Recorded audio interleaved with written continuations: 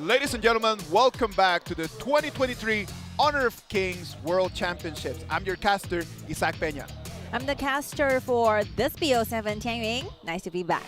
Nice to be back. We're going to bring you the game between Nanjing.Hero and Suzhou.KSG. In our previous game, we saw how Chengdu.AG just took a 4-3 victory against Chongqing Wolves, making it forward one step closer to the trophy. To be honest, we have been waiting for this game to be started for a long time, almost like 4 hours.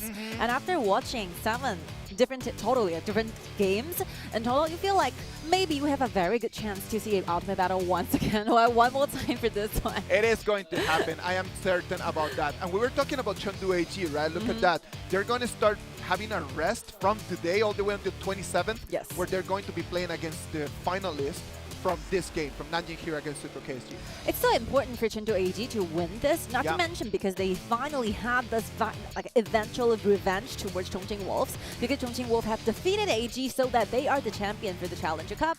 But anyway, I think Chengdu.AG felt really excited about this because they got some time to rest. You know, trying to adjust yourself, being ready for the very final battle before the finals. And I think Nanjing.Hero and Suzhou.KSG, AG feel more comfortable about them, just like compared with Chongqing Wolves. Look at that. If we start just looking at the team data comparison, it is completely 2 different ways, right? Like instead, in terms of kills and gold, like Suzhou.KSG does have an advantage, but if it comes to the Overlord control, it's going to be Nanjing.Hero, the ones that they have a better percentage. Because, you know, I think it's an overall statistic, so it doesn't really say much about the stick game. You have to, like, take consideration what they performed previously for the BO7s. For example, KSG, like yesterday, managed to get to Ultimate Battle. I will say that TTG is such a great team, so managed to get to Ultimate Battle for KSG, I think they are made something happening, you know, in the real game. And for Hero, I think Rogue Warrior is not that a very contested team in that one. So personally, I think maybe KSG is ready for more things to happen for today. I think that KSG has had a little bit of a harder road to make it here than what Nanjing.Hero has had, right? No one saw yesterday KSG just taking that victory against TTG more than the KSG fans. That is true, and that is a fact. To be honest, like yesterday, I was really surprised about the results because my own prediction is way towards TTG because TTG are so good in the group stages. But you know, one thing missing from the group stages for TTG is that they are in the same Group D with other wildcard teams. So maybe they have to spend more time, get familiar with those KPL teams in this meta. TTG just yesterday had a very big problem since they came late into the tournament, right? And that's the main idea. Like, they did not have an opportunity to play against no KPL teams. And yesterday it was just completely different rhythm of the game. You could see it from game 2 to game 5 completely for KSG. All right, anyway, let's see our predictions here, like get. And yeah, I think you're the only one, right? Have this kind of prediction towards TTG, and I think what's in common is that we're all looking forward to the Ultimate Battle. Oh, I am looking forward to finishing in game 6. Like I think that everyone loves these ultimate battles, but it's been enough. Like we've got already 3 of them. And one of the beautiful things about an ultimate battle is that it's ultimate, right? Like it's just like Christmas. It's one thing that you really look forward to. If every day is Christmas and every game is Christmas, it kind of starts losing its flavor. And like since the very first one, we gradually have the idea that what will be this 5 heroes added together. Butterfly, Chaofu, right? Those combos in the bottom lane, and Princess Frost. Maybe a lot of millionaires are testing whether other heroes suits this composition more, but the final answer will always be Princess Frost. Princess Frost or Toyu, right? Like those are the 2 picks that we have seen a lot. We saw Mai Shiranui, we saw Rogue Warriors trying that Mai Shiranui. That did not actually work really well. I understand the logic behind it with the burst damage, right? But it did not work against that Trolley. Yes. How about the roster? Let's take a look at the roster for both teams. I've been waiting for this. Actually, we are sitting together watching the very ultimate battle between like AG and the Wolves. So yeah, I think our players are pretty much warmed up for this one. And Hero, they have been rested for a little while, and yeah, trying to figure out what can be done like better for this one. I think the last one they have the BO7, we show like Shinken performed so good. He actually used a lot of different AoV heroes in the top side. So I personally wanted to see like more things happen in the jungler. Maybe Novir is going to be having those assassins, for example, like Bright, just now, like Zhongyi had from AG. I wasn't expecting that bright pick.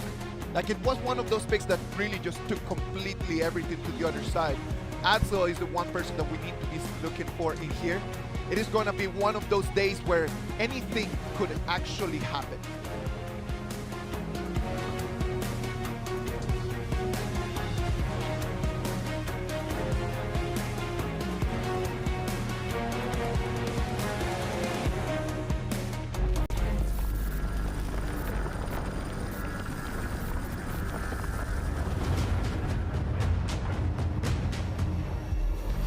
Now it seems like it's time to come face to face with your fear. I'ma come out swinging when they open the gate. Go ahead, call passion, I'm calling it rage. I'm taking what's mine like I already own it. Watch but don't blink, going here's to the moment.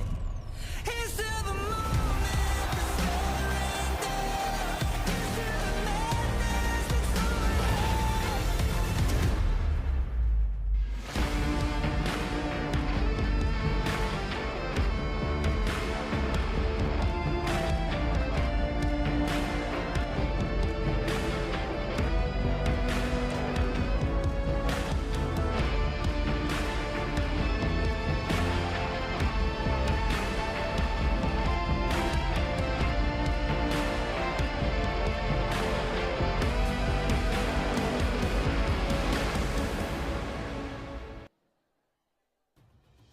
各位好，我是英凯，欢迎来到世冠的比赛现场。英雄归来的精灵少年和乘梦姑苏的世冠新星相聚在胜者组的第2轮，他们将用热情和实力点燃今天的赛场。首先，让我们欢迎Nanjing.Hero 九进。Let us put our hands together and welcome Nanjing.Hero.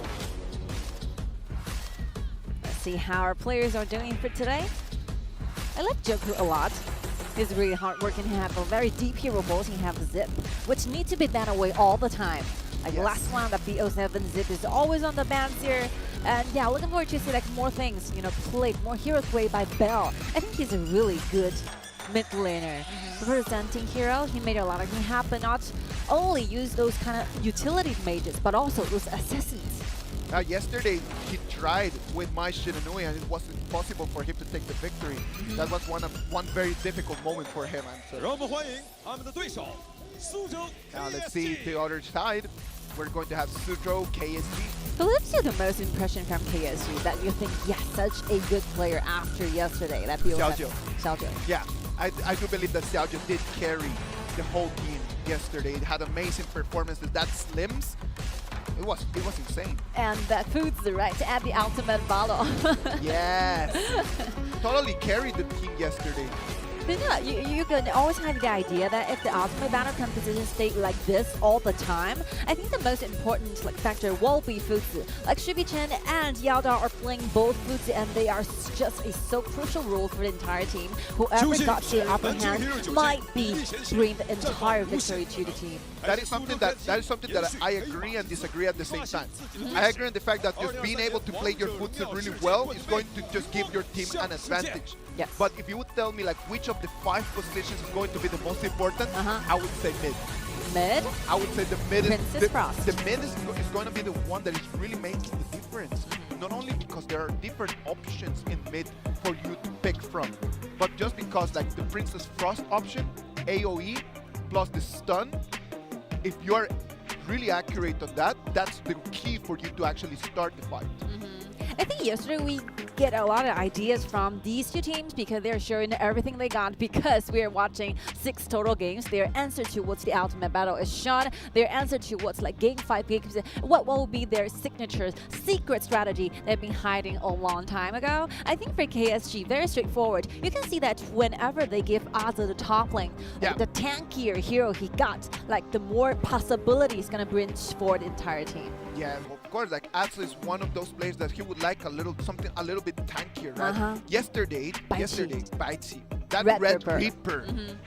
I loved the way that he played Red Reaper yesterday because it allowed Nakoruru and Shangguan to come in with the burst damage just by using the initiation. Yeah, he's a very stable factor when it comes to initiation. You can always find the perfect like a location trying to go in, like Lianpo. We've seen so many things, like, he done with that Lianpo. So I have no worries, literally no worries towards also using those initiation tanks. But on the other side, for example, for Nanjing.Hero, who do you think will be, the most important guy who needs to stand out for the entire team? Maybe towards the late game, maybe towards the mid game.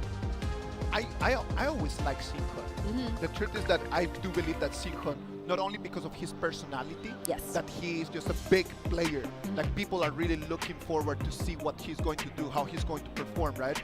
I do believe that he is going to be the one person that if Hero wants to win, he's going to have to really stand up and do something different. And something different yesterday he did when they took the Tazia strat, but he used Florentino. Yes. It was a completely different thing that we have not seen yet. There was Futsu with Tazia, it was Troyu, it was not Koruru, and then he picks Florentino and they take the dub. And that laning, he used Florentino performed so well. He actually have a 1v2, nearly getting a 1v1 trade, right? And for Xinhe, I mean, I was being told a lot of stories about Xinhe, so a lot of coaches have a very high evaluation towards this player because, like, the very beginning of his journey, he wound up with 2 champions. Like, for the first season, he joined Hero, and he has been staying here for a long time. He went from the top to the mid for several seasons, trying to help with the entire team, maybe trying to find more opportunities. He used Diao Chen on the top. He used Diao Chen in the mid. He make a lot of miracle happen for team Hero. So yeah, I think Hero have a very strong, emphasis, have a very strong assistant towards the top as well. You can see every single time, like Hero, the jungler, like No Fear, is starting everything on the top. And that has been the trend, like since yesterday all the way till right now. I would say that in these 3 days, it has always been the trend, not only for Nanjing.Hero, but for a lot of other different teams, right? Like normally you would put your focus in the mid lane or in the bottom, but this time, like, all junglers are deciding just to start in that first minute 2v2s on top, just to see if I can create a 2v1, I can take the first block. If I take a 2v2, I'm gonna try to take the river sprint. I mean, speaking of the laning on the bottom side, I think that the bottom lane duo are practically the same playing styles for the 2 teams. So one area that differentiates these 2 teams into 2 types will be, the different playing styles with these 2 clash laner players. Because Xinhe can be really aggressive. He prefers to use a lot of warrior better than tanks, right? And it suits like No Fear really well. They love to get like Xinhe and those warriors to be paired up with No Fear's tank junglers. This is a very traditional, very classic combo from Hero. But on the other side, you can see like KSG is so good with those assassin jungler. Jingyu is amazing, using Zuka, maybe using Jing every single time. And Luna is one of his very signature hero. We have to mention this, like Luna has not been taken for even one time in KIC2023. And it is sad. It is sad. We've got the skin right over there for everyone. And we need to get the Luna, give her some action. We want her on the game. It is important. Let's talk a little bit about the mid lane. Something very interesting that I saw yesterday from KSG came out in game 2 with that Angela pick.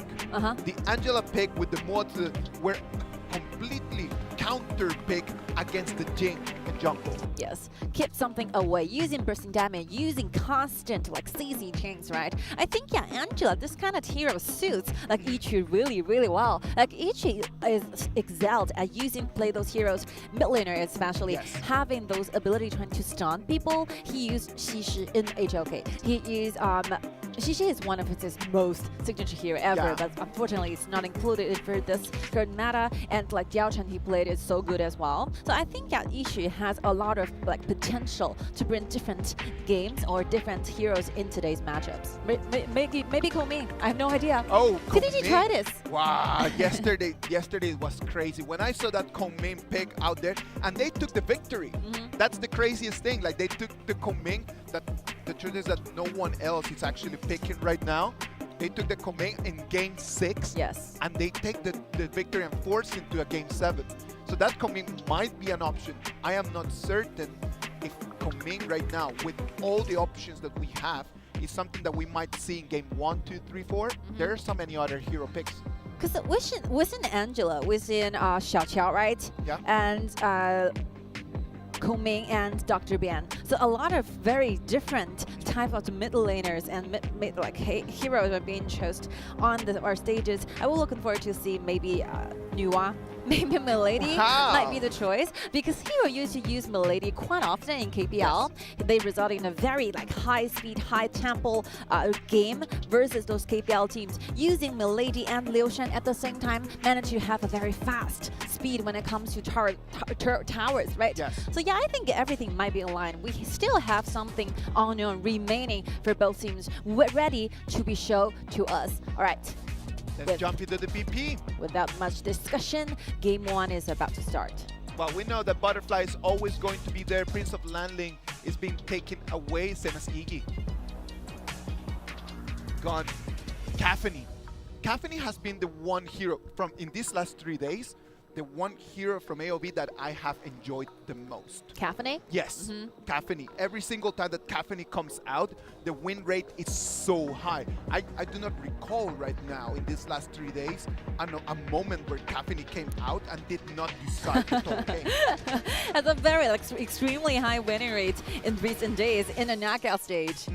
Let's see the very first one. A lot of things are there. Zip is available, and the jungler Zuka, Jin, it's all there for Nanjing.Hero to choose. It's quite surprised to see Iggy, being banned in Nanjing.Hero's first bans here, because I think Iggy is those heroes you can possibly get in the BO7s. Yes. It won't be staying on the red side all the time. But one of the interesting things about Iggy is the fact that whenever that you have your first ability on and then you can actually just start poking again and again and again, it puts a lot of pressure on the marksman. And with the pressure on the marksman coming in, that might just put a lot of pressure on Nanjing.Hero.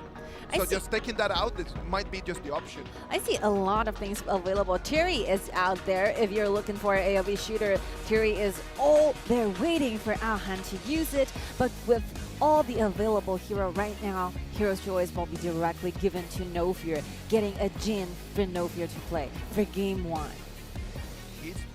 He's one of those very important players with Jin, right? He's one of those people that whenever that he has the option to take that, I am concerned about why KSG would allow that Jin pick in game 1. They just want to get it out of there and then just be done with it, probably. Because for a lot of players, you need to warm yourself up a little bit before you use this kind of assassin. Because the ultimate for Jin, how you actually travel through the mirror domain is really important, and you have to get everything under control so that you can perform as good as you did, in the trainings or in the scrims. So I was quite surprised. I was not surprising at all to see No Fear play a Jin, but quite surprised to be being a very first pick for game 1. Maybe that's going to be part of the KSG strategy. Since I cannot just ban it for the whole game, at least let's just put it in a position where I am going to be ready to defend it. It's going to be a main and Theory composition coming in for Suzhou.KSG, which is going to give them an advantage on the bottom lane if it's going to be Nanjing.Hero locking that one drone and Eclipse. But I always love the idea that still Nanjing.Hero is giving this Virus back to Xinghen. The only place they got for AoV heroes, they decided so hardly on trusting Xinghen so much. Virus once again been picked towards Xinghen. Xinghen can deal a lot of damage towards Aze because during the lanings, Virus can be really aggressive, can put a lot of stress against Mai, making sure that Mai cannot just easily go around, trying to do the gank and trying to help the middle lane or trying to do something in the jungle. Limiting the mobility of Mayin might be one of the openings that Nanjing.Hero could find just to try to break down the defenses from Suzhou.KSG. If Mayin is going to be just locked down over there, it's going to put a lot of pressure on Jingyu trying to get around. It might slow down his jungling path. Yesterday we saw a lot of teams trying to compete, trying to complete a very T1 golden composition for their team. For example, that one hero have with RW, they all round up with all the meta heroes in game 1. But for this, you can see something is missing. Something is changing secretly. They are using Eclipse, trying to replace other meta heroes. There's Zip there, you know. Yeah, but Zip was an Hero, option. yeah, Hero is not going to be deciding on using the, not to mention because like Virus is already locked down. Yeah. But still, you can see that they're trying to like replace something from lower brackets and trying to get a very smooth beginning because maybe the journey is going to be really long. They have to prepare at least 7 or 6 battles. And we have seen a preference in these last 3 days of using Zip with Luban number 7. Yes. So probably they would just say like Zip with Quantum might not be as strong as a Zip with Luban number 7. And since they already have various like, okay, let's just move into a completely different strategy. Now Eclipse is gonna have his eyes completely on Xiaoju's Theory. If he's got an opening, if he can use the flash and lock down Theory down, then Quantum would have a green light just to deal damage. I think the Eclipse is a very easy target, you know, trying to make sure that before Shangguan used up all the dashes, went up into the sky, before the ultimate is actually online, you have to make sure that that contract you have, Forsaken contract you have, will be locking on directly towards Ichi. So important. Maybe like Eclipse will be a stop and sign, making sure that Ichi cannot simply just easily goes up into the sky and using those bursting damage to give Aohan such a hard time.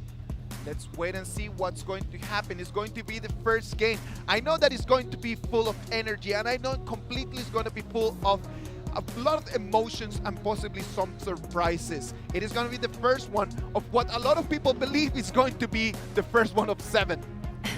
I was looking forward to see some performance from Xinghen using this Virus. I think it will be really tanky. He is looking for those like long time continuous damage and battle all the time. All right. Let us get ready for what's going to be game 1. Nanjing.Hero is going to be on the blue side. Suzhou.KSG is going to be on the red. Ladies and gentlemen, this is going to be the first one. I'm your caster, Isaac Peña. I'm Tianying, ready for game 1. Let's see the laning.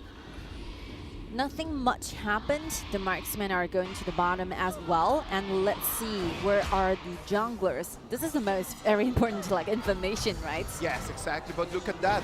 It's going to be Joku, the one that is going to come to the mid lane to create a 2v2 instead of moving to the top lane. So it's very obvious. Jingyu decided to help a lot with Xiaoju on the bottom, while the other side you can see No Fear is using the smite and trying to make sure that Mei is not guaranteed with a very comfortable time on top. Guangzhong over here in the bottom lane easily. Now they try to just take eyes on what the KSG options are going to be. It's gonna be a lot of pressure on Jingyu, and I believe that that's going to be the key for KSG if they want to take the victory.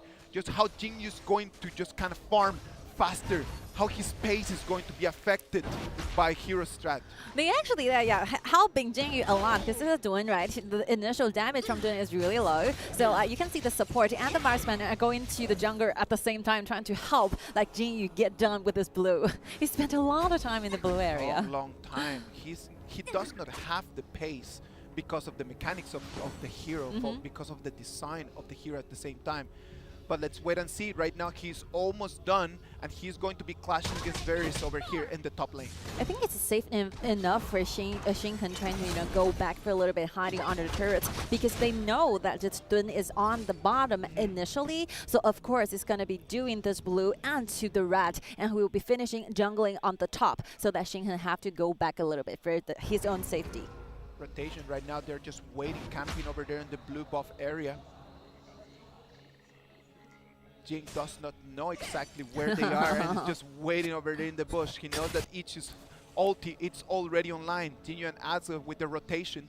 They've got eyes on Jing, but they do not have the damage. Yeah, because the very last appearance of the Jingyu happened on the top. So No Fear had this kind of information that Xinghen is sending him like, go back for a little bit. Maybe they're going to be circling around from our own jungles, and you have to make sure you go back to our own territory. And that will be fine. They feel like they really have an intention with Jing's blue buff. Yes. They really want to keep an eye on it, at least to put a timer on it, just to know exactly when is it going to be spawning. Very stable, very safe beginning. I think like both teams are really ready for this because they're playing it with a very cautious way. This is good. This is like pure good information because it's only the beginning of the BO7s and there's no rushy decisions. There's no like being too aggressive like playing styles. It's all okay. I would have expected something different from Ichu just because he was going to get to level 4 before Joku was going to get to level 4, right? So he could actually make something happen in the bottom lane. Look at Dylan being spotted here, being froze down. Wow, it's going to be Ichu, the one that is going to fall. The Forsaken Contract comes in to make it a double kill for Xinghen. I think Bell have a sensation, right? He's like secretly hiding in the bush, waiting for Jingyu, and managed to get the Frigid Person onto Jingyu, and Jingyu will be locking down there. Here comes the reinforcement of Joku with the Forsaken Contracts, and everything is just simply online. Look at that, but they want to take the feed. Right now it's going to be Adzo, the one that's going to come back and take one back. Fighting back, trading back for something. Wow, Alhan's really dangerous. Look at the damage from Turi. Alright, now it's going to be Ichu on air. Alhan is going to reply back with his ult. It's not going to be enough. But look at that. It's going to be right now the mirror domain. It's going to be proc. It's going to come back and it's going to be a 1-to-1 trade.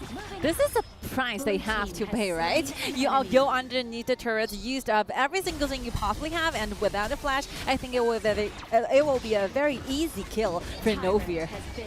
Just make sure you have the ultimate, and that's it. Like Ichu with no flash, with no ultimate, there's no dashes here for Shangguan. Oh, Az is going to have to flash away, and then he's going to have to run. Xinghen using his ult comes in, but KSG's Azo is just too fast. A man got wheels. Using the flash, using the ultimate, like both things are being used. You have to let this man go. He spent a lot on this. Wait and see, look at that, the rotation one more time. I love the way that Jingyu's playing. Jingyu's really like giving vision for KSG, and this is allowing them to know exactly where Jin is. Oh, it's one more time. Oh, with the flash comes in. It's going to deal the damage, but it's not going to be mortal. It's not going to be lethal damage. All right, and the ultimate from Xinghen trying to make sure that No Fear can go there, go out safely. But here goes under turrets on the bottom. Maybe KSG is gradually, grabbing those advantages here, starting from like the minutes where it reached to full minutes. Like they're gathering around. So those damage coming from this 4 members standing around is quite high. Now they're going to trade a little bit here in the mid lane, but no one is going to really try to engage. We get to almost to the 6 minutes mark, and you can see the items, the item choices in here, and the gold is all of them. It's extremely level. I think the rhythm from KSG is really good, because that will be the time where No Fear is trying to make sure that Xinghen comes to the mid, and No Fear is going to be taking care of the top lane waves. So that will be the second where they can find No Fear being so vulnerable. Maybe like a lack of the ultimate on the top, making their moves, making sure that they get to the upper hand, and these lies of everything. Taking down the first turns on the top, and making the upper hands right now still. Both teams are going to rotate around their marksmen. Like both of the marksmen are going to be vital for the victory as well, right? So right now what we need to see is Joku trying to find that opening, trying to find an opening into Xiaojiu. But if he does not find that opening, it's going to be difficult for them to start the fight. Like if KSG started to do like this, like one formation, this 5 members sticking around all the time, the bodyguards is all up in line. I think like Hero is going to be having quite a miserable time trying to tear this composition apart. Look at that, he's coming in, and they're going to find one person. It's going to be Jingyu, the one that is going to fall. No, they're quite like miscommunication here. They're quite quite hesitated as to what they're going to be doing. They wanted to like circle something up. They wanted to maybe coming from the behind, but all of a sudden like Hero gathering around so quickly, using the Howling Emblem to get at the very right location that time. That Howling Emblem is just the cue for you to run away, right? And they wanted to come in for the hunt, but at the end of the day, they were the ones that had to replete. A little bit of a problem from KSG. Nothing much. Rotation right now. Ichu has eyes on Aohan. He's going to have to flash away. It's going to be for nothing because Ichu still got the damage.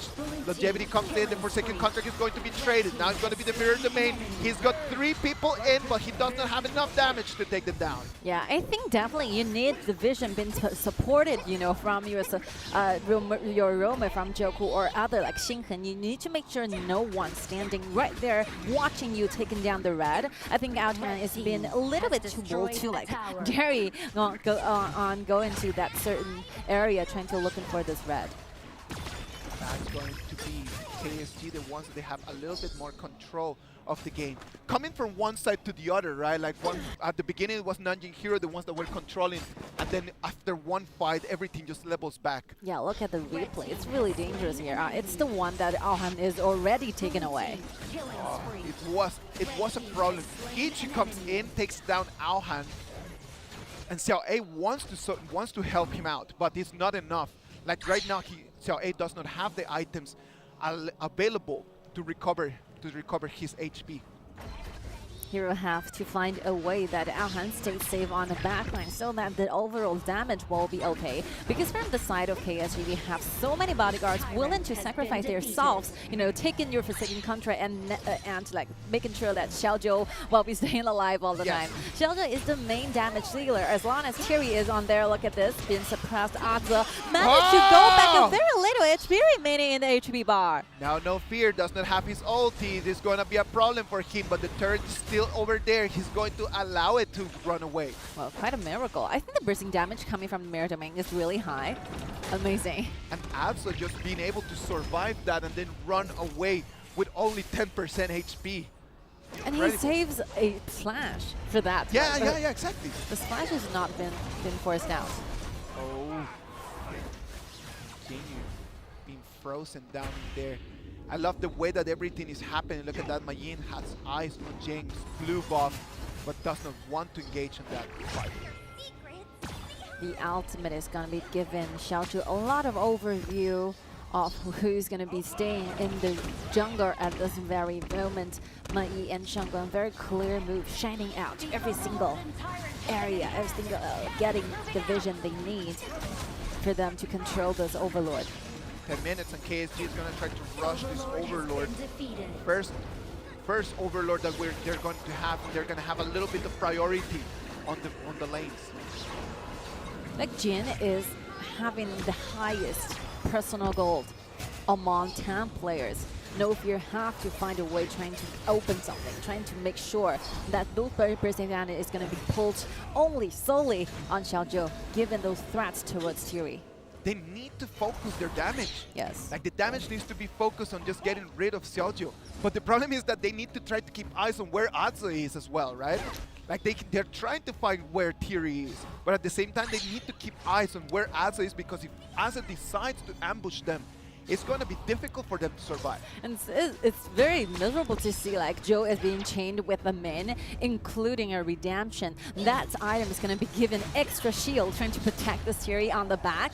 So yeah, very like nearly impossible for the assassin trying to get a very instant kill, because the ultimate will be always online. Look at Jing coming in from behind. Oh, the Forsaken Contra comes in and each is going to disappear. It's going to be a 1-2 trade right now, but the battle still goes on. Look at Thierry. Look at Alpha. Triple kill! One more time, knocking back. Whether it's going to be a very good retreat from Nanjing.Hero. No fear solo, but Thierry. Quadra kill! Even under the turrets. Stayed on the high ground all the time, Xiaozhou. He has the momentum after yesterday. He's still on fire for this one. Game 1 going against Hero. Completely taking control, Xiaozhou. He saw an opening, he saw them crack, and he pushed and pushed and pushed. Insane performance. He did not care the fact that the turrets were still there. It's not only the high ground turrets, the level 2 turrets were still there as well. We've been talking about this with the redemption, with a min, with the ultimate, always ready, trying to give those HP he really need when he is so low. So Xiaozhou have a lot of like safetiness, have a lot of guarantee, so that he can be like super confident going in under 2 turrets, you know, getting the quadra kill for the team of KSG. Crazy. What has he done? The problem in here is that Jing comes in, but the Forsaken contract takes Ichi. And Thierry, nothing to do for them. Look at that. Jumps in, takes 1, takes 2. The ulti to take the 3rd one. That was my favorite part of that fight. Oh yeah, we almost thought everything is done. It's over by that very second. You can see Aza is like taking those tower damage for Xiaozhou, making sure that Xiaozhou can go long, go for that final kill. great teamwork, because teamwork makes everything happen. Look at that amazing performance right now for the whole KSG. The Howling Emblem comes in, it's not going to find anyone in there. Still, I think Hero have the potential to turn this thing over because, you mean, speaking of the very core member here, Yeah. No Fear have a very high personal goal. If he can find a way to go through, I think the damage is okay. One thing missing, obviously, is from Alhan, right? Because like Alhan suffers a lot, has been taken out for 3 times at this very point. So he's still struggling for the very last item. He only have 3. Like Daybreaker is finally online. Look at this. What's happening? No Fear is gonna just simply vanished almost. Wow, it was Bell's Winters here, the one that allowed him to run away, but almost disappearing immediately. Now the minions are gonna come in, but lucky for them, Alhan's one drone is not gonna have any trouble just cleaning the way. From this very second, I think nothing much can be happen if like Hero only decided to come from the front. Like Yeah. they have to choose other angles. I mean, only destroyed a facing each tower. other is not giving them those satisfying results they wanted to have. Now KSG just waiting in the bush. They have the priority to take this Overlord. They're going to start, they're going to try to get Hero to engage, but now everyone is just going to reflect and let that Overlord has Overlord been go defeated. uncontested. Quite our time for Hero. Trying to soak this thing up. Just imagine how tanky like Jinyu is at this very point. And they take those vision all gone. Like there's no way that No Fear can circle, trying to circle to the back. No, and right now look at what he's trying to do, just trying to push a little bit more on the bottom.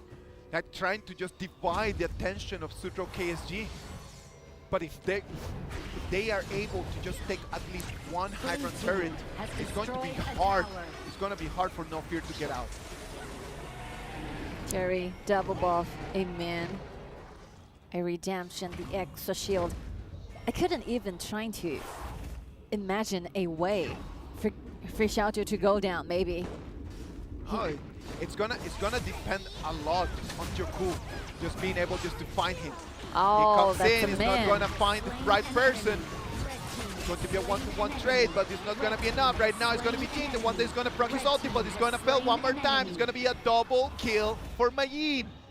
Still, I think Xiao A is satisfied with what's happening. I mean, definitely that Joku is aiming for Jerry instead of the Min. Yep. So yeah, Ming is taking everything that is prepared towards Joe. Even though Joe is brought so low by No Fear's entrance, but still like been surrounded by your teammates who's gonna be giving you a very good safety insurance.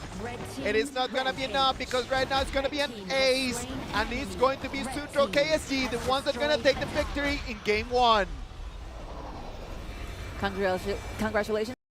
In the very first game, I think it's a very easy one for KSG because literally I think there's no time that they're actually behind everything. Maybe they're suffering with a slight mistake maybe early on, only for 2 minutes, but they managed to bring that deficit back with a very good very good rotations from Ichi. Ichi goes down a lot in the early games. Him trying his best, trying to make sure that Alhan cannot just safely farm it up till the very mid game. They are helping Xiaoju a lot with the farming up, with the vision, with the item he really need. And I think, yeah, Xiaoju is answering to the entire crowd with a very good performance as well. Getting that quadra kill, lifting up everything for the team. We talked about this at the beginning of the whole stream, right? Like we talked about how Xiaoju really needed to keep the performance that he had yesterday. Yesterday he had such a great day, and today comes in and then just keeps performing at this exact same level. Not only him, I do believe that Jinyu did amazing performance as well, just because he did not have an advantage with that hero. He did not have an advantage with that pick, but at the same time allowed to suck in so much damage to allow Xiaoju just to be able to see the options.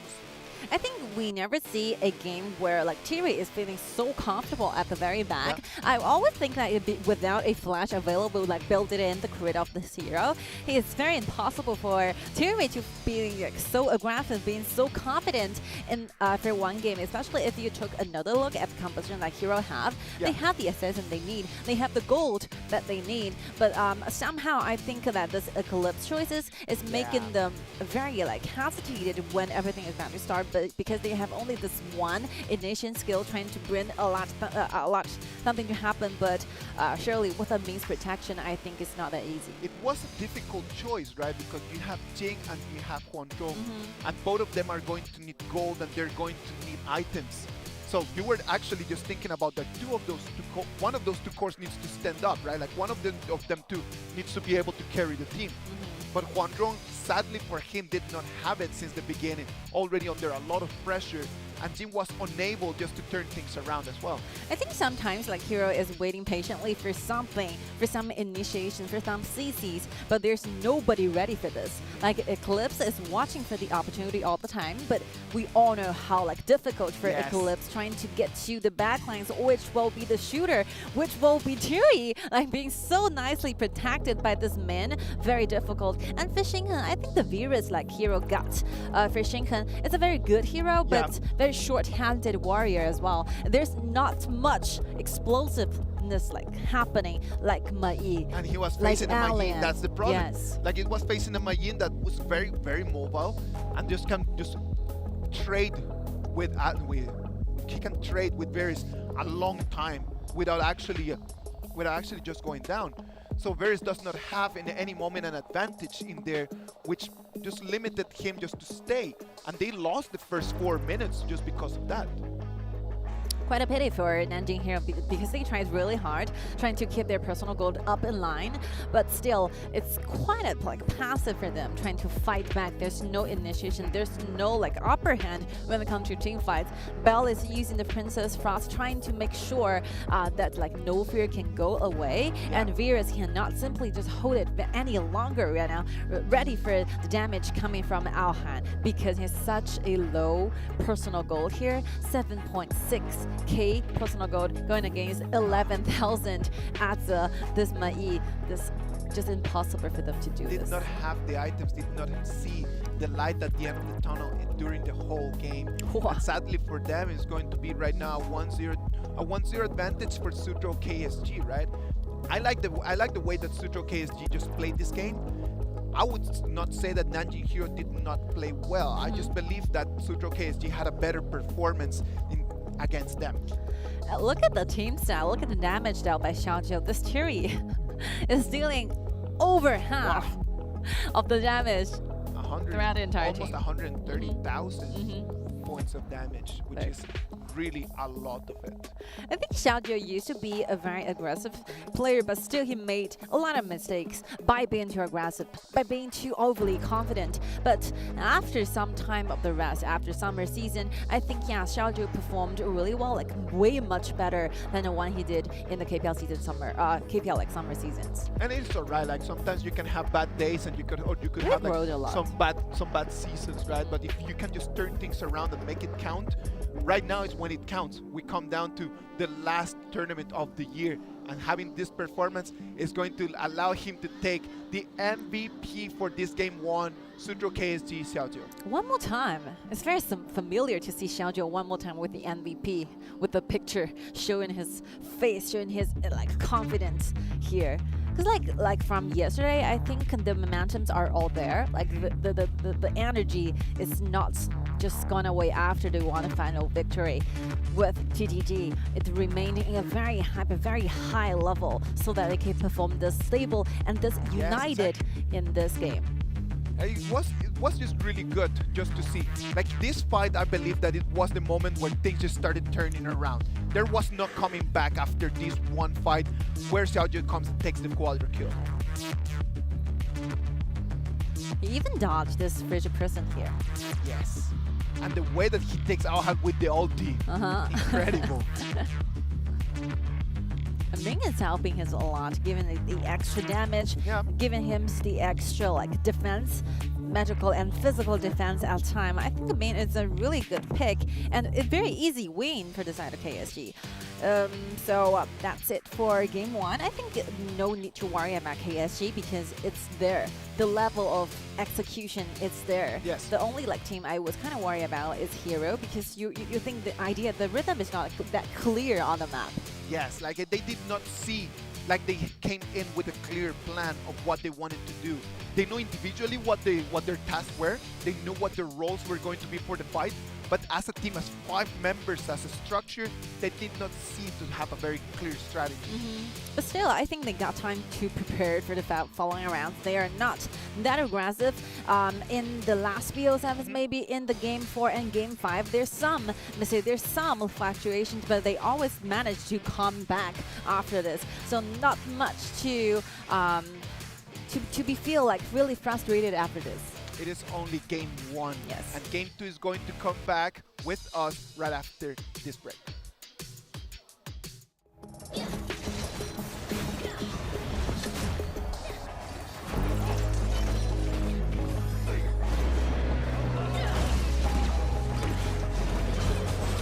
Shut down. Blue team killing spree. Red team has slain an enemy. Red team triple kill.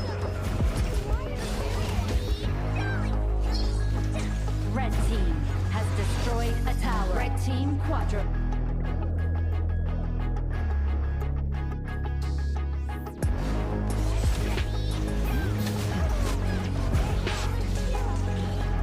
Blue team has slain an enemy.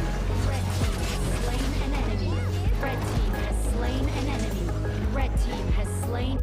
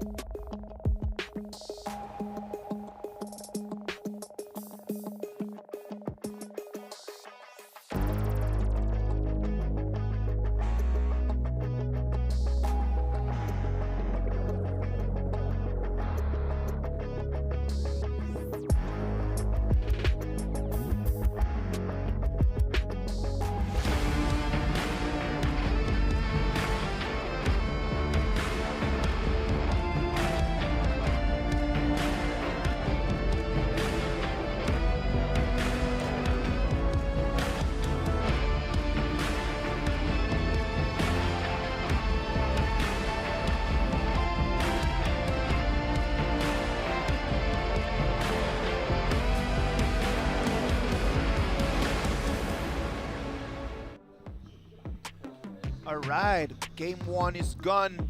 We saw Suzhou.KSG take the first victory against Nanjing.Hero. And right now we're ready for Game 2. Something that we were talking about right in this break was the idea that KSG takes the victory on the red side. On the red side, just to take those stats Yep. or the winning percentage in recent days. I mean, the one, if you say on the red, what's the winning percentage? 20? 20% on the red side and 80% on the blue. Just imagine if you stayed on the red for the game one, you actually won it with a 1-0 beginning, so that you will be really relaxed out in the following rounds. When you're doing BP, when you're doing a lot of like options, when you're trying to form better composition in the following rounds here. So I think KSG is not leading only with the one score in their pocket, but also with a lot of like more flexible rooms in the BP for game 2, game 3, game 4, or any other like more games in the future. It is going to be tough, right? Because Hero won only once on the red side yesterday against Rogue Warriors. So that's going to be tough for them. So right now we're going to see exactly what KSG can do in this game. I'm certain that Hero is going to take the blue side and KSG is still going to stay on the red, but knowing that they already have a 1-0 advantage is going to at least psychologically allow them just to breathe a little bit easier. I thought it's going to be a Xenia plus a Jing player from the side of Nanjing.Hero, because Jing is the very first hero they got. But they managed to round themselves with a tank from AOV and a HOK assassin for no fear. But like we discussed, like for game 1, for the very beginning of the BO7, maybe you're not that adjusted to the stage at that very second. So you can see the performance by No Fear. We're all waiting for his like final beautiful entrance, but it's not happening. No, it just never happened. He had a couple options, but it was very difficult, a very difficult game for him. But it's going to be a different story right now. I'm certain that he's going to take another hero. He's going to get another assassin, and he's really going to show to us what everyone in here in this stadium is actually expecting, the performance that he can really give to us. Yes, let's see. Game 2. They're still on the blue side. This is one good information. Jin is no longer there. Jin and Liliana, all the assassins, meta assassins are out. And the very first chance for No Fear to play. This is the very first time he had a Prince of Lanling in the knockout stage. He used that in the group stage a lot. So good. I think his winner rate is almost towards 100%. Right. He played his Prince of Lanling so well, even for 2 years, 1 year ago in KPL teams. And you can see how Suzhou.KSG from the choices for bans. Like they do not want the caffeine and they do not want the slims available. So they're literally just giving the ball to No Fear. They do not want Alhan to have any of those strong picks. But right now they're going to have to try to solve the problem of what No Fear can do with a strong assassin like Prince of Lanling. Oh, and one more time, if you are playing with your aggression on your jungle, on your vision, we're having this Athena on our side. Good answering, pick from KSG. But just now we're having the interview in the Chinese channel that Kat is sharing his opinion with us, because he's a very good, amazing roamer playing Athena, but he is like sharing his opinion about like Athena actually have 0 winning rates recently in the knockout stage. So I think something is going on with the Athena. I wasn't so sure about like whether this Athena is going to be the support or the juggler. You can either switch into other sides, but I think it will be always okay if you have Athena ready to shine out where this Prince of Lanning is. No, again, Athena is not a bad pick. But the only team that has been able to win with that Athena in these last 3 days has been Rogue Warriors, and they played that Athena as a jungler. Let's discuss about that. What is going on that all the teams are taking that Athena strat as a support and no one is taking a W? If it is not working, why are we still trying to use it? Because like the roamer Athena has such a good influences in the group stages, like every single like team using Athena as a roamer, having the vision on the control over your opponent's assassin, it worked really well. But just because that efficiency, that kind of impact with the opponent jungler, I think that those KPL teams are ready to counter back. It's not that very new experiences for us trying to figure out, oh, there's Athena in their jungler. They gradually like develop some ideas, some answers towards this. So if it is not working, I would say that it is already just time for us just to put it in the shelf, just to shelve it and then just let it go. Now let's wait and see what is going to be the option in here. Oh, one more time, switching Athena into the support, but also switching to Murad. It works the same, which means that like this Athena will be played by Xiaoe as a harassment type of the roamer, and Murad is being used by Jingyu. Now, is it going to be the first victory that we're going to see with Athena as Stratus support? Yeah. Let's wait and see how Nanjing.Hero is going to answer back to that. They've got a very good combo right over there with Aohan on Lady Sun and Joku with the Dramfei. They might have a very good advantage against Xiaojiu that will not have a support with him. Yeah, I think the dash, the flexibility from a Telltale is been given at those times, good times. Enjoying doing the laning with Shinhan because you can always choose to go back, choose to go forward, using your ultimate, get ready for the 1v1 battle with Byron. But Byron needs to take care of the flash. You need your flash to get to the backlands. You need your flash to make sure that you are flexible enough for the team fights. But I think the top side, as a will be gaining more advantages during the laning here, and no fears, Jingyu. These two assassin junglers, they're going to be competing with one another in this one. It really is interesting. it is a very interesting, Yes. a very interesting match, the one that we're going to have right now. Bell against Ichu, both of them are going to clean wave extremely quickly, and they're going to start joining the fights very fast early in the game because they won't have that much pressure in the mid lane. Let's wait and see what the mid laners are going to do. Are they going to push into the top? Are they going to come to the bottom? Ichu is going to have a lot more pressure coming supporting Xiaojiu. But it's going to be Bell, the one that is going to be deciding where he's going to make a 3 against 2 on a 2 against 1. I think Xiaojiu is quite miserable for this one. For early, it's very hard, very challenging for him, trying to find a very safe location to do the pass or trying to land in, because you're definitely going to be aimed by Byron, by Prince of Flying, by this Lady Sun, or this Iggy. The fireballs is going to be giving you quite a hard time for doing this, trying to maintain your HP bars. So let's wait and see what Xiaojiu will be doing for us, because he's been played and performed so good in recent matchups. Wait and see what's going to happen. We can see Prince of Land in this early invasion coming in just to keep an eye on what's going to be the jungling path for Murad. He knows that he started on the blue, and right now Xiao A, the only thing that he's going to try to do is just to see that, try to get some gold away, try to slow him down. Well, these three members are getting onto the turrets Told too soon. Oh, it's gonna be tough for Xiaojiu just to try to support. They know that they do not have the numbers, and it was 3 members from Nanjing.Hero coming down. Amazing opening, 1 minute, and already a 2-0 trade. I think, Hero has a lot of things figured out using this kind of composition. They're looking for more, making sure that Murad have to dash back. It's a very good news for Jingyu that even though he's so low, but he still has the blue on his side. Yes, exactly. So he's going to be successful in coming and taking some of the jungle.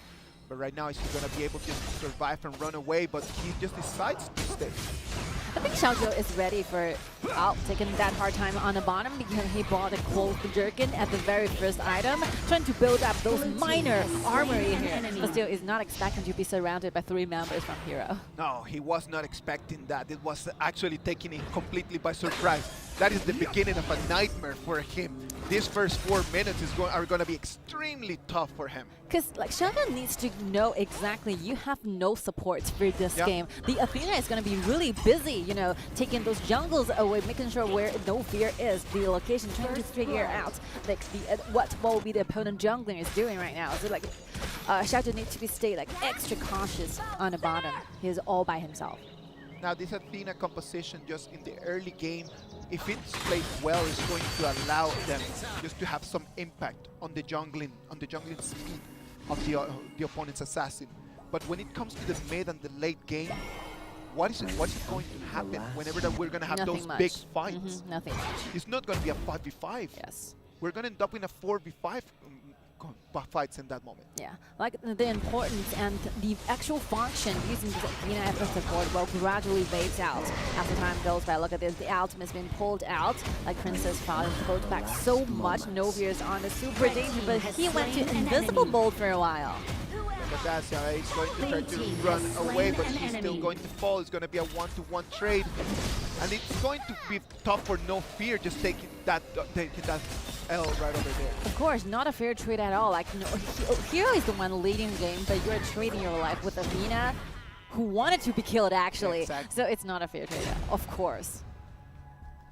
2 minutes. Right now we can see already, if we check on the gold, No Fear is in 1,600, and Jinyu already has a little bit of an advantage, already a 500 gold advantage, which would say that Xiao A right now, it is being successful. Yeah, like somehow No Fear is getting affected, you know, by this kind of harassments all the time.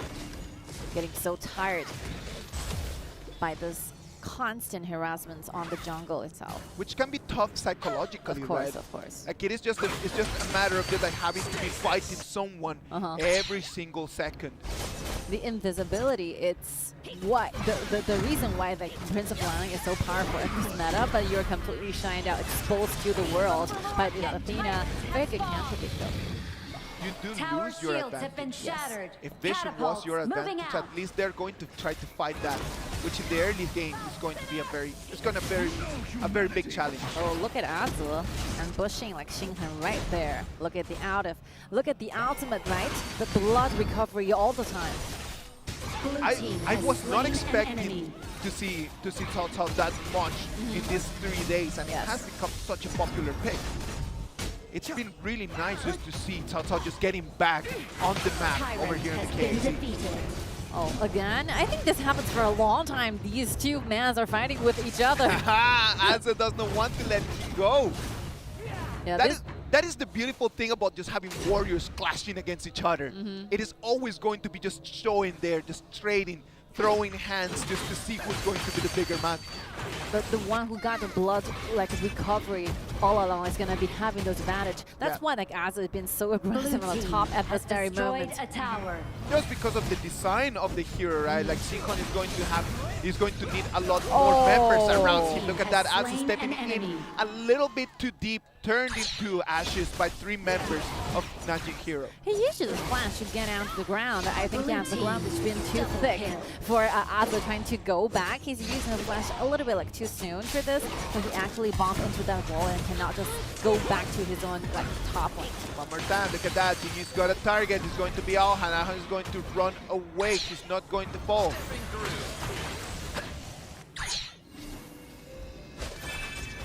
Saudi right now delivering, moving the rotation from bottom to top. Sadly, his turret fell first. All right, Asa using the teleportation channel, go back to the bottom side, helping the rest of the teams a lot, you know, trying to get those minor things away from Hero. Like No Fear is on the super pressure here. Have to chase up with the personal goal, but still in the run because Murata is going on very good with his own personal farming. Like 0-0-1, Yeah. 1 assistant, 4.2 goal. He has an advantage compared to No Fear, right? And Red No Fear is team going to have has to take a lot of destroyed a pressure tower. right now. In terms of gold, it's going to be Alhan, the one that is going to have the most gold for, Yeah. for their team, but it's nothing compared to Jinyu and Azul. Arlie is in danger. I think he will be marked by Prince of Lane. Blue team Wow, has he's slain going to an be able to enemy. run away, since it's going to be Xiao A, the one that is going to come and sacrifice himself for this. I think yesterday we had the same composition where like Iggy and Prince of Lining are on the same side. Where you can have the vision, the poking is there, those assassin, those bursting damage is there. It's Making just sure that they're perfect fights. Iggy's responsibility is just going to be to chip their HP bar, right? Just to chip it, just to No Fear come in and just deal the last poke, just the last fatal damage. Yes. Xinghan is helping No Fear a lot. Alhan. And surrounded. Oh, the ult is going to be wide!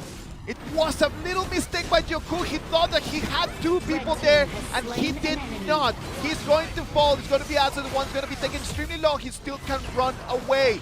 Nothing to do. A 2-0 trade for KSG. I think Jing had that in mind, you know, using the ultimate, being untargetable, trying to dodge those knocking backs and those Yes. initiations by Zhang Fei. The Joku tried really hard. The angle is good, the one is good, the time is good, but he's just simply neglecting the fact that Jing, you can't be untargetable with the temporal turbulence. Look at No Fear. Standing right over there, he tried to ambush by just waiting over there in the bush. Great performance by KSG, taking an opening, an destroyed a tower. opportunity in this little mistake by Nanjing.Hero on the red buff area. They're gradually losing control of the game one more time, like Hero. I think, yeah, Xiaozhou, this Athena is giving like KSG a lot of help, but one thing missing is that you're not seeing those aggression. You're not seeing like PG is helping the team a lot. Look at that, he doesn't have his ulti. Gotta be careful. The reach of that Murad, right? Like we were talking about this a couple days ago, just double checking. He can make it all the way from the river into high ground. It's just insane, the reach of that hero. He can travel along a very long path so that he can dodge a lot of damage he wanted to. KSG, come in. Azo already making the rotation to the bottom lane, calling in for support. I think because KSG, this kind of hero is so sustainable, so you can see that the token from Iggy is not working that well. Even though you bring them like half HP away, but still, they can always regenerate Oh, back. look at that, no fear, stepping in. He thought that he was invincible, but he is not. Right now, Jinyu, the one that's going to be taken down by the support. Look at this, Han follows with immersive bursting damage here. The wave's going to be going into the turret one, but still, Xiaozhou is so full with HP with the red. I think Hero have to go back a little bit. It was a good moment for them, but Azo just putting the pressure from behind, forcing Nanjing.Hero just to run back. Good performance right now, Joku. The way that he used his ult in this opportunity over here in the mid lane fight, it was vital for them to take that kill. They saw how No Fear just fell. They knew that they did not have the abilities to counter-attack. All of them already on cooldown, and they knew that it was the moment to push. 10 minutes mark. Hero is struggling a lot trying to keep this imbalance with KSG, but the flexibility, those dashes, those unknown information. Oh, look at this! Like Jinyu is getting so low here. What was that? What was that? Why would he jump in like that? There was no need of doing that. He could just let Xiao A just to jump in and then just be him the one getting the vision. I think he's gonna he's a little bit overestimate those kind of damage coming out from No Fear. Come on, he's almost a 7,000 gold jungler. He cannot just be letting himself fall like that. Well, this is quite a turning point here. Yes. But look at Cao Cao seeing a little blue, getting the vision here. Byron needs to go back, even though the dragon has been tackled on for a lot of times, but still, Hero is the one who gets it on their side.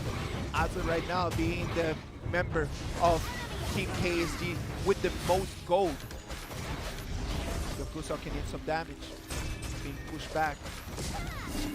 The positioning from that Cao Cao is going to define the fight, right? Alright.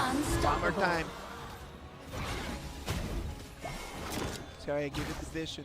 He knows that the only job that he needs to do is just to do that. Yeah. Just give the vision. Also, one more time, taking No Fear. He's going to receive the shield coming in from Joku.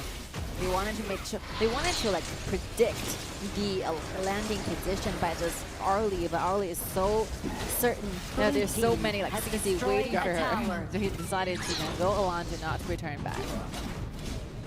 Because of the basic passive by Athena, so once you're gone, you can always fly around the map, offering this kind of vision in this particular area that you're traveling around, and give the whole vision information to your team. So this is quite a creativity, by our team, by our coach team, trying to use this kind of function, this kind of passive to shift this hero into the roamer position. He is used to be played as a jungler. And it was designed to be a jungler, right? It was designed just for it to be able to be a tanky jungler. Yeah. That can actually deal damage, it has mobility, it can take on the 1v1s, the ultimate allows it to recover HP. But right now, because of the meta, it's being used as support. Just like Mods. Mods is designed to be a mid laner. Yes, exactly. But Mods as a support, for me, it makes a lot more sense. Because you have initiation, which is the one thing that lacks in this meta. And they're actually tankier than normal mages. No Fear is in danger. He will be shunned because of this Athena. Does not have the damage. Or does he? Let's wait and see. Yes, he does. He does. That is the way that you're supposed to be playing that Athena. That reminds me the way that they designed this hero. They were supposed to be doing this. Taking people down. Aza is going to find Byron over there in the bush. He wants to trade with him. He knows that Xiao just Red close team and he has can come and destroyed a support him. tower. He's pushing. Might be a Has little a bit flank too deep. available though. And a Pure Sky, I think he's safe now. Really just calling people. Yeah, I think from this moment, maybe he will really need to take care of this outline. I think gradually you'll find out that Prince of Liaoning does not have a such a important and such a conflict impact towards KSG. Maybe Hero needs to find a better chances environment for this Lady Sun to deal damage here. Look at this, only one minor attack. Murad have to go back to half of the HP is gone. And that's the problem of Murad, right? He's so small. Like the HP bar of Murad is just so small that it's very difficult in this meta just to have a jungler that just cannot suck in damage. Yeah, like even though Nofir is suffering a lot with a very low personal goal, but comparing with Lady Sun is wound up pretty good here. Oh, look at that. The Winter's here is going to take that. No Fear is going to fall. Taken extremely low. Look at that. Genius right now comes in. Wants to take the vision. He's going to have to go back. But look at this Arlie getting close to Lady Sun. Lady Sun have to On go back air. there and takes the kill for it. Good things. It was a one-to-one trade, but it's No Fear the one that's going to fall again one more time.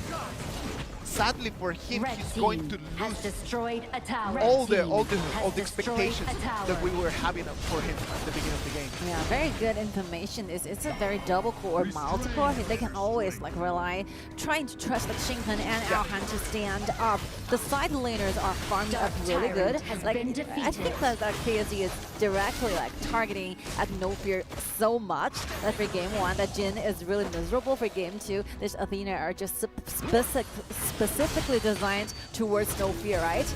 Yes, So, exactly. Like if like KSG spends so much resources, so many a strategy trying to make sure your jungler is gone, help all the side lanes. You Red have to team stand has out. destroyed a tower. It is going to have to be that, but you have a gigantic Azure right now that's almost fully stacked.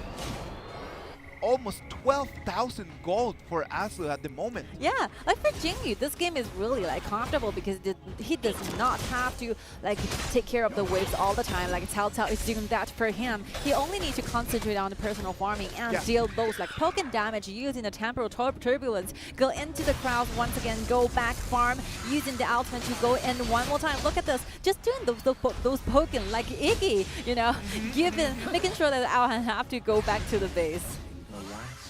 Look at that. It's going to be Artie's position, just waiting over there in the bush already for such a long time. Now the rotation comes in, and it's going to be 5 seconds for the Overlord.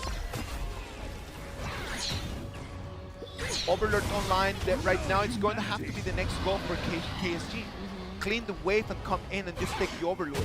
Like the Siege Breaker is already there for Jingyu. It's very hard to go in against with a Murad in the lead. Azo is surrounded by 5 members, stunned, still gonna be able to run away. The man is just doing whatever he wants right now. 5 members from Nanjing.Hero are nothing for this Azo. Yeah, the Bloodstock Legend is going to be given like extra blood recovery with 20% of resistance. It's very hard to control this hero, trying to slow him down. And not only he can deal a lot of pressure by the basic attacks, but also he recovers health in the building of this ultimate. So removing all the crowd control, he's so free, like with the tanky body, with the explosive damage all by himself, with the Purify, of course, at the same time. Azu can do a lot of things from this time. Let's wait and see. Things are looking grim for Nanjing.Hero. 17 minutes. They do not have control of the map, and they do not have control of the resources either. Already a 4,000 gold advantage for KSG that can snowball right now into the most important moment of the game. This last fight's right before the Tempest Dragon. Hero still have Lady Sun and Iggy, who can have the ability and damage and to clean this Vanguard. I think it's not a very difficult thing to do, but look at that damage of this temporal turbulence by Murad. Those damage coming out from the ultimate. It's just so hard, like basically impossible for Iggy trying to clean the wave as well as trying to do some damage here. Byron is going to be the one that is going to have to stand up. He's going to force the resurrection in from the play from KSG. Xiao A is the one that is going to fall, but it's not important because we knew that Xiao A is not part of the game anymore. I think Junko is not ready to take that much of the damage here. Like, No Fear could only try to push their waves on the other side, making sure that KSG have to go back. Find it.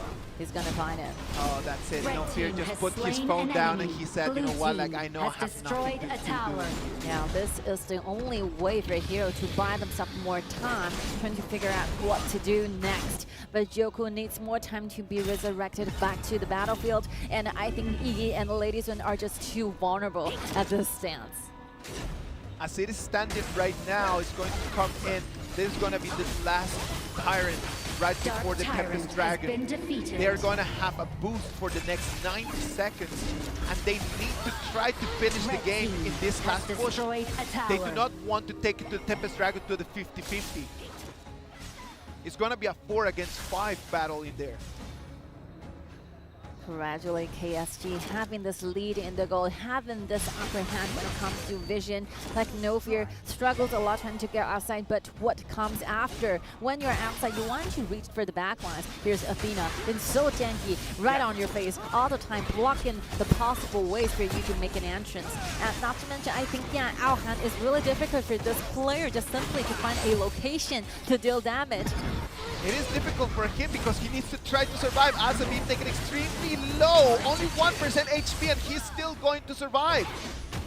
The damage that Aohan can deal right now, it's insane. Yeah, there's not much like combos here with heroes like trying, because like No Fear is coming from the behind, but still like Joku is using the ultimate only to push one member back, and it will not be weighted by No Fear. So landing points are different, so nothing really happened, but you are spending a lot of like energies and a lot of skills for this. Like he is just simply just being patient for the dragons, for the Tempest Dragon, and this very moment. Aohan is so wealthy, number 2 in the gold rankings here.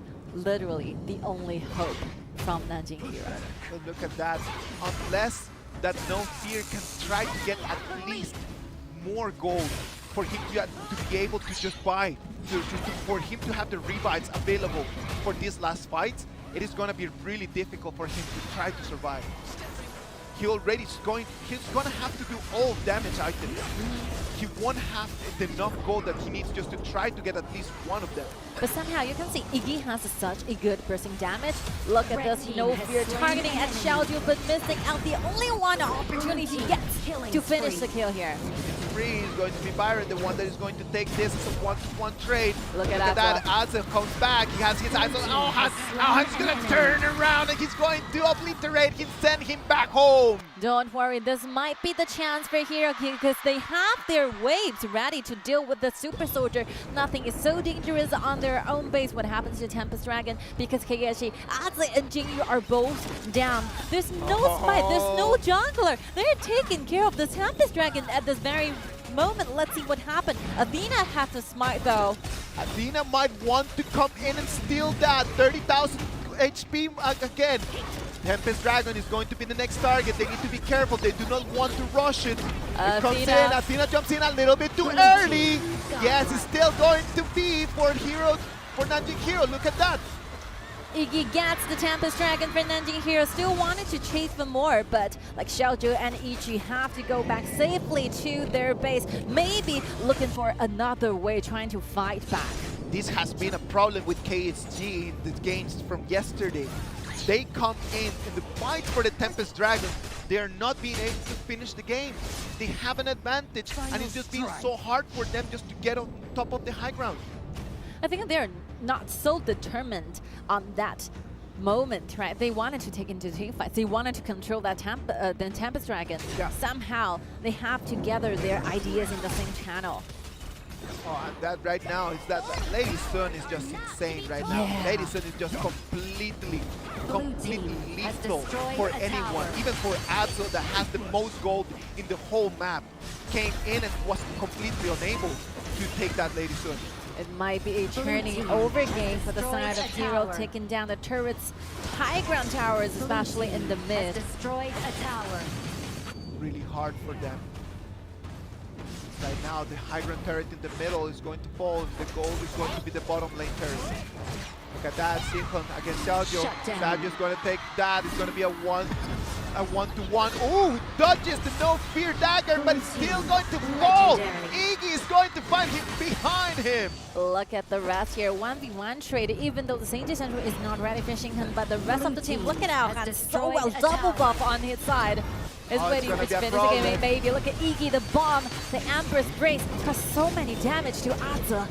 That is the problem with that Iggy against Xiaojiu, right? Like, because the range that Iggy can have, it is such a big problem for the marksman. All right, since Zhao Jinston, Prince of Frost still alive here, using the Winters here, trying to clean it with the team. Dragons come in, Xiaojiu is going to fall. Right now it's going to leave only 3 members from KSG, the ones that are going to try their very best just to clean that wave. Oh, man, look at ladies, it's so dangerous. Double lives here, using the flash jack away, get close to Yichi, but Yichi has the flash, go back to the base.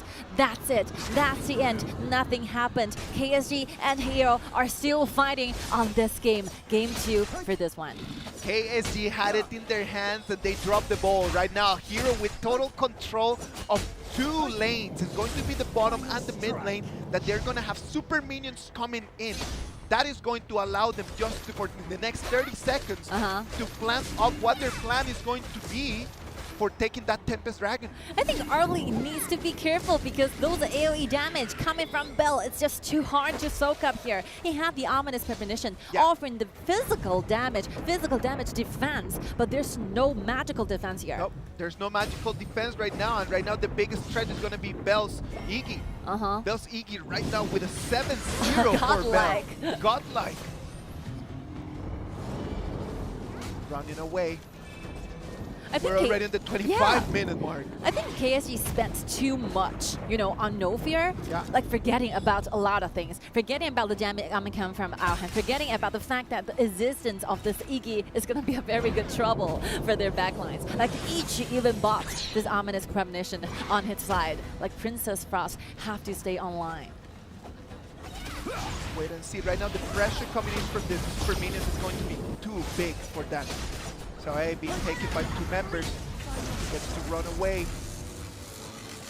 By the bottom side, Hero are losing 1 high ground tower, resulting into a super soldier. As the time goes by 25 minutes, it is. I think the super soldier on the mid for Hero and on the bottom for KSG is going to be a trouble. That is the problem right now. And you do not want to have those super minions coming into your crystal. Yes. That's already 3 pokes and then your crystal is going to run. They're so strong. Whoa. Look at the bomb. I know. Azo becoming not that legendary anymore. Yes. The problem right now is that Iggy's damage, there's nothing that anyone can do against it. The Tempest Dragon is being rushed, already 50% of its HP. What is going to be, KSG? What do you want to do? Aza coming from behind. Look at Alhan getting demolished from the map. Alhan is gone! He's gone out of the map, and look at that. It's going to be KSG trying to turn things around. Such a good combo. Jingyi and Aza together get rid of Alhan just by 1 second. No Fear tried so hard to get down with Athena, and look at the rest of the things here. Since Alhan is no longer available, I think Hero needs to take a step back. They need to try right now. Look at that. It's going to be Jingyi, the one that is going to be forced to run away. But he has a Blood Whipper yet. But they have green light for the Tempest Dragon. What is going to be? 30% HP left on that Tempest Dragon. Joku wants to take Vision, trying to see what's going to happen. Nothing he can do. He does not have the smite, and without the ultimate, if he jumps into the Dragon Hall, he's basically giving his life away. I think, the way that Jingyi together with Aza trying to take down Alhan is amazing. You can see like Jingyi travels a long way using the ultimate, chip half HP away from Ladies, and that's it. Aza coming from behind, using the flash, decking, go inside Alhan, and only 1 minor auto attack is needed for Aza to put down Alhan like this. Let's go. It's going to be 27 minutes of the game. The Tempest Dragon right now is going to give a buff, a 50 seconds buff more for Suzhou.KSG. Let's wait and see what they can do with that. Their goal is going to have to be the top lane turret. They need to try to get super minions coming in from there. That's got to be their next target. The buff by this Tempest Dragon is making KSG methods really, really tanky. Look at the shield. Look at Ichi. He's basically a tank here. It's a Princess Frost. No Fear is going to be spotted. He's going to want to take a 1v1 against him. Fear is gonna go find a clear, safe spot and just TP back home. Back to the side of KSG, turning back one more time. 10 more seconds. That turret still standing there. Nothing that it could have been done. They tried to put some pressure on it, but not decisive enough yet. If KSG is going to be win one more time in the red side, I think, That's gonna imagine the That's gonna put stress. things downhill. Like Yes. it's gonna be really, really, really uphill battle for Nanjing.Hero. Yes. Alright. That's going to be it for the Vanguards because this one is going to be extremely low in its HP. 70 seconds until the next Tempest Dragon. We're going to make it to the 30 minutes mark. Nothing that can be done. Asa one more time just taking a little bit of advantage over there on the bottom lane.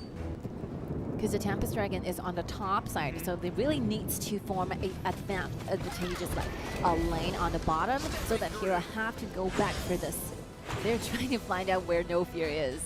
And they can feel, they can sense where he is, right? But they cannot find the exact spot where to just really just drop it on him. One more time. 30 seconds right now. All the teams, they do not want to make the mistake. They know that one little mistake in here is going to take the victory. Right now the coin's still on the air. We do not know exactly who is going to take the victory. Asa cleans the wave on the bottom because in 10 seconds the Tempest Dragon battle is going to start. No Fear have a very good position. Nobody is going to be spotting him at that very angle as the one to participate up front. Look at Xiaoju again, it's so low. No Fear finding it, using the slice slows down, but sadly himself got spotted by this. Destiny is going to save him, but still going to try to resurrect one more time, but he's going to fall. Asa is going to take him down. It was a great crowd control by Xiao A. Look at the bomb, look at the fireball by Iggy. Iggy still have a full HP bar, trying to chase up with the flash. He can do this. Wow, he's still going to survive. Bell is still online. And right now it's going to be Nanjing.Hero, the one that they have the advantage. They have the priority for this Tempest Dragon. But No Fear is absent from this. Joku has no ultimate. Look at Jinyu. Because he have a blood whipper on himself, who can always recover back with the HP line very quickly. Maybe KSG wanted to gathering around in front of the Tempest Dragon, at least get some vision you really need trying to control this one. What a performance by Bell right now, the one person in Nanjing.Hero that is still keeps the hope alive. He really carried the entire team. At this kind of game, he had been taken down for no time. That 8-0-10 KDA? Crazy. It is crazy. It is insane. And only Xiao A is going to have some kind of magical defense right now. Everyone else from KSG is just going full damage. Joku is getting quite low here. Those Perkins are going to be there. No Fear. Find a very good play. He found early in the back, maybe. Wow, but being countered. Nothing to do. Asa is going to fall. Xiao A is going to fall as well. Right now, they're going to have a power play. KSG Xiao just trying his very best just to try to carry the team. Ichi is still alive. Xiao is still alive, but no. Sinken's the one that stands up and sends them down with a double kill. Maybe this game is about to approach to the end because the resurrection for the 4 members from KSG is too long. I think Xiaoju needs to struggle so hard trying to save up the game, but it's nearly impossible thing to do. Legendary one more time for Bell. Congratulations to Nanjing.Hero. Bounce back 1v1 tied up.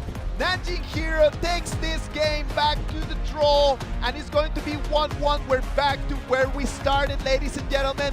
Good performance by Bell, the man who carried the whole team. The only carrier, you know, even though there is a lot of damage here. There's a lot of things like Alhan really did for a team, right? Yep. Those burning damage from those basic time from this Lady Sim, but still you can see like Bell is online all the time. 9-0-14 KDA is under super pressure all the time. This is nearly a half an hour, right? In half an hour time, Yep. and there's Murad, there's Tao, but he magically just brought those like surviving environment for himself. It was a very big problem for KSG that we start to see that is becoming a trend again and again and again. They're able to create the advantage. They're able to take lead of the game, but they're not being able to finish and close the deal. They're not being able just to really just take that decision and go there and just take the crystal. They had the advantage all the way since the minute 15 of the game. They had an advantage and they pushed it all the way to 31 minutes. What happened? What is going on? Why they're not being able just to be decisive in there?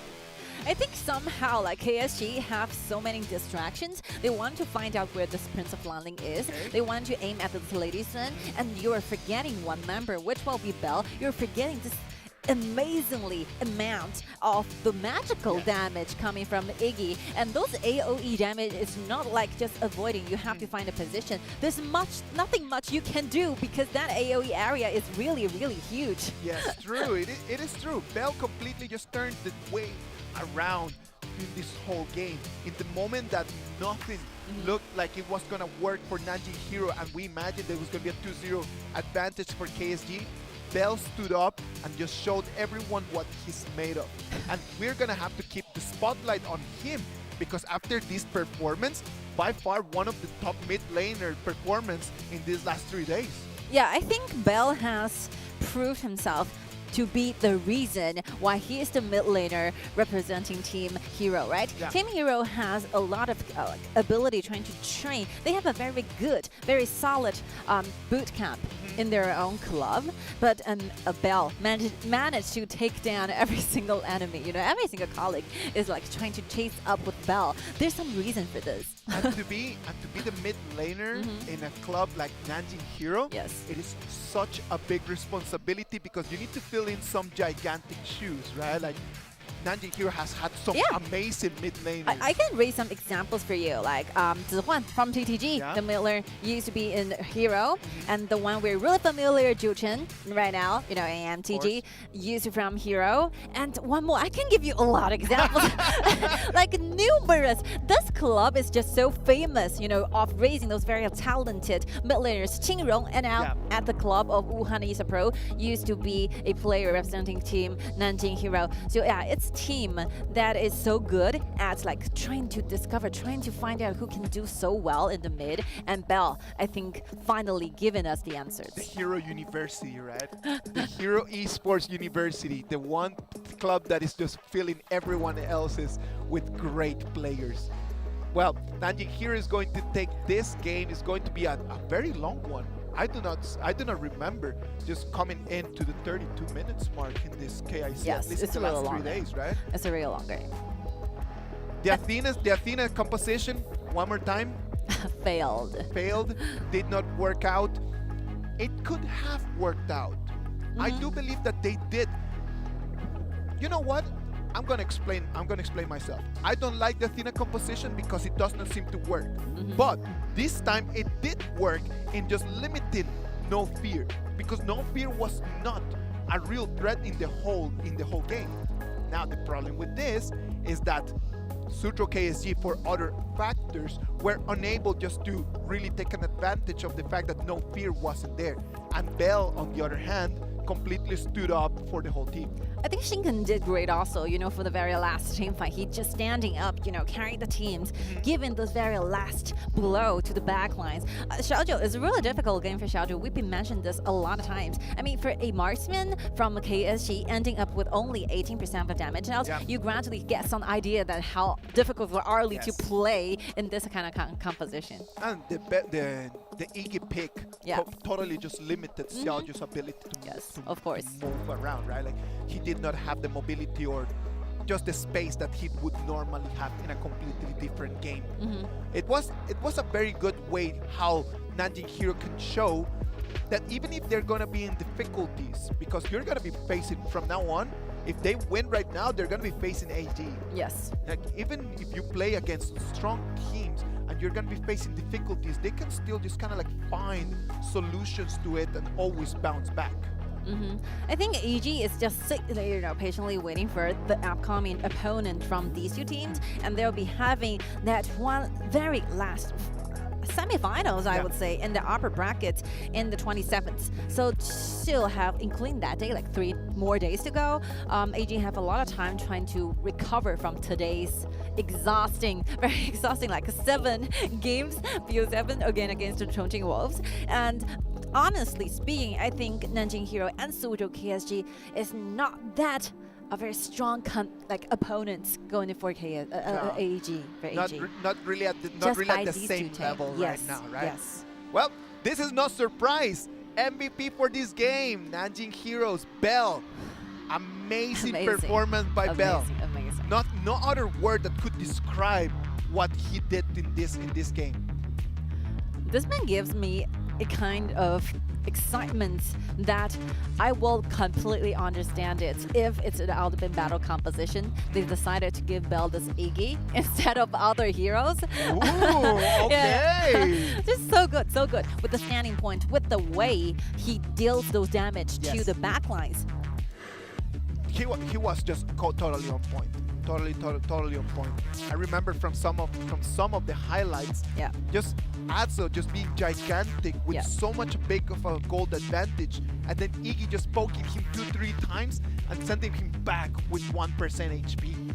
Because like Murad is there trying to give those poking damage, you know, from the side of KSG, and Adzo is doing great, you know, trying to catch up, trying to connect with Jinyu's dive every single time. He's giving those backlines, this Lady Sun and Iggy, such a good stress. Yes. But still, like Bell did, like countering this with a better choices when it comes to positioning. Look at the Amber's Grace all the time and making sure that Xiaozhou cannot hold the HP line at that very level. One more time, the ultimate, bring out the resurrection. There was nothing that they could do. Like, look at that. The positioning from Bell, like he flashes in and he knows that he's a menace. Comes in. Sadly for Murad, he wanted to take him down in that one, right?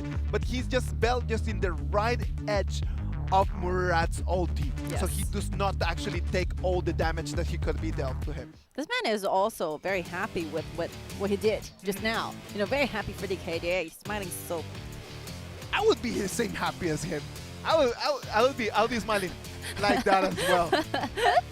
Yeah, amazing. And just imagine if like Hero lose at this one. Yeah. I think the strategy have for Mi Fenghua to trying to figure out what to do next in game 3 and game 4 will be really, really stressful. And yeah, it's very lucky. It's very good for Hero trying to relax for a little bit because 1v1 it's all acceptable. Going back to the game with a 50-50 one more time. Yeah, exactly. It was a very tough loss in the first game, and this one, the fact that they just were able just to turn their tide around and just be able to take the victory, it is very good news for them. But at the same time, it's time for them to really go back and talk to each other about what they're going to do to change the mentality, because right now they're not on point. And well, all of that is going to happen in our game 3 that is going to be online with you and with us right after this break. Slain an enemy. Red team has slain an enemy. She demands victory.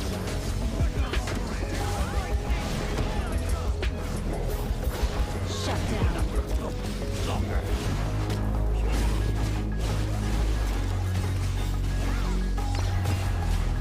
Blue team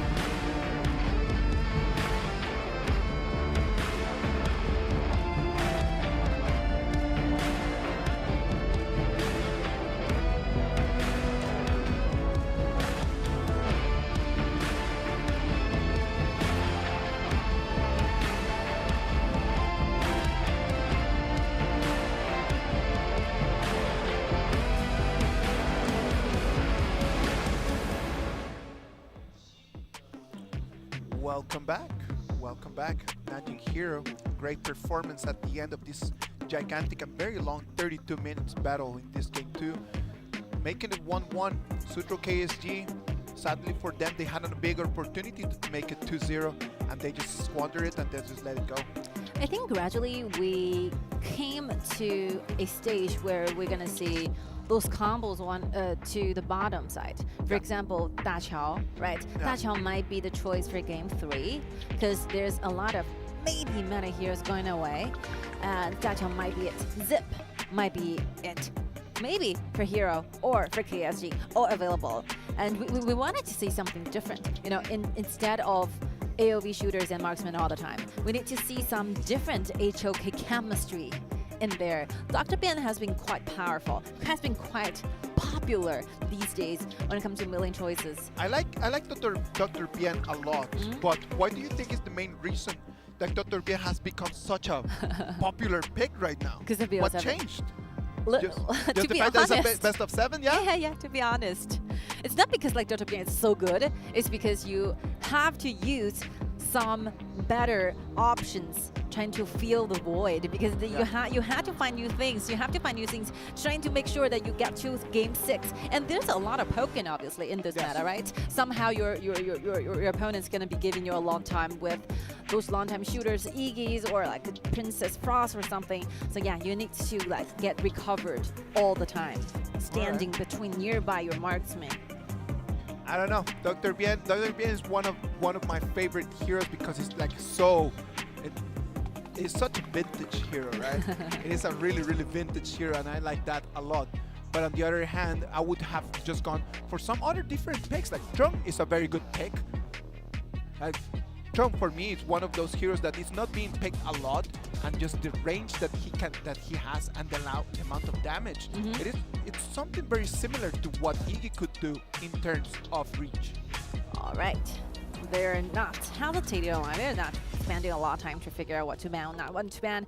And Suzhou.KSG, for the very first time, get to the side of blue instead of on the red for 2 times in one roll. Let's see, Jinren will be the first choice. Liliana, since Bell is on fire on the run.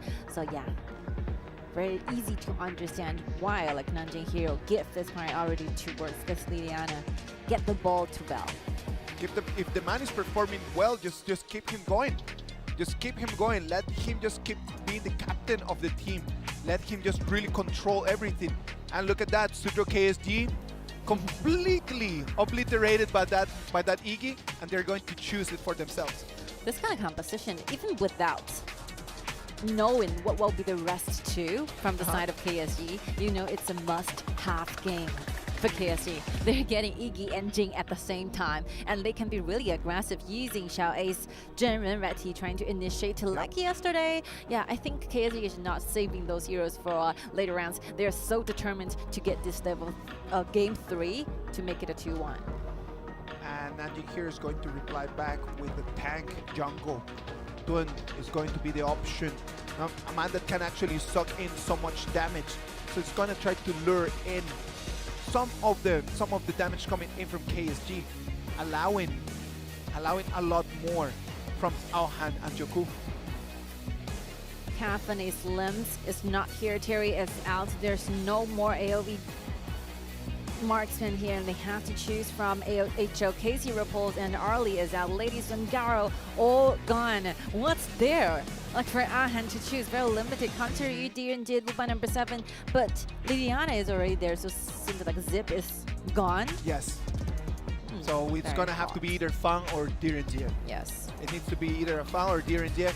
They're heroes that can survive on their own, that they might not need that much support over there in the bottom lane. Yeah, like speaking of how to keep yourself alive, maybe Marco Polo with a double dasher is going to be giving you quite a safe environment, but Marco Polo is not going to be a very good laner. Like you're in the early game losing a lot, so imagine that kind of pressure. Huangzhong Jinren combo over there in the bottom lane. We already saw one Huangzhong in the first game, right? Like it did not work really well. And right now they're going to try to go with Huangzhong and Jinren, and that's going to be a lot. And Azi using this Lian put on the top. as a main wing trying to initiate all the time. Kui might be considered as a support because not much to choose from at this very second. I think Kui, it might be it, but like just imagine this hook can be kind of blocked by Lianpo, by Jinren all the time. Lianpo have a lot of immunity. Just imagine if your chain hook just get onto Lianpo, will be blocked all the time. You lose the reason you're choosing this hero. But as long as Huan Zhong is on his ulti, like that's going to be the cue for Kui just to try his very best, because Huan Zhong won't be able to move, right? So it's just waiting for the right moment. True, you become a lot more passive, but it would be a good option for them. All right, Mozi will be changed as a very last pick. Yeah, I still think changing from Kui to this Mozi is showing respect towards Azi and Xiaoyi, because even though this Huan Zhong is not moving at all when he's using the ultimate, but still, like Nanjing.Hero know exactly, like KIC have so many bodyguards who's going to be standing just in front of Huan Zhong trying to give Huan Zhong a better time. I think Ado did a lot of crazy move, a lot of accomplishments using this Lianpo. He managed to launch 5 people once, like in the Challenging Cup. Amazing, amazing highlight. I think Ado might be the best Lianpo user all the time in KPL League. Yeah, so yeah. That's a very nice compliment. Yes. I would love Wait to be for it, the wait best for it. for It's totally something different like than any other players. Like the Lianpo Ado played, it has been played this Lianpo so well for over 2 years. So yeah, I give a lot of expectations towards KSG, because I think this composition is their answer towards even BO1 or BO2s. If that Lianpo can jump in and try to initiate on Diren Jie, then it's going to be a very big problem for Nanjing.Hero, right? Because most of their damage is going to have to come from that Diren Jie. I think Diren Jie's biggest nightmare is Lianpo. This kind of hero who have immunity, he have a lot of launching abilities with a lot of CC chains and also being very tanky. Like Diren Jie shows a very little room to survive when facing Lianpo, not to mention the player playing this Lianpo will be Azu. Wait and see. Let's wait and see. It's going to be game 3. KSG is going to be for the first time on the blue side, and Nanjing.Hero is going to take a turn on taking the red side. Laning Mozi pairing up with Liliana one more time. There's a lot of magical damage from the side of Hero. This time KSG needs to be careful. KSG's Jing decided to start from the red buff. It's going to be coming the same way as what No Fear is trying to do. They're going to meet both of them on the top lane in 1 minute. Oh man, jumping in, he's going to have to flash away out of that. Without Chioku by his side, Aha needs to stand back. And we've mentioned this, like Huan Zhong, the second ability from this Huan Zhong is going to be landing here with a mine here. So if you're stepping on the mine, the mine will be given extra protection. The shield will be provided by Huan Zhong, and also you will be slowed down. Quite a good damage roll. Which is going to depend just on the way that he's going to put those mines around, right? Like if he can plant those mines around in a good position, he's always going to be receiving that extra shield. Yes, and the vision also. Waiting and see. Everyone just coming in is going to be a 4 against 4 over there in the top lane. No one cares about what Huan Zhong and Diren Jie are doing on the bottom lane. Just the two of them just having a very pacific beginning of this. Peaceful.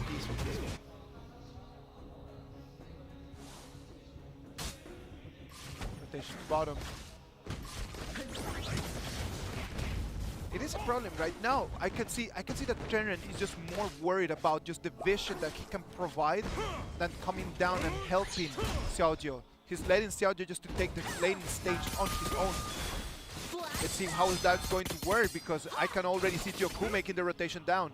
Yeah, Azu is cleaning wave more, like way ahead of Raleigh did. Yes, like cleaning in like between the tier 1 and tier 2, so that like Azu can be in the mid, like way early than Xinghe.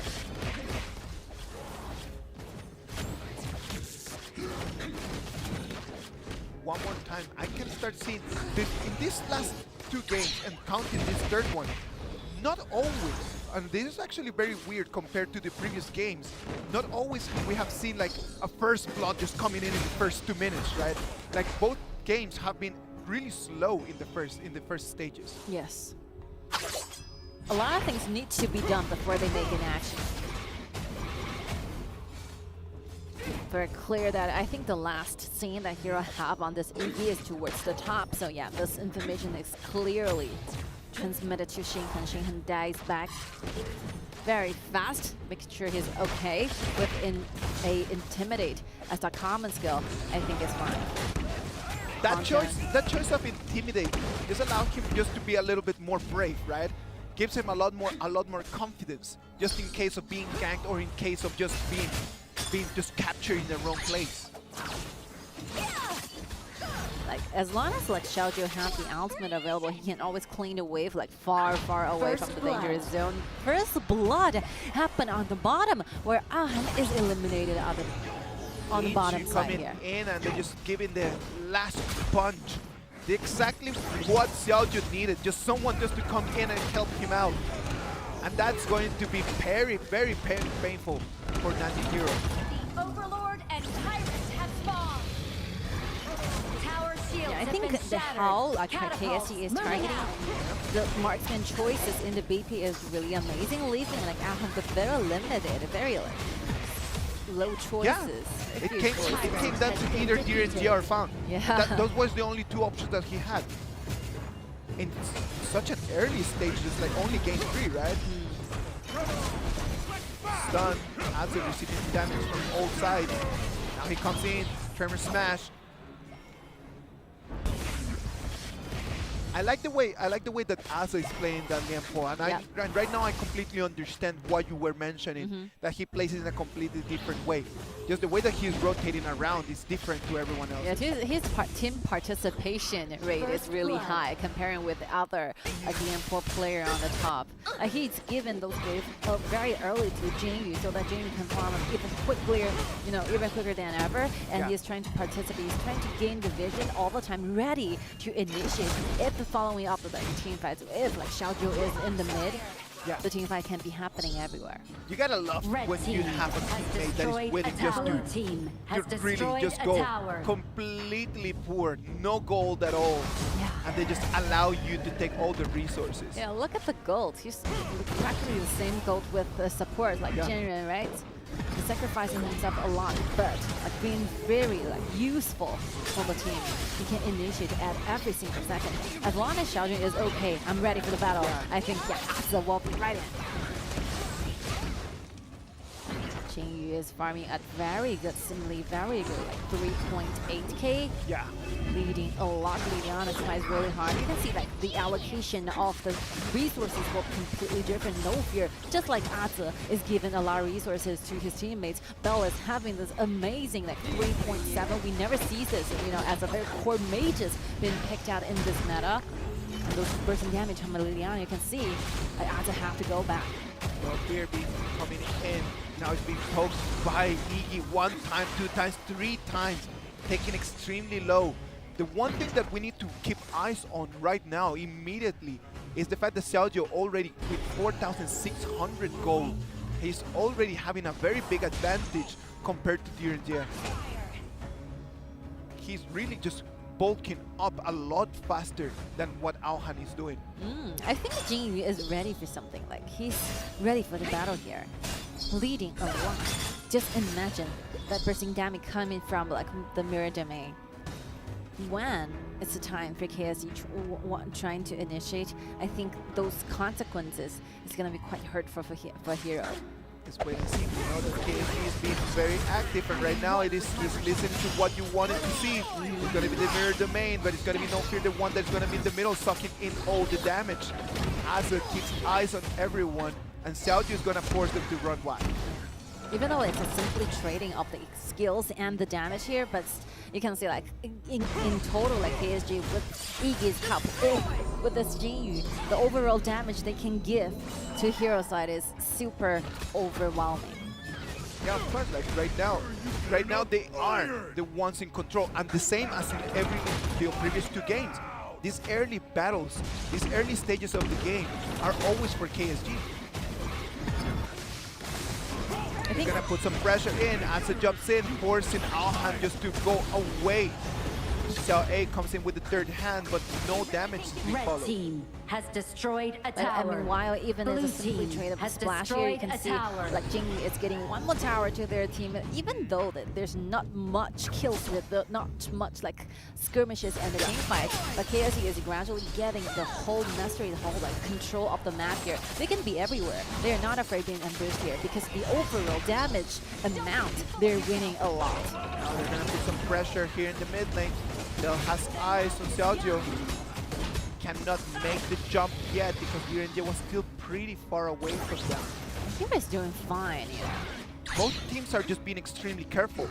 They do not want to jump into any fights, any unnecessary fights. They do not want to give the advantage of this third game to the other opponent.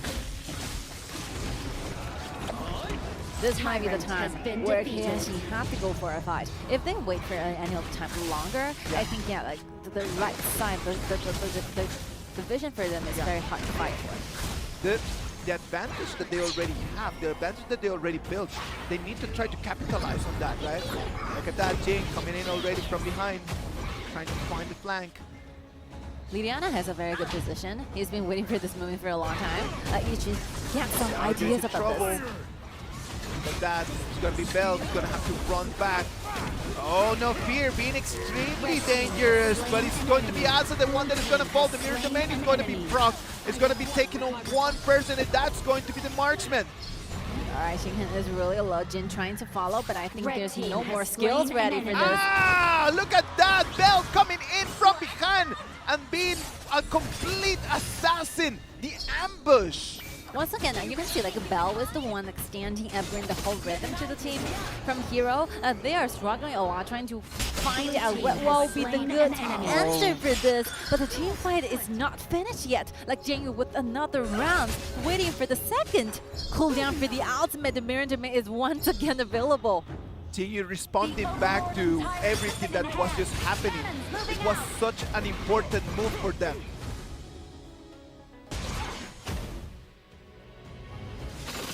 Catching up very tightly. I think both teams is not that decisive. Yeah. You know. Just wait and see. One more time. Already 10 minutes mark. Whenever that we feel like one team is going to take the advantage, we start seeing how the other team just completely just takes back. They do not want anyone just to take a little bit of a snowball here. Yes. Iggy is doing as much as possible. Yeah, I think KSG needs to know better with what will be the strengths and advantages with their own composition. They have longer reach. They have longer, wider damage. The area is fine. They can just simply use in the fireball, trying to make sure that the vision will be wide open instead of, you know, trying to make sure that whether it's going to be one member on the bush, we have to step into the bush to find out. Just make good use of your range of attack, and that will be a very squishy game for Blue Hero. team Look at has this. destroyed Without a tower. even engaging into a team fight, like KSG managed to take down all the our turrets on the bottom and the tier 1 on the top. Look at this 1v1 assassin vs assassins. Very amazing. They'll have to go back. And the heart rate for T, look at that, not even 100. Man is completely relaxed. He knows exactly what he's doing. Yes. Being methodical about this. They're not even paying attention to the overlords, you know, to the dragons. Yeah. They're just fighting in the mid whenever they seize the chance, going up with a lot of launch and a lot of CC chains are all over there, just simply waiting for the catching up, the falling damage, and that's it. I think the only one who's kind of miserable will be Alhan. The other one seems really fine for him. And right now I can see that KSG one more time is already starting to build a little bit of an advantage. But it's something different to the other games. They do not have a clear initiation in this game. I think the both teams are not so sure about what to do will be better. I mean, there's a lot of competition. There's definitely not a very clear picture being shown, just like the one like Wolves and the AG did with us. They give a very straight answers. What will be our like strategies? What will be our next move? If we're looking for a laning, we'll be extremely aggressive. But someone look at that! happened. Bell one more time standing up, but it's going to be Quandron the one that is going to take DRNTF down. As with a great initiation, but he's going to fall as well. A 2-1 trade for Hero. Look at the cannon here still available, even though Xiaoju keeps himself alive, but the other like Ichi went down, Ada is no longer here. They have a very squishy vision here. Have to go back, letting that overlord to the side of Hero. Hero is trying to force KSG into a team fight. Jingyu diving in, 1v3 actually. Mozi have a very good target with the ultimate, locking Jingyu at that very position. Jingyu trying his very best to survive. He does not have his ulti anymore. He's not available, and he's going to pay because it's going to be Shinkon, the one that sends him back. I think it's not a very good decision if you wanted to go for a 1v4. So clearly, like Huanzhong, it's very like, impossible for Xiaoju trying to catch up with this team fight. So it'll be better for Liliana to go away. The damage over here, the third hand from Xiao A, stunning down Liliana, and then it was Huanzhong with the damage coming in from behind. But Charlotte have a very good control on the top. Look at the waves. Russian and Charlotte have a perfect location here. Great location, resurrecting over there one more time, taking inside the box is going to seal the deal. And it's going to be 3 members from KSG falling.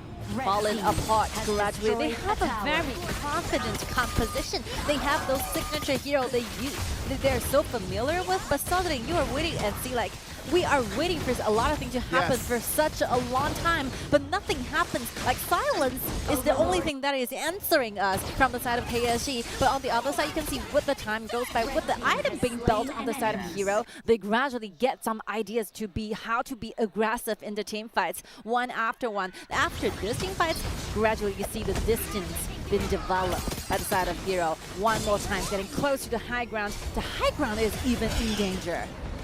In the moment that this chess game just completely just opened up and changed from being chess into a complete boxing match, it was Hero the ones that they had a better plan. They showed how they can actually take on from 0 to 100 extremely quickly. Red team Vanguard has destroyed a all tower. in the right time. They spent over 13 minutes. Wait patiently, wait for the mistake, wait for the rhythm, and this will be the signal that they're ready for everything. Immediately taking the overload right after that is going to allow them to put some pressure. And because of DRNG's ability to poke the turret and to destroy it very quickly, I can imagine that it's going to be really hard for KSG to defend. It's a very good information for KSG. Have this kind of double backlines. You have Iggy and Huanzhong who can clean the way very far from the red team. So it's okay for KSG. Just make sure you are awakened this time. Trying to figure out what to do. If you want to initiate, the following damage needs to be connected to the front lines, or otherwise we'll be seeing like Azu being so lonely at the front line and there's no more damage here. And Jingyu and Xiaoju need to form like better synergies here. If someone, like somebody wants one to engage, you will definitely need to give him like some responses. They need to be, the synergy needs to be a little bit better. Yes. They need to be a little bit tighter in their decisions. Look at that, Xiaoju is extremely in the front. Look at that, he's in a very big trouble. He's going to be sent back. It's going to be Jin, the one that is going to follow. Now it's going to be Xiaoju, he's going to stand up. The ulti is not going to give him enough revive. As the next target is going to be surrounded by 4 members. He's going to fall because it's going to be Shinkon with a killing spree. Like one more time, I think you have seen like KSG is losing the sense of direction here. They're just rambling around with no ideas in their minds. They are getting their HP away, but the backliner are standing like separately. Yes. I think Xiaoyi has a very hard time trying to decide where to go, who to save. They lost their plan. I feel like right now the way that they're playing the game is just showing us that they lost their north. They don't know exactly what they wanted to do. They wanted to take things slowly, but these last fights have completely just make them start to feel dizzy about what the game is. Yeah, they have to reconcentrate a lot. But you can see like Hero is gradually having an idea. Hero is moving into the best momentum ever. You can see Aohan with the Imperial Order get right into Xiaoju, right? Using that ultimate stun Xiaoju right there. It will be the reason why like Xinghan have such a perfect landing towards Xiaoju, finding a Huanzhong on the back lines. Like everything seems perfect from the side of Hero. And right now they're looking for more things to happen. They're gradually approaching to the high ground. Look at Junji, just like a warrior, sitting just in front of all the members of the KSG. Nothing that they can do right now. Charlotte taking control of the red buff. The resources for Suzhou.KSG are completely controlled by Nanjing.Hero. And that turret on top lane is going to fall in any second. Rotation to mid. That can come in. Fondo is going to be able to clean that one. But we have one more wave coming in from the bottom. Right now, Hero is looking really good. They're feeling really good because they're just restrained. They're squished. They're squishing like Hero or KSG in the very limited spaces. They can only travel around on their high grounds. They know where the enemy is gonna be. So look at Alhan being so fearless. No fear. Just no fear towards the Overlord. He's doing this all by himself with the Overlord. With the Doomsday, he can get the blood like recovered all the time. It looks very bad right now Overlord for has been KSG. defeated. It is very difficult for them. They're gonna have to wait for the mistake from Nanjing.Hero for them to be able to really take this. 18 minutes and a half, we are 90 seconds away from the Tempest Dragon. Let's wait and see what Hero wants to do. They might want to take 2 high ground turrets before actually making it to the 20-minute mark. I think KSG is missing out with a lot of possibilities, you know, trying to get some advantages for them in the early and the mid games, and now they're has just destroyed a losing every tower. single thing. Like high ground, losing it to Xinghen, mid lane, like vision here, Jingyu getting so close to Alhan. No one have the vision here. They have no idea Jingyu is standing at this very corner. Look at that, Jingyu's gonna come in, it's gonna be no fear, the one that's gonna be the target. Right now, Xinghen's trying to run away. They did not see that Jing was just waiting for them in the bush, then they lose the ability that they had to make decisions right now. And without the smite, no fear goes down, which means that I think it will be an upper hand, like favors like side of KSG more, because definitely like 5 members surrounding one. They can make sure they have the upper hand around this dragon zone. But still, no fear is going to be up Ryu one quite more time. soon. Wants to jump in, but he's going to be thinking inside the box. It's going to be Liliana, the one going to be taking extremely low, but it's not going to be enough. Adza goes into the back, takes Dirija down. One more time, he had a double life. Just wait for the second round. Multiple solo on the back, and look at the front. Like Bell is running for his life, and trying his best to save his Charlotte! teammates. Has destroyed a Not tower. enough. It's still going to fall. But right now, it's going to be a 4 against 3 for the next 35 Blue team, seconds. And right now, rampage. KSG have an advantage to start on this Tempest Dragon, or at least clean the waves. I think this is going to be another long game to these two teams. I have no idea why they're quite the same, you know, at the very first. They're not that determined. They have not that aggression they need, trying to win those advantages. But as the time goes by to the late game, they gradually stand up, get some ideas. You know, they're just fighting for the very last hope at this very second. Skill have a very equal opportunity to get this Tempest Dragon at this very second. At the second that Xinghen go back to the battlefield, I think something might be happening. Look at that, they come in back again, but Alhan has a great angle in there. They do not want to engage because it's going to be very difficult for them to take that. They cannot lose right now since the Tempest Dragon is already online. They do not have the wave management either.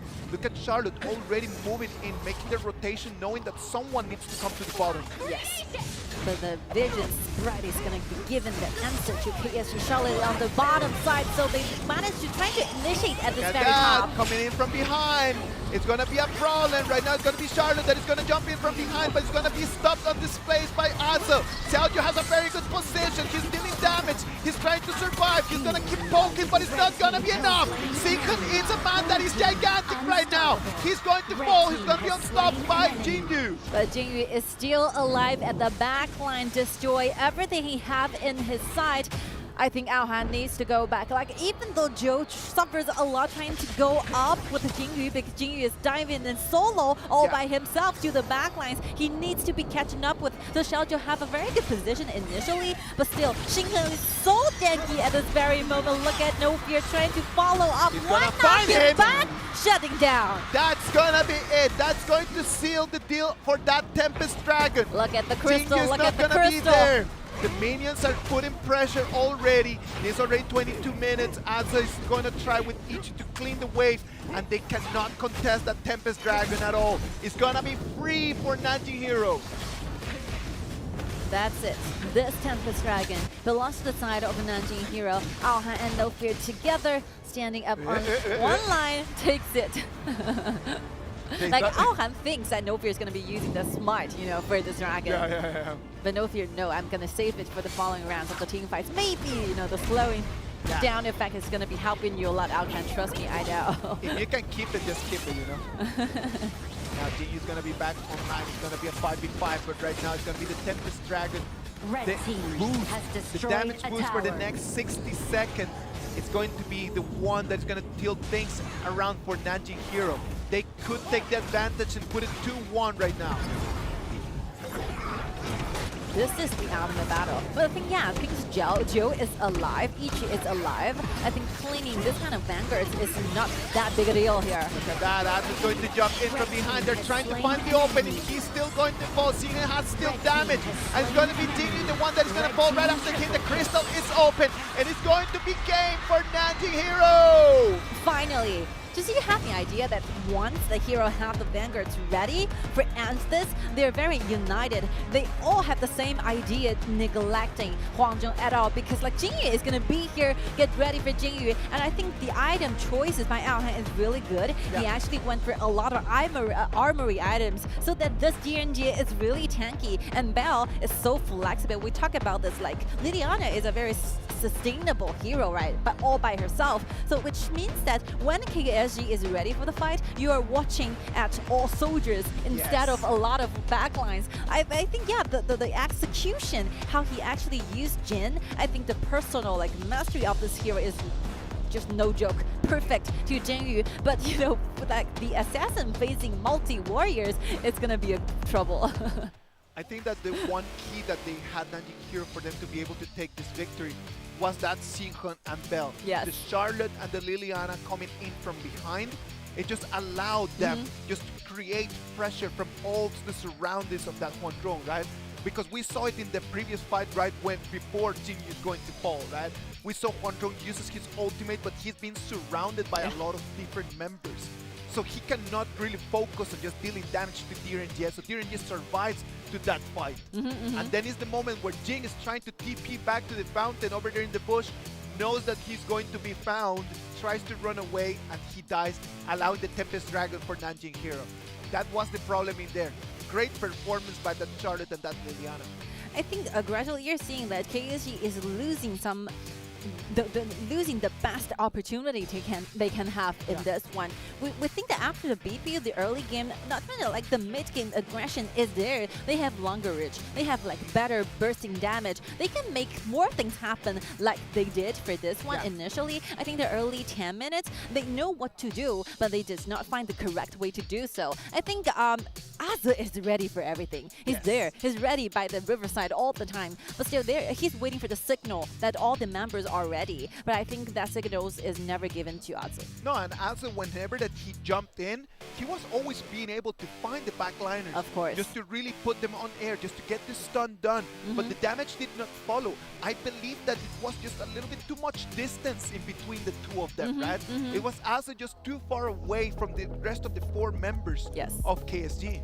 I think what Nanjing.Hero did really great is that I think that KSG really tried so hard trying to follow up with no matter who's like trying to initiate Azu and Jinyu all the time, but still you can see like Joku is using that cannon blast, trying to slow down a lot of members who want to join into the first round of the battles here, and Aohan stays in the very safe place on the back. Liliana is hiding his vision all the time, so that somehow before they actually go in for the team fights, KSG might have some concerns as to where this Liliana is. He's missing all the time. Whether if we use the dash to get into, well, we be like kind of cornered, we be kind of crowded. Psychological pressure. Yes, those kind of threats are there. So I think Belle still performed really good using this Liliana, not to mention the triple kill at the very last team fight.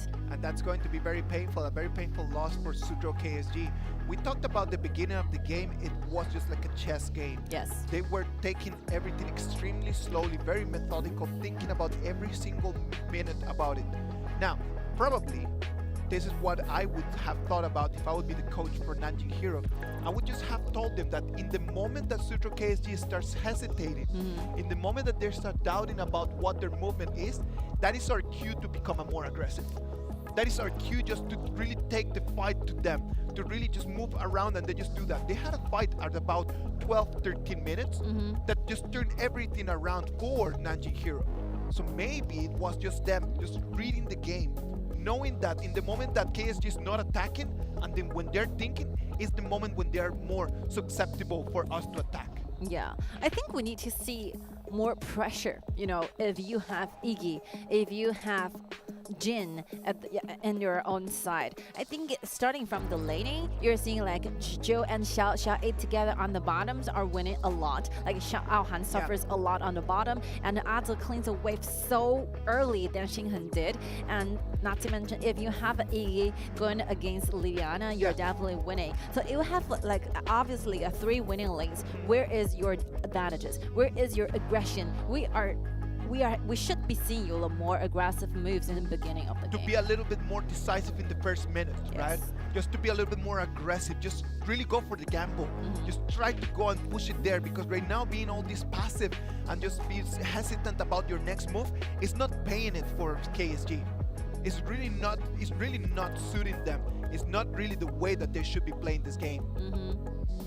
At the very last, you can see like Hero managed to turn the entire game over just before it hits 23 minutes. You can see even though between 22 and 21 minutes they're still losing in the gold, but by the very last team he managed to make miracle happens. We have to show a lot of appreciations towards Xinghen. One more time he stands out, carried the entire team.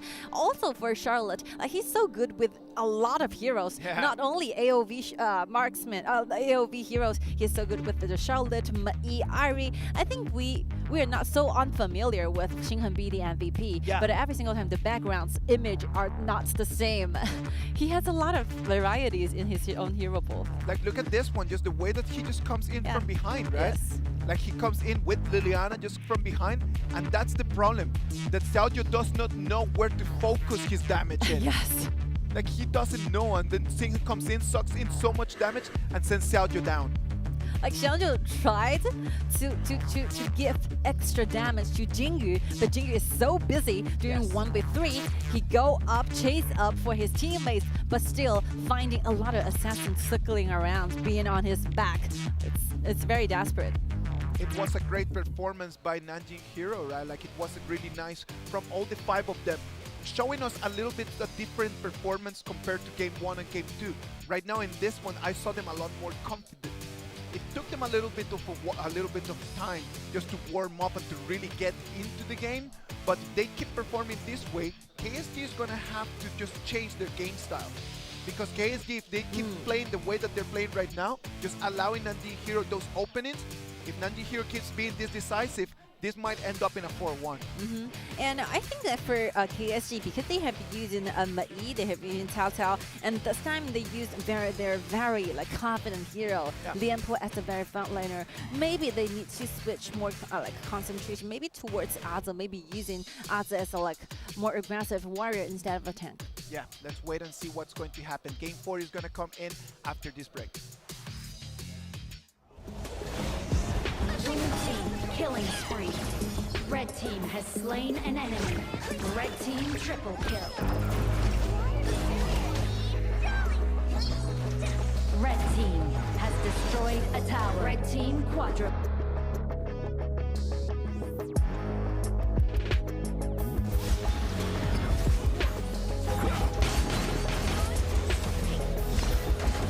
Red team has slain an enemy.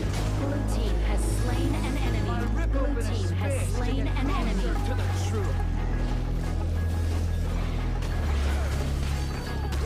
team has slain an enemy. Blue team double kill.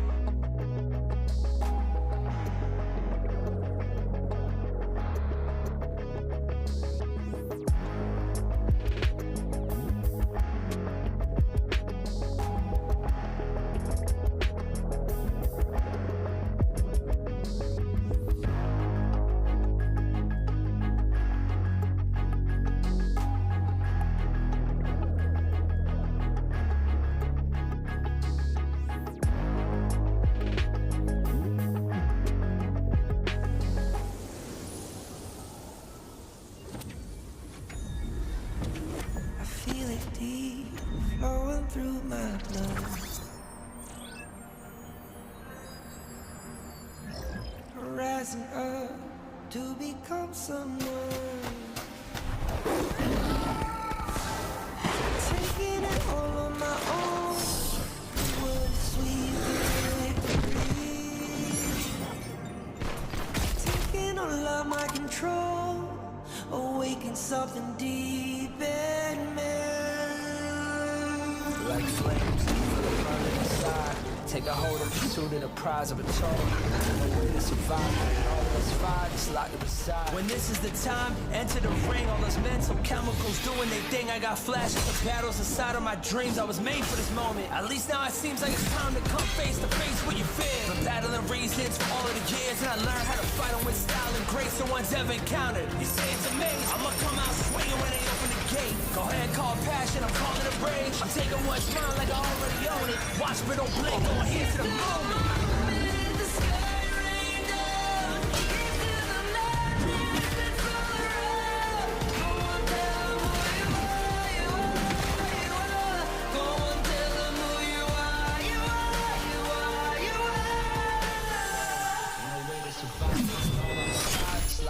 When this is the time, enter the ring. All those mental chemicals doing their thing. I got flashes of battles inside of my dreams. I was made for this moment. At least now I see the Moment, the sky rained down. Here's to the madness that's all around. So tell them who you are, you are, you are. You are, you are. Here's to the moment, the sky rained down. Here's to the madness that's all around. Go and tell them who you are, you are, you are. Go and tell them who you are, you are, you are.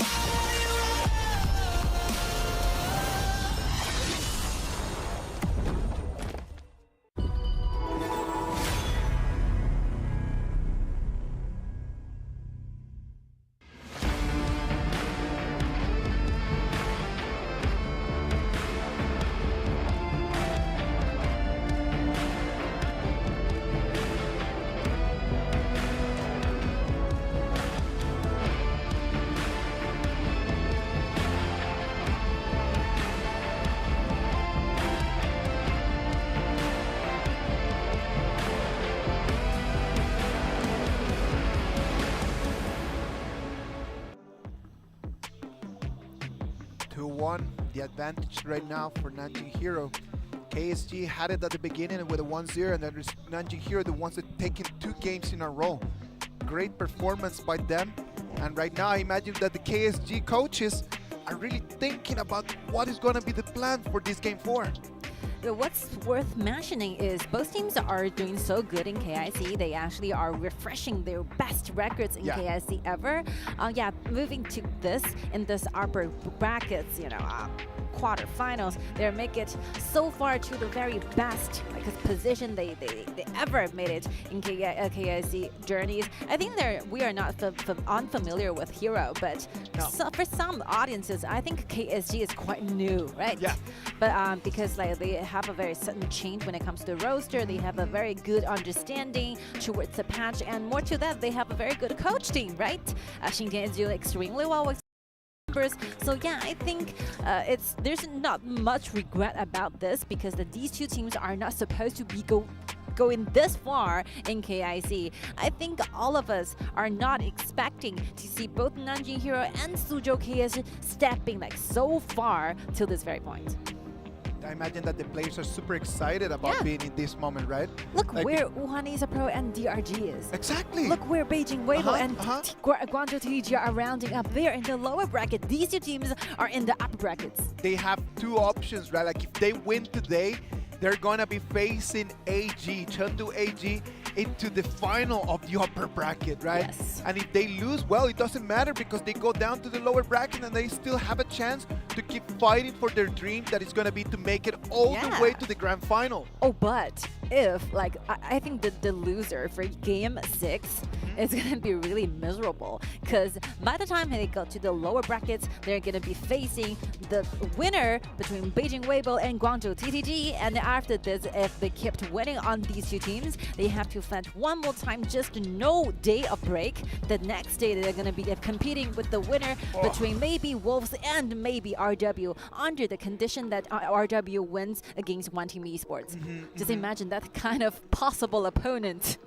Well, that could happen, right? Right. That could happen. One Team Esports did a very good performance in the wildcard qualifiers, the same as in the group stage, right? But the problem is that this is a completely different level. Yeah. These are the great leagues. This is the top level of performance, top quality. Are they ready for this? We're gonna see that tomorrow, as we're gonna be bringing to you the One Team Esports against Jinan RW game. Oh, look at this. Cathany is going to be setting out free to the side of KSG. They're on the blue and Nanjing.Hero because they won the last one. They got to pick sides like after KSG did, rounding up with a Dachao combo. Very good one. Foods is going to be there for the third choice, definitely. There's no reason not to pick that. Whether it's going to be a Florentino once again. Yeah, it could be. It could be a Florentino. If it is going to be a Florentino, then it needs to be Foods and Dachao. If it is going to be Foods and Dachao, that's going to open that option for the top laner, Florentino. I think KSG needs to ban that Florentino away, because like yesterday, I think Xinghan shows us so much using that Florentino. Everything is possible. And not to mention, you know, Hero still have one AOV hero available to choose, right? So if like Florentino and Cao Cao is not available, Irie is out there. Irie's out there, exactly. Alan is out there. Ooh. Are they gonna? What would be a good option in jungle from AOV that could work with the Dachao composition? They showed Aoi just now. They have a lot of things, but like for No Fear, he loved to use Heal Touch Pana to be paired with a Dachao. So yeah, it's very common for us to see, you know, all HOK heroes. We would be just not taking any of the AOV heroes for that pick. There's some possibility of this. Oh, one more time, Angela. Well, they need burst damage.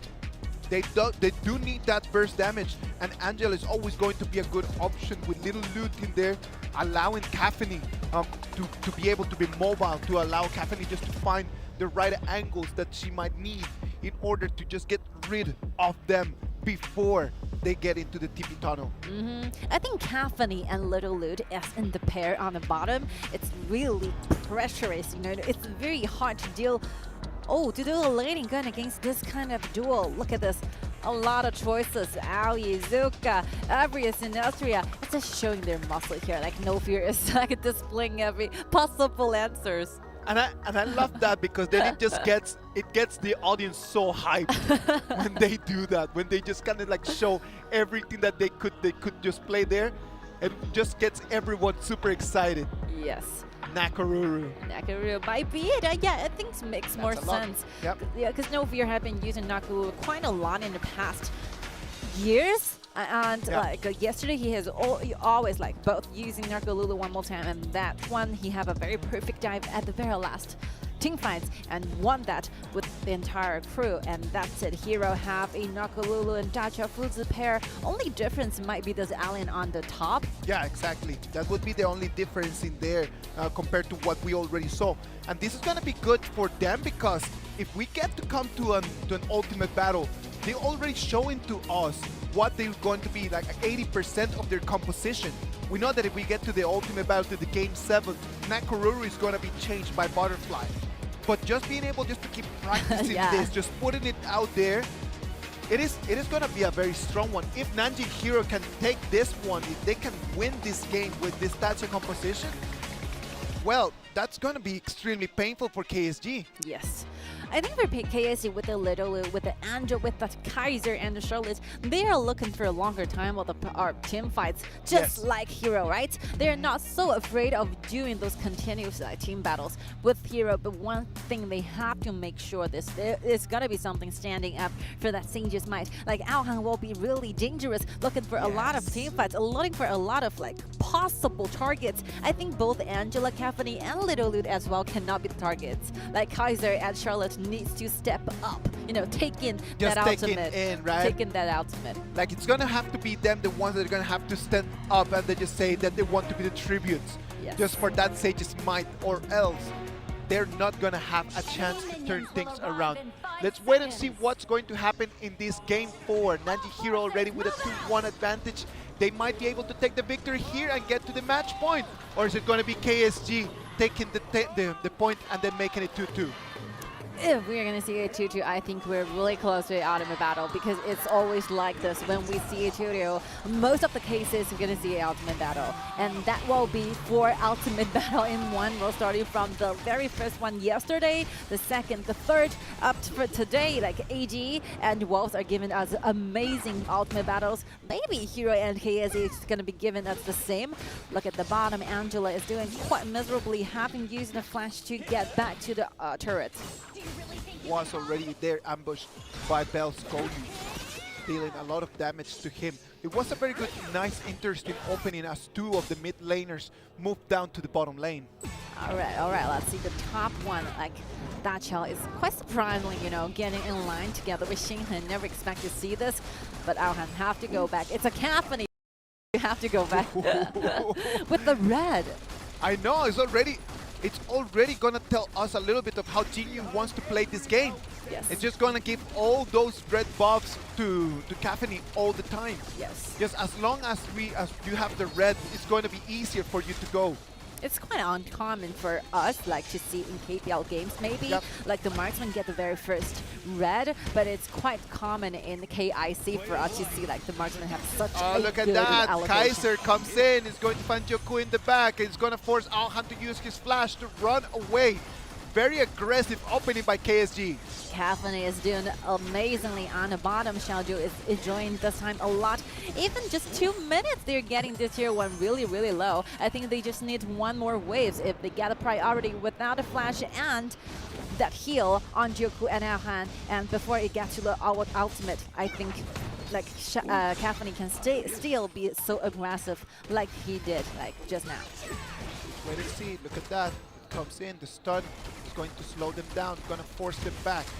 Now Nakaruru is controlling the blue buff, but Ichi has an eye on it. It's going to be the fireball. It's going to be wide. It's going to come back, and the first blood is going to be for Troyu instead.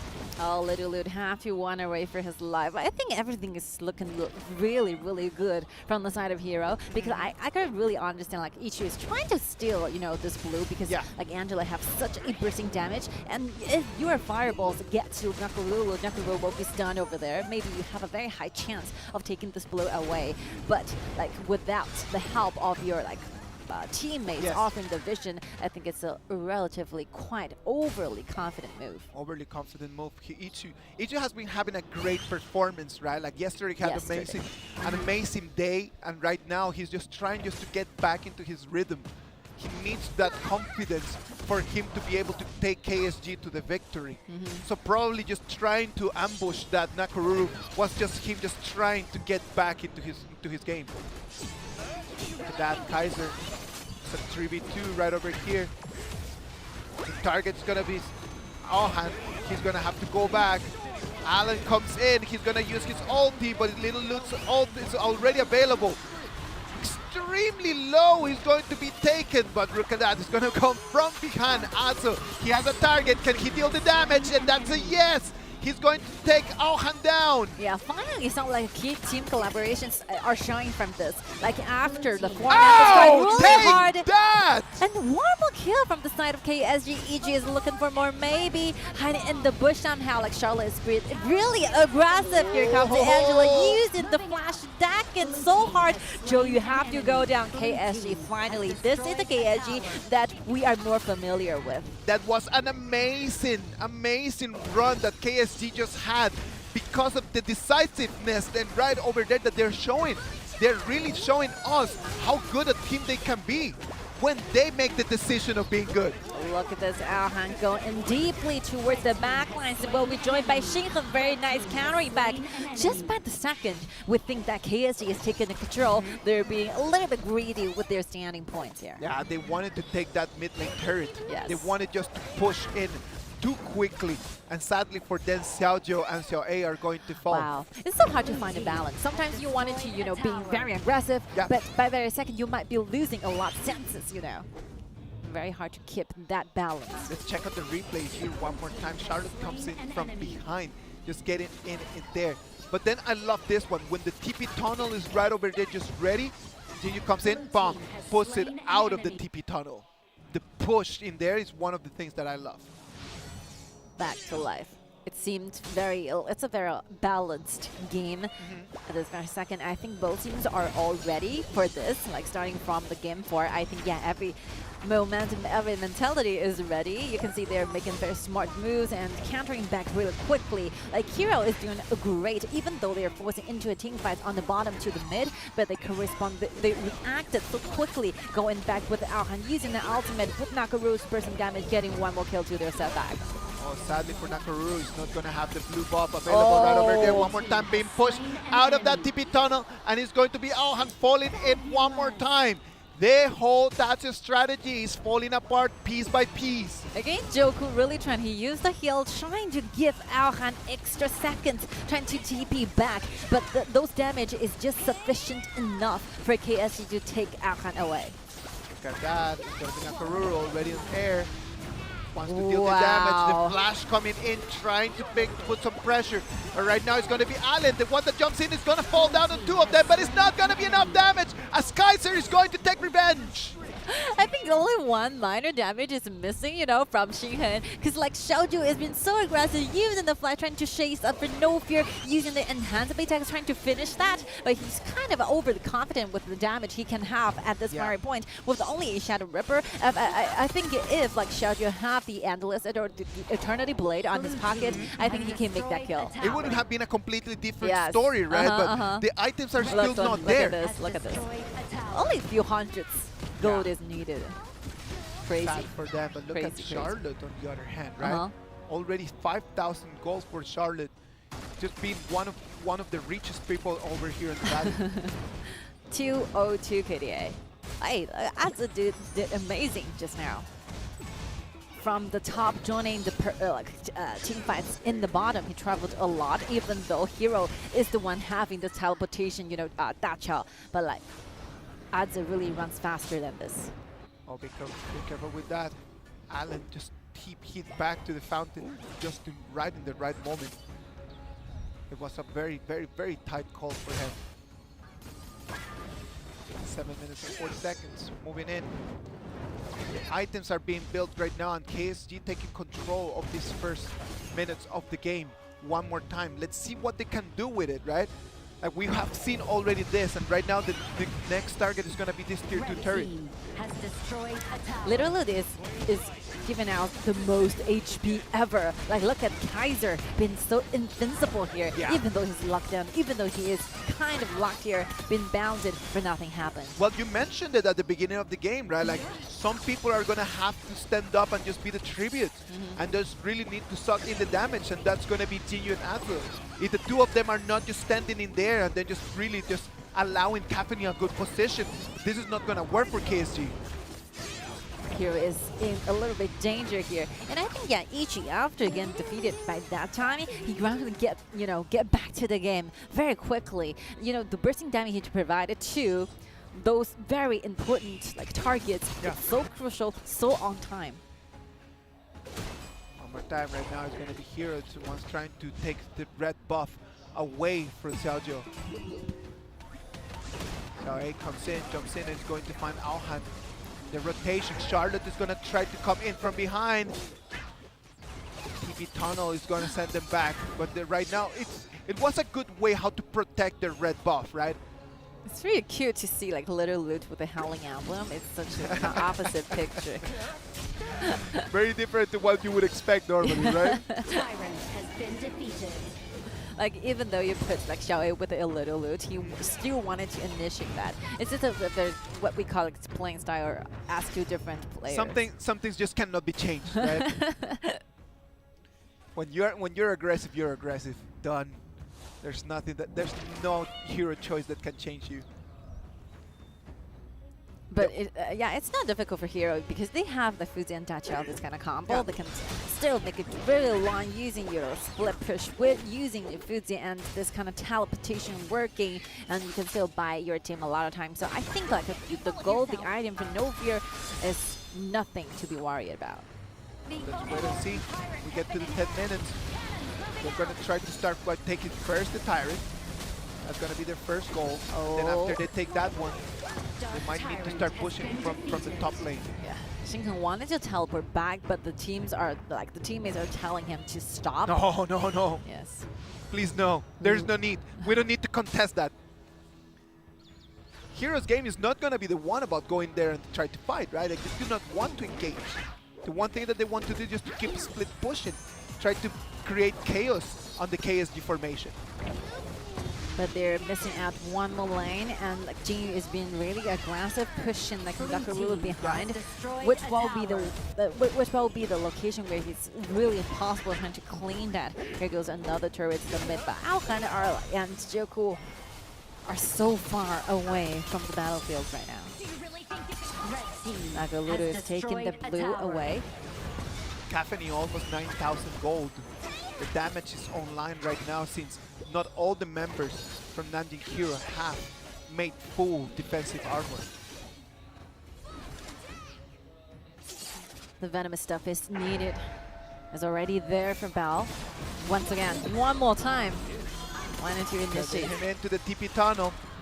This time the push just sent him actually closer to the TP tunnel instead. But the Howling Emblem one more time, right? Like that's going to be the key for Xiao A. Just whatever that his Howling Emblem is going to be available, it's not going to be on cooldown. Just straight up, just go and try to catch them.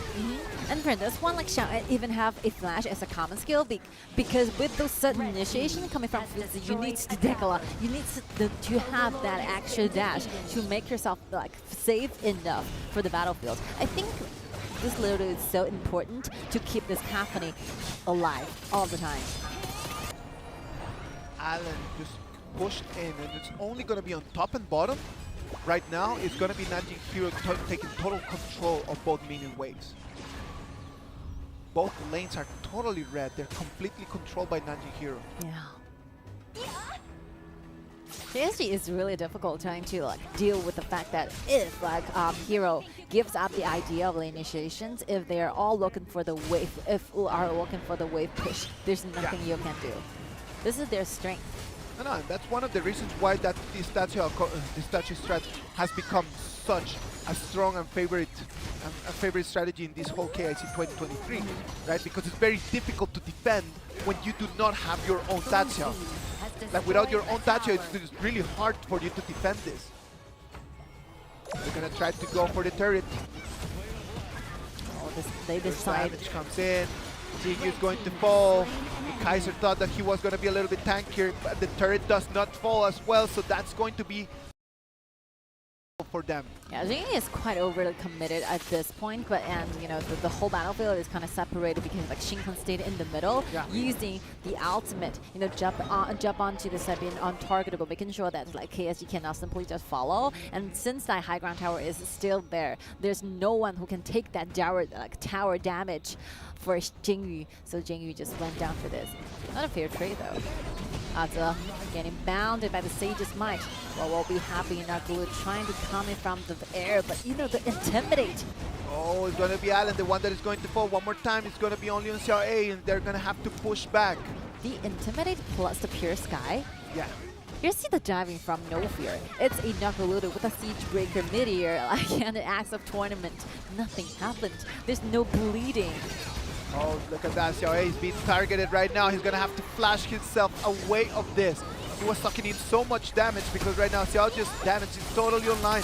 He got so many items. Dark Tyrant has been Happening defeated. gets the dragon here, but since like KSG have this like double buff provided by this dragon, I think like Hero will be playing with the wave way better than actual team fights. They will just keep doing this, pushing the turrets, pushing the waves, just guess where this Fuzi and Dacha is. And when is going to be the trigger just for them to do something They different? find Look at someone. that. Adza being targeted, remembers from Hero. He's been like that, but right now it's going to be the counter. Aohan tries to come into the TP tunnel. Can he go back? And he survives! And look at the top lane. Right now, Allen is going to clean the wave and is going to force the members from KSG to go back home. There's a lot of surprises though. That like Arthur is really tanky, and I think that how Aohan and Joker hosted together managed to go back magically by the TP tunnel. It's amazing. Has destroyed Look at that, one more time. It's going to be the fight. One more time, but this time Aohan is going to fall. The damage, it is completely there. It's going to be a 2-2 trade for both teams. Still continues since Allen is looking for the chance to deal damage. Here comes Charlotte, joined by the Blazer from Ichi, but Ichi is so far away. I think our team fights are approaching to the end. No, they need to go back right now. Since No Fear isn't here, they're going to take control of the red buff and they need to go for the dragon. Cathany did great, you know, when facing Nakolulu and Jinghan at the same time. He's making sure that he can use that enhanced base attack as a very last hit, trying to exchange that life together with No Fear, making sure that at least Nakolulu have to go down for this. One more time, Singhan goes to the bottom lane just to keep pressuring, trying to keep going. It's going to be a very slow death if Nanjing.Hero's formula just keeps working, right? They do not want just to kill them immediately. They just want the pressure just to keep bulking and piling up until the moment that KSG cannot support it anymore. They cannot stand it, and they are not going to have to make a decision. If they make a mistake, that's going to be it for them.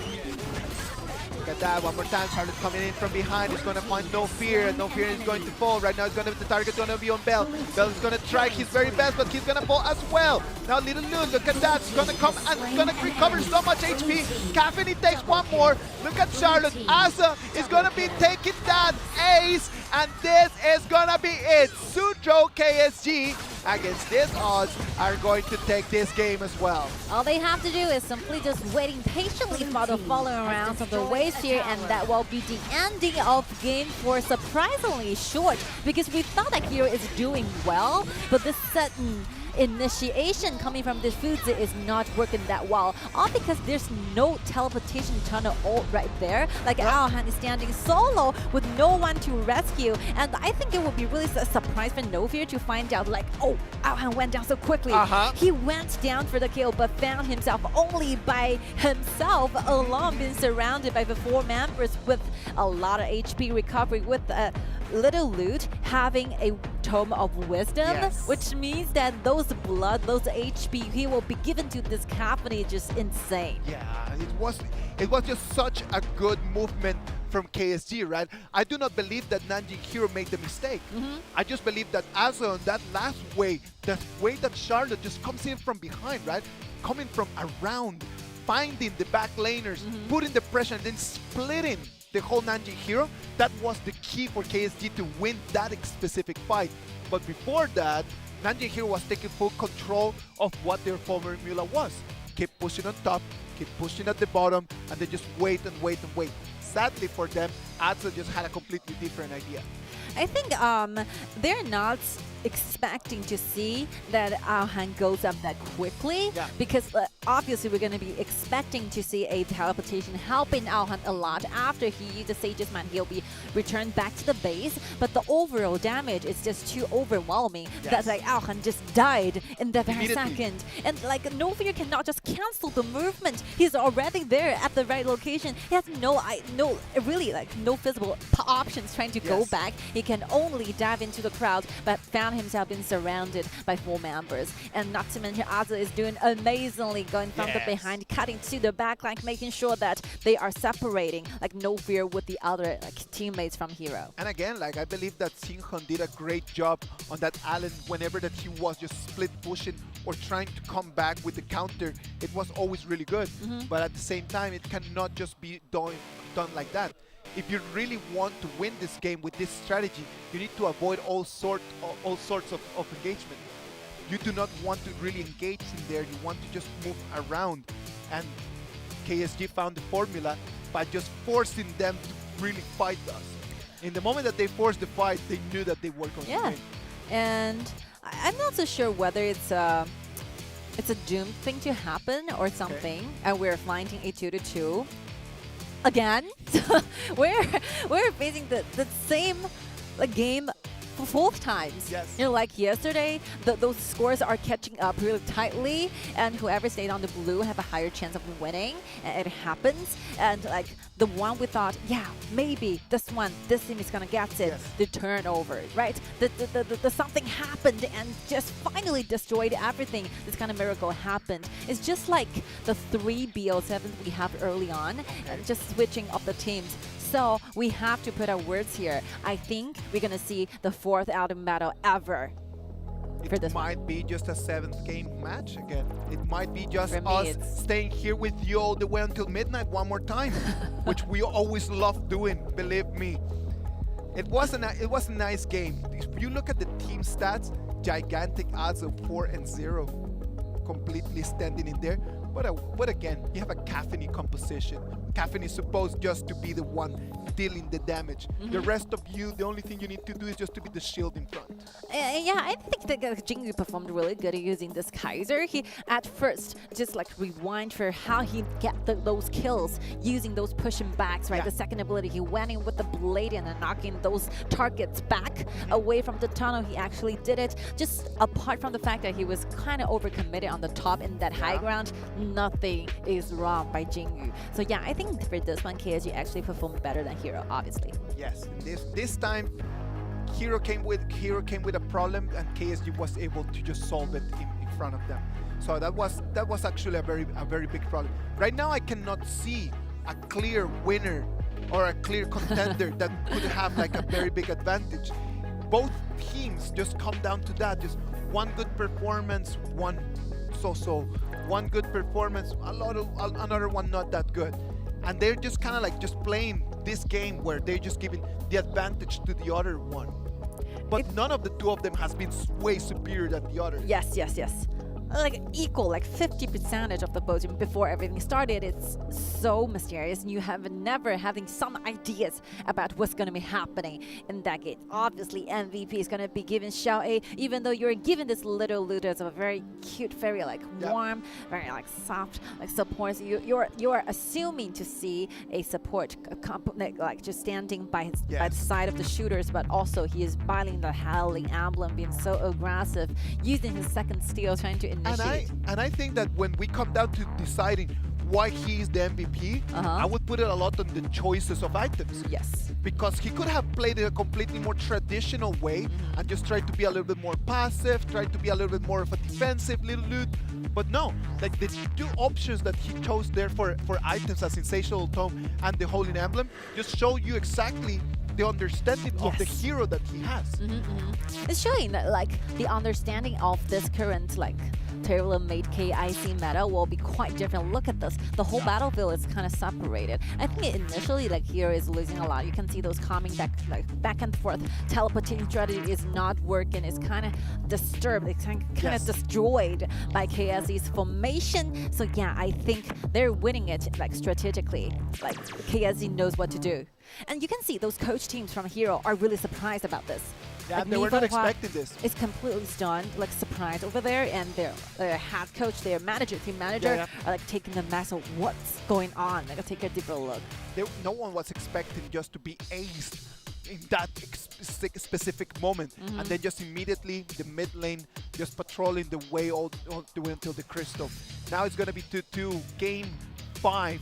Right now the hero pools are gonna start being a lot more limited. The BP is gonna become more and more important, and game 5 might decide, well, it is going to decide who is going to have the first match point. All of this is gonna happen after we come back from the break.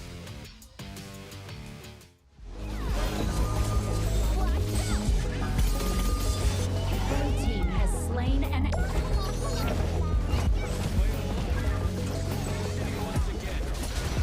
Red team has slain an enemy.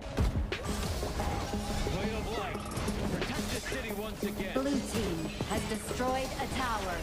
Blue team has slain an enemy. Red team has slain an enemy. Blue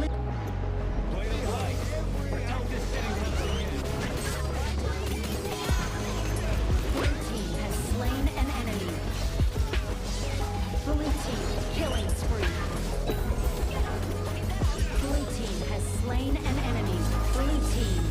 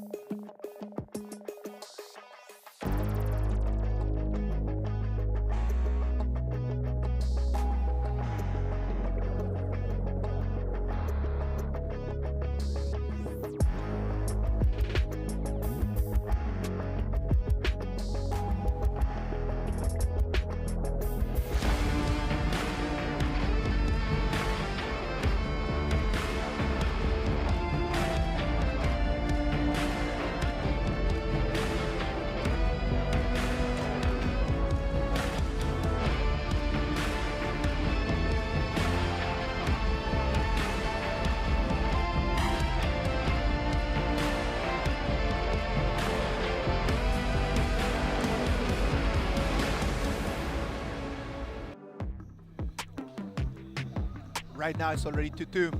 It's already drawn. What is going to happen? Suzhou.KSG and Nanjing.Hero are just kind of playing a game where they just pass the ball to each other.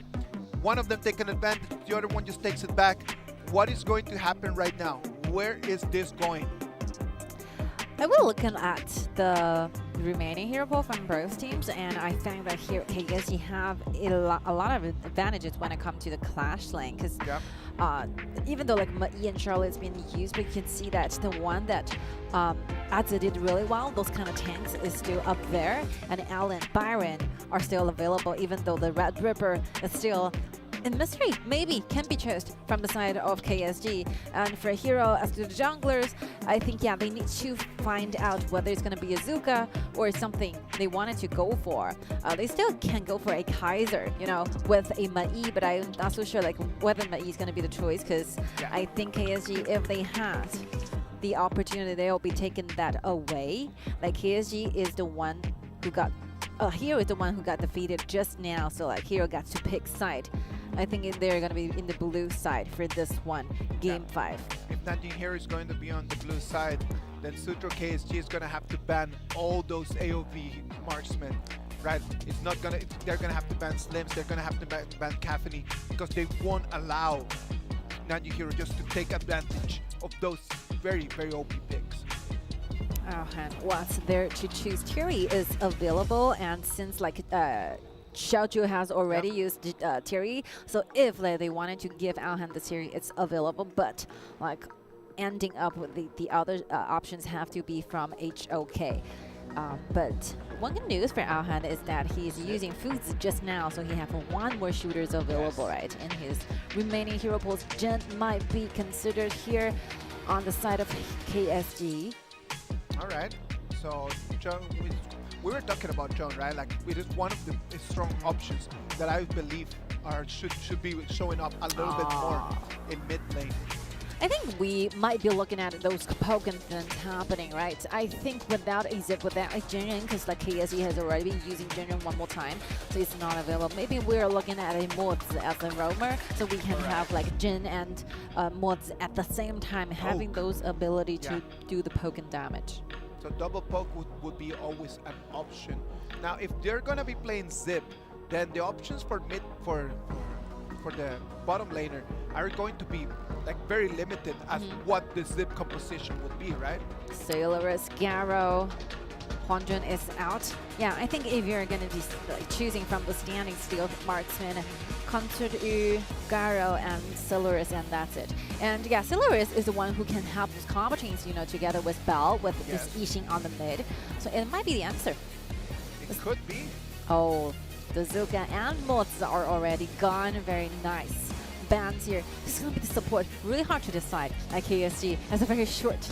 Oh, like Mikohua is really happy. Glad to see this. Glad to see this. Amani's enjoying the pressure of this game 5. Lumber might be the reason, but still, you can see like those like backliners does not have a lot of initiation, a lot of aggression here. So I think Sunbin suits better than Lumber. Alright, if it is going to be Sunbin, then they're going to have to take care. They might need a hero that's going to be strong in the early game for the option for the jungler. Yukio Tachibana might be an option that they could want to explore. Alright, Garo is the answer, a very signature hero from Alhan. Plays so well. He has a lot of quadra kills in KPL using this hero, and one more time the Sailor is going to be the choice when it comes to the jungler. Well, everyone is very like vulnerable. There's literally no tank here up front. It might just be a crazy first game that we're going to start seeing just people just starting to fight and not standing for long since the minute 1 or minute 2. It would be really nice for a little bit of a change. Yeah, I think KSG really need to find a tankier jungler. Allen is not enough, like with the only one frontliners using Allen is not working. And I think like Red Ripper will be the one works so well with something. You can find this Red Ripper everywhere. You cannot simply just put this frontliner down that easily.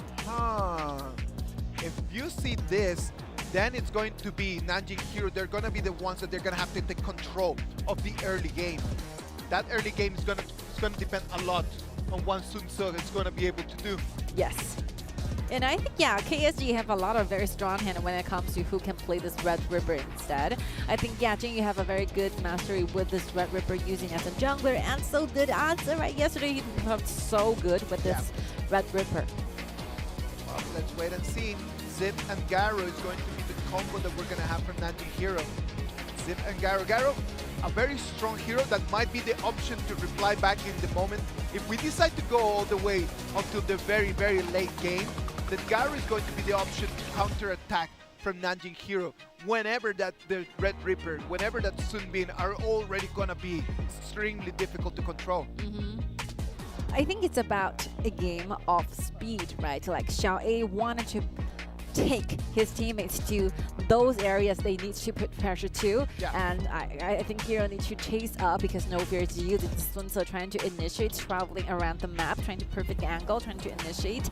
So yeah, this game is about to be amazing. I like Hero. I see a lot of initiation. I think the determinations of them right now trying to really get something started. I mean, the early 4 games for them, I was quite missing the Hero that we are watching yesterday with Game 1 and Game 2, where they have a very perfect opening going against RW, right? That Sun Tzu is really good. That combo is I like for the game, like Game 1 yesterday. So yeah, I think this kind of composition, I have a very high expectations towards Nanjing.Hero because we know how great that Joku is using the Zip and how great No Fear is using Sun Tzu like yesterday. Let's wait and see. We can see that right now Majin is going to be facing Allen. So Anzo is going to be a little bit more on the defensive side, right? Like just trying to limit and trying to spot that Majin rotation.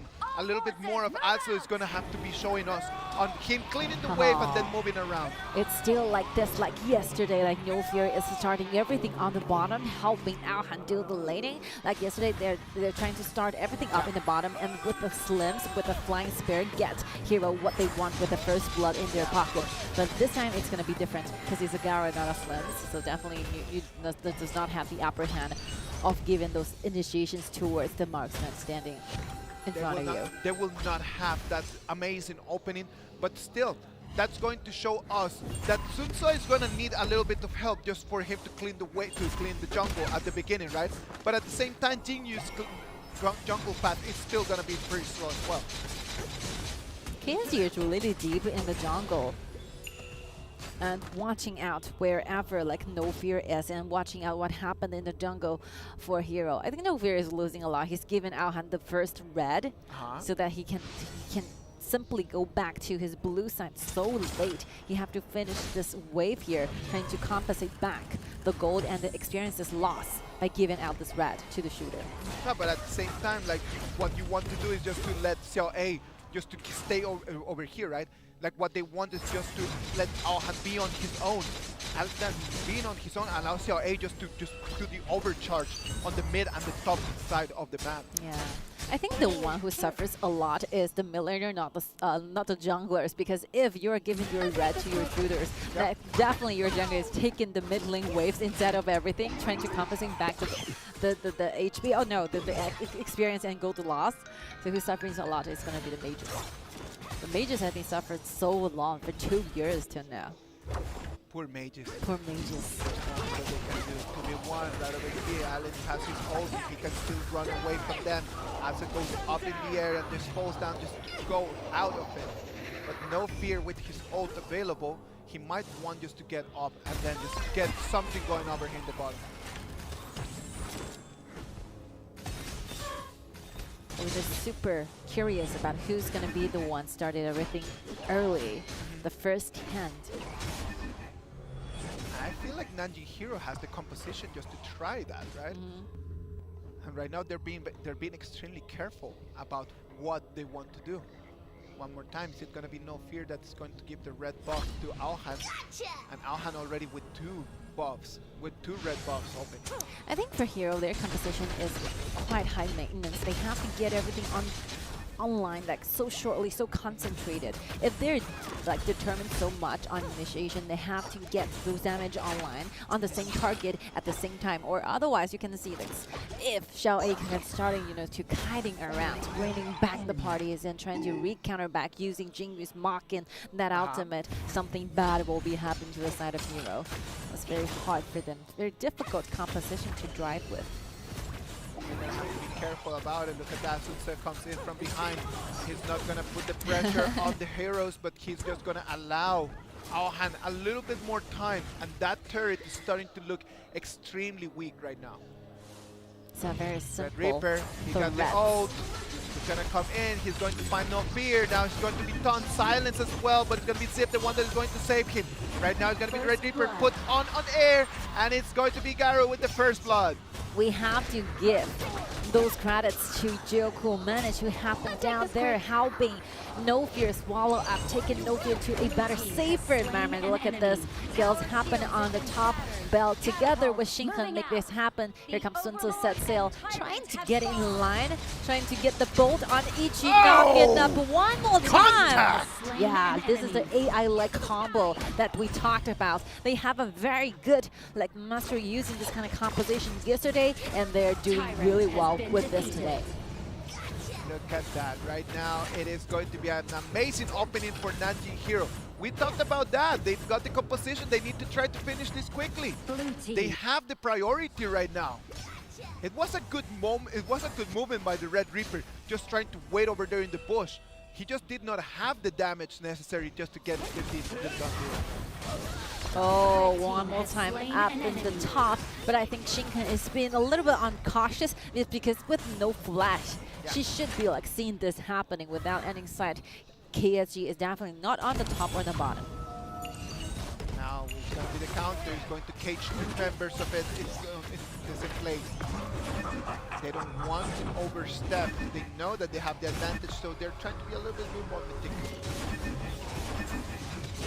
So you can see how like quickly KSG can initiate, you know, using Sun Bing's acceleration, put like Red Ripper on the side, using the Mach. You know, whoever got stunned there, I think cannot be going away that easily. It's gonna be tough for them. Come on, like it is at the rhythm of the game right now. It's difficult for KSG to try to get out of their base. The turret already on the bottom, it's already fallen. That allows Garo just to start moving around. Jinyu taking a lot of damage. Green light for this Overlord. Nothing that KSG can do about it. Take that and then control the minion lane.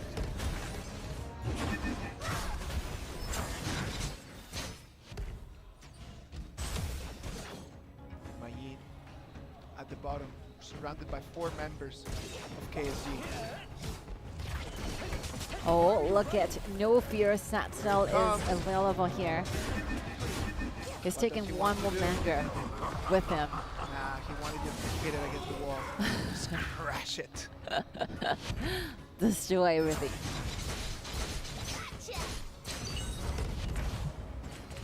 Because they're losing vision here. They have no idea where this Jingu is. And stepping into the bush might be a little bit dangerous since the one he's carrying is Aohan, not the other tanks, right? You're not given a sending away, you know, thing for Garo, or otherwise you're losing Garo. You're bringing your shooters to Red Ripper's face. And that's completely unnecessary and uncalled for. And they have the advantage right now. The only thing that they need to do is just to keep farming around these Garos. As long as everything, as the game stays like this, Garo is just gonna get bigger and bigger and bigger. With the reds available, Aohan is quite enjoying the game here with a longer range. Yeah. There's nothing that they can do right now. Look at that. Garo just standing over there in front of your turret, poking again and again. Now the Red Reaper comes in with the dead side, but it's not going to be enough. As Sun Tzu is going to reply back. Like this, you know, like with Joku's appearances, using a second skill like is another protection to Aohan to be stepping up with the positioning. You can be stepping like way ahead than usual, because if you're gonna be targeted by this Jinyu, you will be saved as long as you have Joku by your side. Takes you away. Ah, what a pain.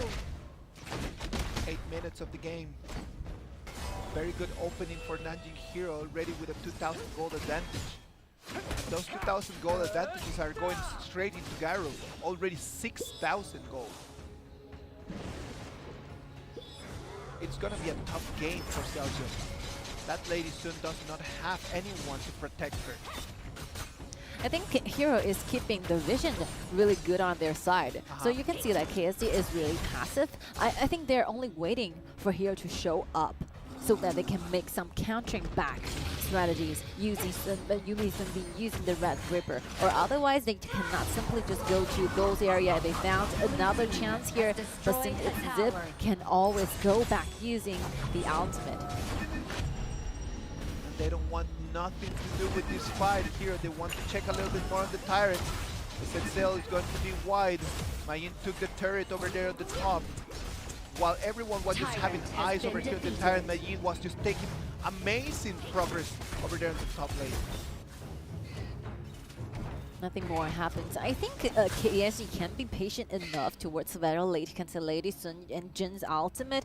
And since like Jinyu is grabbing those items you really need, trying to make sure the market time stays as long as possible in the late game. Yeah. So at very late, I think Aohan still needs to be really careful with where he's stepping into, or otherwise, if the damage continues to grow from the side of KSG, he might be not given that opportunity to escape that easily, just like he used to do with Joku. Oh, look at that. Atsu is going to be spotted. Remembers from Hero. He's gonna have to flash himself away, and that flash is gonna be a long, long cooldown. Look at that, KSG already trying to start something out, right? They know that they cannot just let the game just keep going at this. They need to force something out. They need to try to get something happening, because if the game continues this way, it's just going to be one more time the same thing as we've been seeing. Oh, they're traveling around. Went through a very long time, but after using the first ability, dodging those bolts, they haven't gained a state of immunity here. Mayin spotted from behind, wanted to come in from the flank. Jinyu keeps an eye on the Tyrant. I think Ata is in that bush. Azu has eyes on Aohan. Wait at that. Oh, but those upcoming damage from Garo. I spotted down. Very Waited nice for job the there. opportunity over there in the bush, and was spotted away. Like, Asa is literally waiting for Jinyu to use that ultimate, right? Because it's out of reach. Garo continues to follow. But like Jinyu wanted to go in, but those upcoming damage from Aohan using the Sun Chaser is just too much. Like Jinyu have to go back, and there goes those failure of the strategy, like hiding in the bush. He's not tanky enough just to put himself right over there. And without Jinyu, without Baitsi, there's no initiation from KSG. So he needs to stay healthy, right? Because of the way that the Red Ripper is being designed as well. Joku is carrying the waves together with him. Could play this really well, right? Oh, did you watch the Zip game in the first game between Wolves and AG? The way how Zip just controlled everything. Let's get back at this one more time. Mayin taking in all the abilities. Xinghe not worried about the damage coming in because it is nothing for him. Don't leave the king. Sin, turret is going to fall. One more time, still poking. Look at the damage coming in from Aohan. Ata having one more time the ultimate ready for the teammates. He spied themselves a lot of times here. Whoa, killing spree. Sunsa is going to come in. It's going to find a man in behind. Oh, but Mai got pulled back by Red Oh, Ripper. can it survive? Wow. The movement! You thought you got me, but you did not! Well, he ran so fast with the ultimate going on. And the Pure Sky is helping Jihin a lot. Those very important like damage reduction is what Xinghe really need at that very second. Oh, I love that. That was so nice. A great movement by Xinghe. Garo is waiting for his teammates here. No fear. No problem at all. Green light for this Overlord. Look at that one more time. Garo finds the good moment. Poking, no damage whatsoever. Nothing to be worried about. And when Azir decides to jump in, a man thinks that he's got the damage, but no, it was 4 members of Nanjing.Hero. Nothing he could have done. Bomb, done, killing spree. I think if Sunbi, I think it will be the moment where like Mai struggles, trying to go back when Yuho is so nervous. Yeah. Painful to see, right? Scary. Scary days. 4,000 gold advantage right now for Nanjing.Hero, 30 minutes of the game. And with the control of the dragons, right now, Nanjing.Hero has a green light just to put some pressure on this turret. One more time, Alhan seems so safe for me. It's almost like no one can possibly reach for this Garo. Jin is gonna have to use his ulti to run away, but look at that, Zip comes in with initiation. He wants to take on two of them. Wow, Shinkan! Slain an enemy. Amazing! Shinkan coming in from behind. Now the dragons are in, and the cat crystal's gonna be the next goal. Half of the HP. It's gonna be Mai with the double kill. Waiting for the Vanguards. Here we go. That's it. 2 members alive. It's Jingyu and Azu. Well, both this Red Ripper and this Alan do without the ultimate. I think it's really impossible. Azu really trying to tag into the helmet, but still, the Vanguard is still online with a very healthy age bar repainting. Here we go. We're gonna see Nanjing.Hero getting the match point once more time. Just like yesterday, even though they kept themselves really tight with the opponent, but they are always going to be the one getting to the match point ahead of their enemy, which means that even though they're going to be having those ultimate battle with us, they're the one gets to pick side. That is amazing news for Nanjing.Hero. Great performance. A gigantic Garo just poking everyone. It was an amazing performance by Alhan, dealing so much damage. It was such a good performance by him. Nothing that KSG could have done. All of them in front of that Garo were just so squishy. Nothing that they could have done. I think KSG is giving themselves with a composition that they are really passive about. They wanted to make them cast when they wanted to go for this Garo, but those range attack is just the longest distance ever in this earth. And I think KSG struggles a lot trying to get close to this backlines, but it's just they spend over 15 minutes figuring out the way to do so, but never got the answer. I know, and beautifully played as well. The way that Zip comes in, and instead of using the roll to escape, uses the roll to initiate, comes in, stuns 3 people, and then just allowed the last fight just to start. And a great way for Nanjing.Hero as well. So like what we expected to see from this, like there's a lot of potential using this kind of composition. With the Sailor, with the Sun Tzu and a Zip, you can always go for those very wild initiations. As long as you have your lead, as long as you have enough items in your pocket, feel free to initiate. It's gonna be your battlefield. And having both Sun Tzu and Zip allow you not only to initiate, but allow you to escape quickly out of the battle if it is completely necessary, right?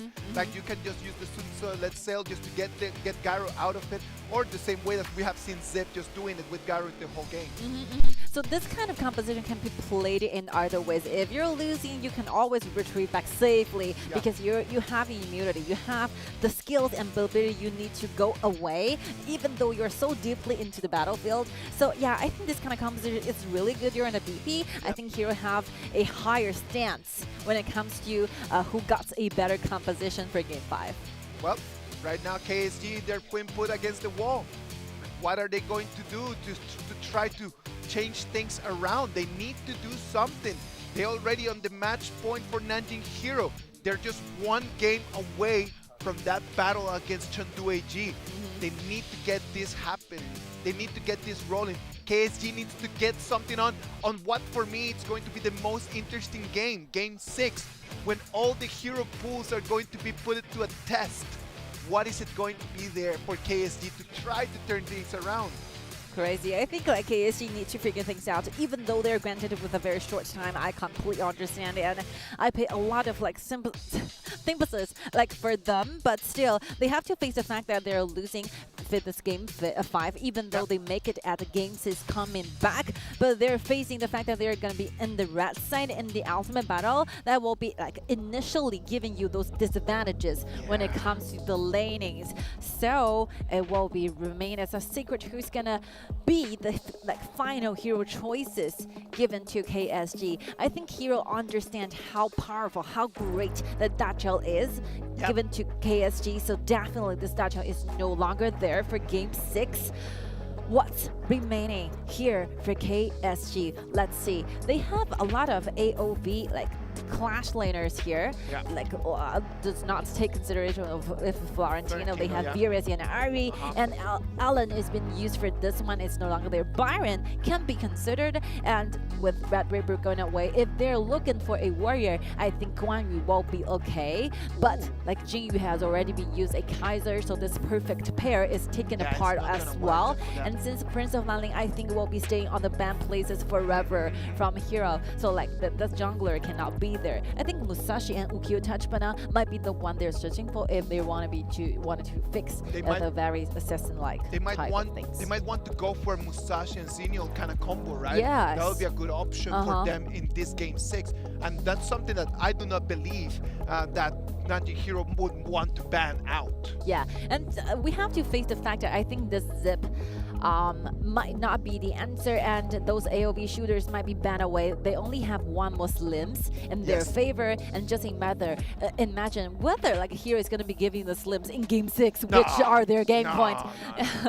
No, that's not happening. That is not happening. And if that happens, they're just inviting KSG just to push it to game 7. Yeah, so just imagine like KSG lost in this one, they choose onto the blue side, which means that Hero have a lot of fixing answers. They have to ban Butterfly. There will be one. Dacha will be out. So Prince of Lanling or Slims, these two, one of two might be going out there. One of them are available eventually. But since like No Fear has already used Prince of Lanling, so like Prince of Lanling cannot. You can simply just let Prince of Lanling free. I choose it in the second floor or the third floor. It can always work. How about Slims? I think some will be banned, huh? No, they're not gonna give Slims out. All right. Just giving Slims out is just gonna be a total disrespect towards Xiaojio. And Xiaojio is just so strong and has been having such a great performance. So I don't think that Slims is gonna be an option. One more time, MVP for this game, Xinghen. Yi. Yeah, look at the very last one. You know, knocking back twice, like pulling back every enemies who wanted to escape away, wanted to go back to the base, but he's the one standing out, said, no, you have to go back. You have to finish your life here so that we will be gaining this game points to our team. Crazy. So bossy. I love this kind of playing styles. It is just so good. Look at that, just throwing punches over there with Azo. Just throwing hands. No problem at all. I think Azu is looking at the item boards, or you know, having his vision on the other angles of the map. Yeah, it just looked pretty weird, just like him just standing right over there, right? Right. Look at that, the boat comes in, and then Joku goes bam, bam, double combo. The angle that he used to come in to start that fight was amazing.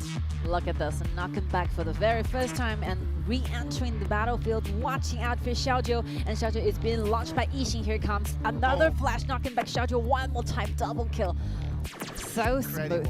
He got everything under control. Yeah, Jing tried his very best just to clean the wave at the end, but it was completely hopeless. Nothing that he could have done differently there. And right now we're going to be facing a Nanjing.Hero match point. It could finish in 4-2, or it could finish in 7 games. What are your thoughts? Ultimate battle, always. Ultimate battle? All right, just for us to have something to discuss about in the next game, I do believe that it's going to be 4-2 for Nanjing.Hero. Oh, really? Yeah, yeah, I think that is going to be Nanjing.Hero 4-2. That was my prediction at the beginning of All the right, video. all right. We're gradually. I have a prediction towards Nanjing.Hero, right, with a 4-3. So definitely for me, I wanted to make it game 6, so I can have the possibility to be a very good predictor. Let's wait and see. Let's see who's going Battles to be here again already. Let's wait and see who's going to be accurate in this one, right? Like it might be you, it might be me, but at the end of the day, it doesn't matter. The next game is going to be amazing. I'm just totally sure that if we come down to 7, it's going to be a feast for everyone online and everyone right over here in the Baoan Stadium here in Shenzhen, China. You know what? I was really curious if you are given 2 ultimate battles in one row for 2 days, and like for Hero, whether the composition is going to be changed or it could be. It will remain like unchanged, the same like yesterday. That is going to be something that we're going to have to discuss in case that we make it to game 7. But before game 7 is going to be game 6, and before game 6 is going to be this break.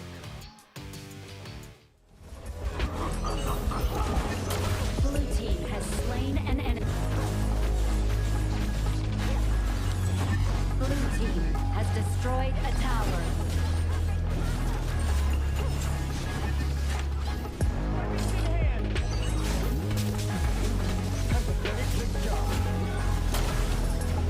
Blue team killing spree.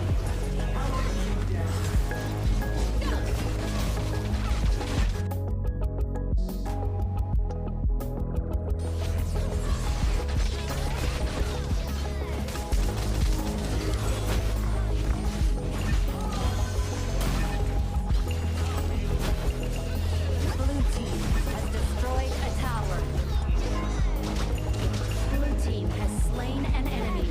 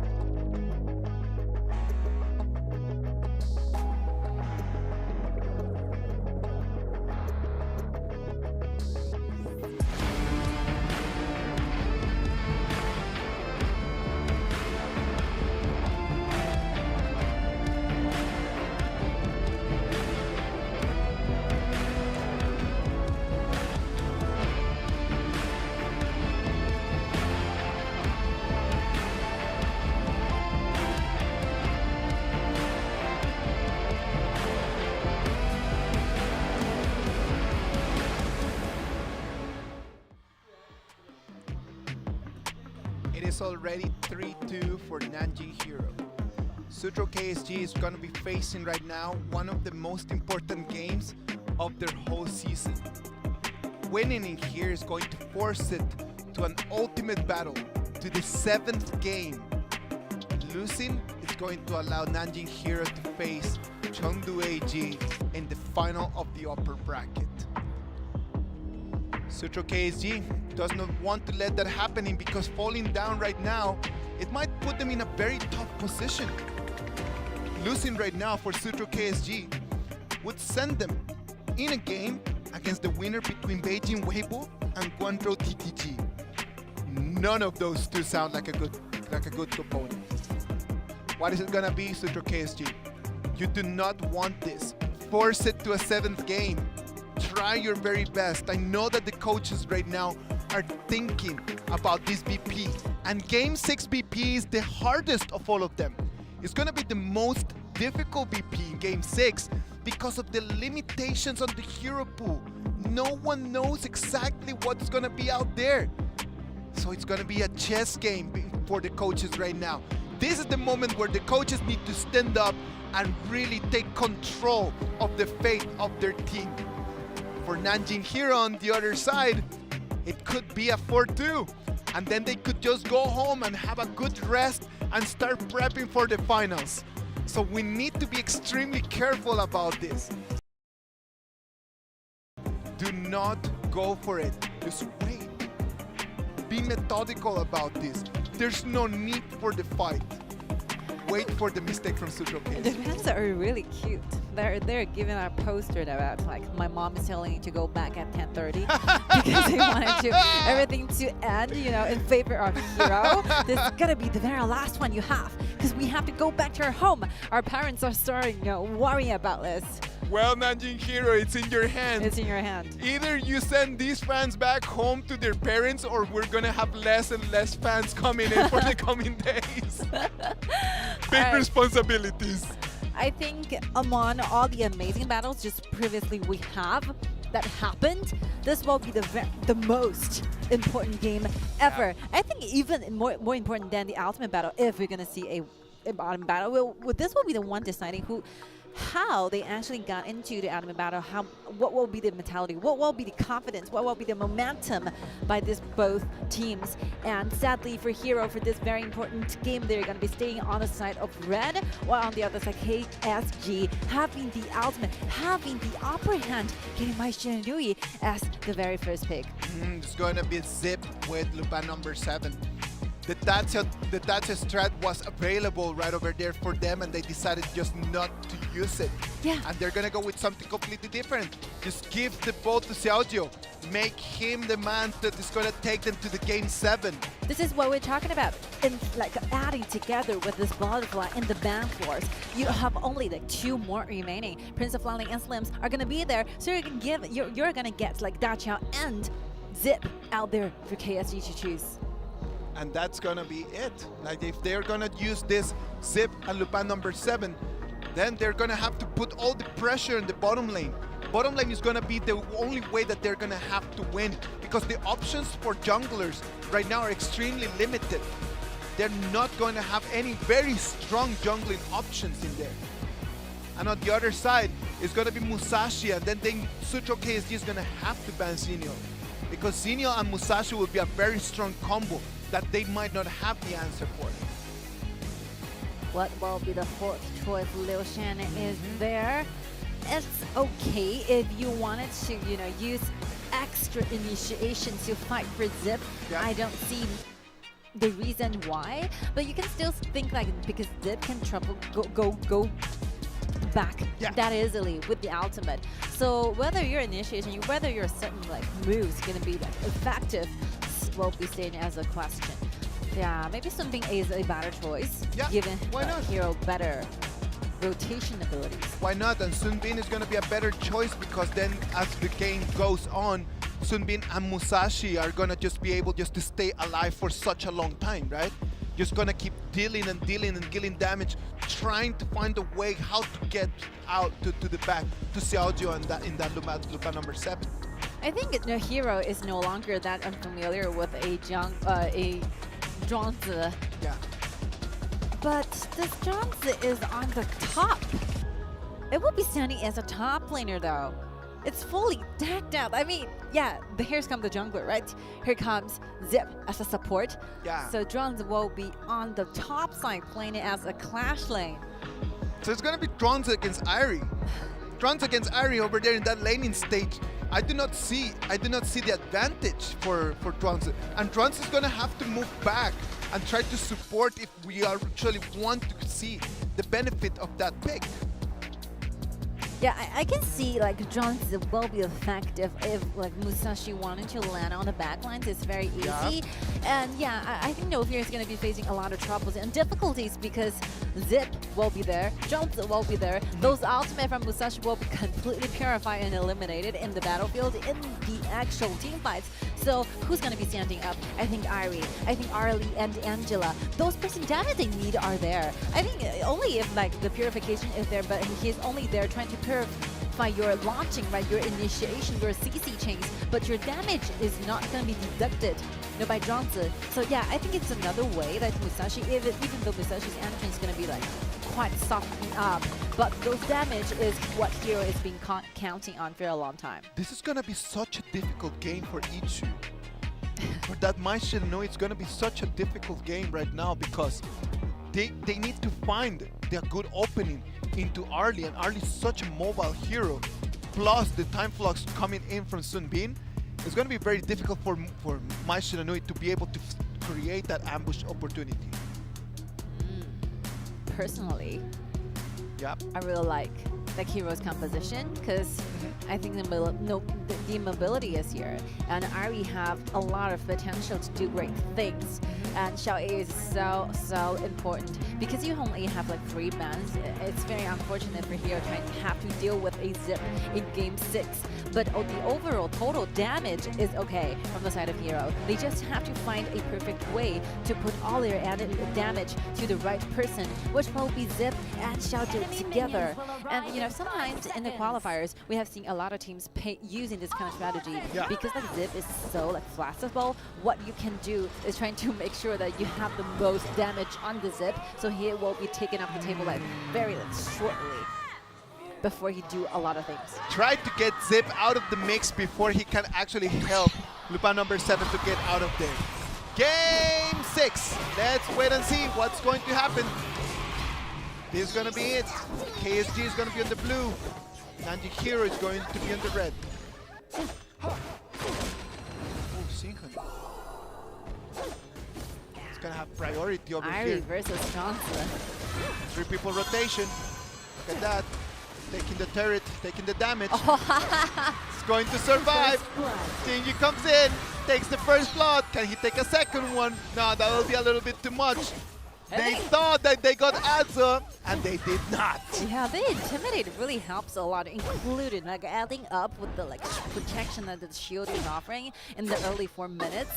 Like that damage will be like inflicted quite a lot, even though like Johnson is phasing 3, but ending up, you know, helping Nakalulu get a very first kill. Crazy. And everything happened with only like 2k HP. And the problem is that it is Aohan the one that falls, right? First blood. Like the one player that you do not want losing. That Arlene needs to stay a little bit more safe right now. Definitely, they have to arrange someone taking that tower damage instead of Aohan. Yeah. Goku is gonna do this. They but weren't, unfortunately they this weren't won't happen. counting on Jinyu coming in from behind, right? That when the Parasol comes back, it's a problem. Look at that one more time. It's going to be... It's going to be KSG, the ones that they're going to be setting up, trying their very best just to get things going on. But Nanjing.Hero, they really want to get this finished.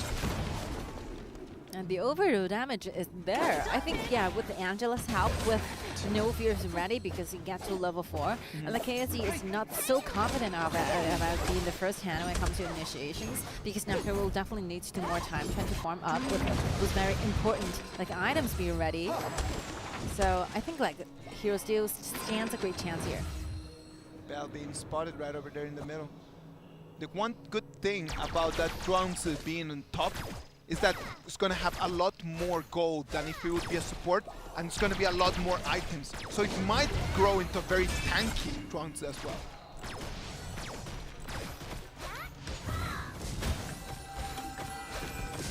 Butterfly. Ari is doing quite well on the top. Johnson's no opponent here. They actually send Maestro on the top, so that like Ari will be not having that great of time here. Like Johnson will be a second support, standing to help like Jinyu deal the wave, getting the vision, and just boosting up on his personal farm.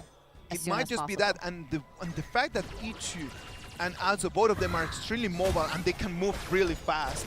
It's not going to mean that they're going to be just planted in, just set on one position. They might just as well just be rotating that position in between the two of them for the whole game.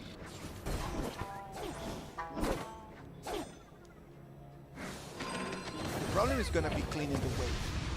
They might not have priority over that either. Everything is really balanced. We are simply waiting for a team fights where it's going to be like starting to differentiate the two teams into different roles, into different leading or like losing states. I think Johnson have any idea of who's going to be there, trying to help Shinhan more. Because like Angela has been missing out a long time. Just waiting in the bush. Yes. They all had this kind of information. Ichu finally gets the appearance, finally gets the vision from Bell, which will be helped, you know, helping like Azi, leading Jinyu like deeper into the top side. But Luminary 7 is enjoying his life. No, down of there. course, and that is a problem for Hero. The fact that Lupin number 7 is just being extremely healthy, just walking around with no pressure at all, that is a problem for them. They need to at least psychologically create some kind of stress or pressure on that Lupin number 7. I think somehow Hero is not that. It's not the first time for Hero trying to deal with a Zhuangzi when they have a Musashi. Yeah. They're facing in the group stages early on when they're having that one with Beijing Weibo, and surprisingly, like when Ling Hen is getting that Zhuangzi as a jungler, that will be the very first time you see Zhuangzi as a jungler in 2023 KIC, and that will be following as a trend, you know, giving pound and using that something happening in the mid here. A tower. Someone Team has vanished. slain an enemy. Yeah, and that person vanishing is no fear. Musashi just completely obliterated, taken down, pulverized. It happens like so quickly that No Fear have literally no time to respond to this. They didn't have an opportunity. It was 4 members from KSG. Blue team Bottom lane has though, destroyed very a stressful. tower. Oh, using the flash. Double flash. Blue Bell team thought that has he could slain run an away, enemy. and no, it was not an option. And now can be coming back. It's going to be No Fear trying to come in, but Xiaoju is in a great position. He's going to survive. Yeah, because of the existence of Zhuangzi here, so I think that if it's switching to other heroes, No Fear might be wanting to, you know, go deeper, looking for the kills. But since Zhuangzi is there, you know, protecting Xiaoju all the time, there's no way for No Fear trying to reach for Lupin number 7 that easily. It was just so hard. It is going to be so difficult to find that Xiaoju. And right now that he's going to have full control of the red buff, it's going to be even harder for them to survive from the damage dealt by him. I think Joker will be played as a very important role later on because the silence, the outcome he have might be a very crucial factor in the team fight. Just imagine if like Xiao is trying to swallow Joe but got silenced up. That might be the one they wanted to stop everything. Stop this Zip taking this Lupin number 7 going away every single time. It might be the option, it might be the key, not only for the HP recovery, but for the initiation as well. It's going to put on the brakes on that Zip roll. Angela have to hide vision all the time because it's really impossible for him trying to chase for Zip. They have to make those sudden moves, sudden kill here. That one more time. Right now it's going to be Azu, the one that's going to have the target on his back. They found Aza. He's going to fall, but he's going to allow Xiaoju to run away. Xiao A is being targeted. Like Hero decided to pour everything they got, the full damage on this Aza, trying to get rid of this Zhuangzi off before everything happened. Without a front laner, without a purification, everything will be easier for a Hero trying to control later. Exactly. I thought that they were going to avoid Zhuangzi and then really go for Xiao A and Xiaoju because they were extremely deep into the hero ground. This is a really smart team strategy has instead of just destroyed simply a went for the tower. backlines, which will be really, really difficult because they have Zip by his side. Why not give the Zhuangzi away? Like, Zhuangzi is really tanky, but still he cannot simply fight back. If he's been too arrogant with his standing point, with his positioning, why not take him away? With you being the outnumbering side, you'll definitely have some more potential to gain the vision later on. And Aza need to be step back a little bit closer, maybe towards Jingyu, towards Ichi. Difficult problems right now. Look at that one more time. Blazing Brilliance comes in. It's going to keep taking Trunks. It's going to be sucking it and most of the Tyrant damage. has been defeated. Musashi got the dragon out of expectations. KSG is kind of extracted here. Whoa. The Purify coming in from Trunks is the one thing that allowed them to run away. Yeah, this is what we're talking about. Those bursting damage at once from Hero initially and up to the mid laner mid game is super good. It's very stable. Even though like even it's for Aza, it's for this Zhuangzi who's a very tanky hero at this meta. You cannot simply just hold it that much. Hero have their answers towards this.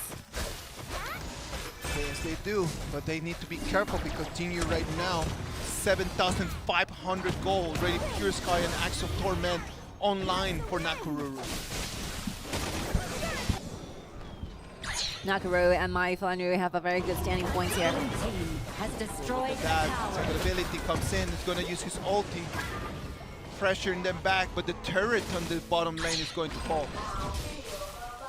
Very nice ambush here because the blue is about to spawn here, so you have to get a upper hand on your location. I think they're tried really well, but Hero has been so cautious with every single bush with the vision control, so they're sending those members who have the capability trying to detect who's going to be standing in the bush or what. Cannons moving out.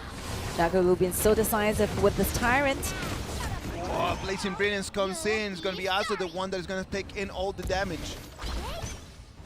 But Johnson have to go back without a full HP, and here that comes the same as Ichi. Ichi is half the HP. I think Hero will be the one, holding here with the vision Ruru. control. Already in air. Damage coming in. Blazing Brilliance is going to be wide, but coming in from behind. Look at that! Been defeated. Gigantic! It's going to be Sinkhun, the one that is going to take the double kill!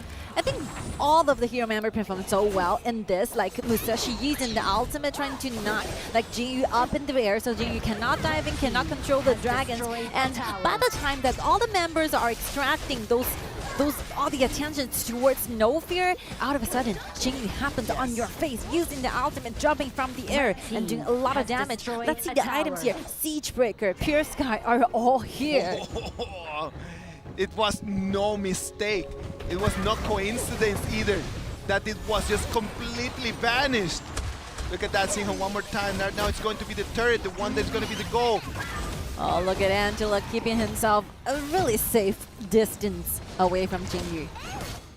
Jinyu's damage is Red also team online, has right? Like you destroyed need a to be very tower. careful, because if that Nakoruru can just fall in with the full combo, it's going to be 100% away.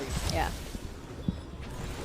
Hero has a very solid understanding of each heroes. The last time they're kind of surprised by the showing of this Johnson, but this time they're answering everything with this Angela. I think the bursting damage coming from Angela is quite a problem at this very stand, where like Aza cannot simply find himself staying that long with the vision as the frontliners. Every single time he wants to push further, he got all backed out because those crying, those firing damage is just too much.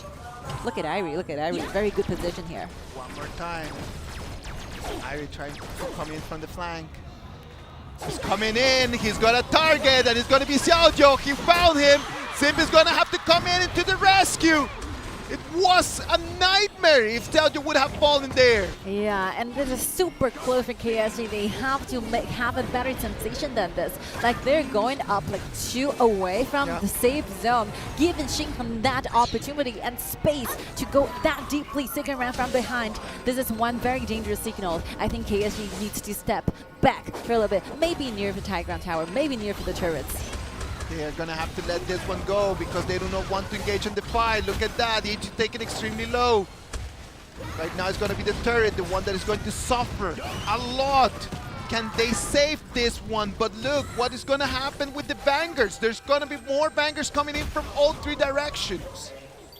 Super stressful at this time because everything happened. Everything is falling apart so soon. So what happened here? Maisha just suddenly disappeared.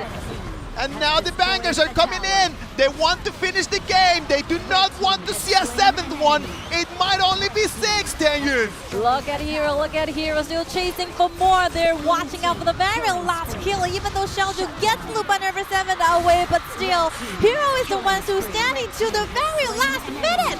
Congratulations to Nanjing.Hero, make it to the upper bracket finals, going against AG.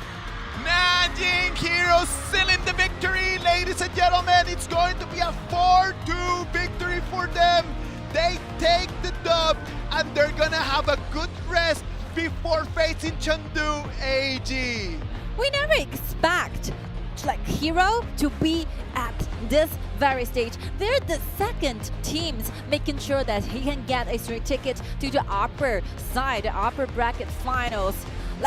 Chongqing Wolves failed. Beijing Weibo failed. KSG, Guangzhou TTG, those amazing teams who are in the Challenging Cup, they're so competitive in the summer season, are all failing to do so. But it will be Nanjing.Hero going through all the difficulties, changing a lot completely, making that this far for this year's KIC 2023.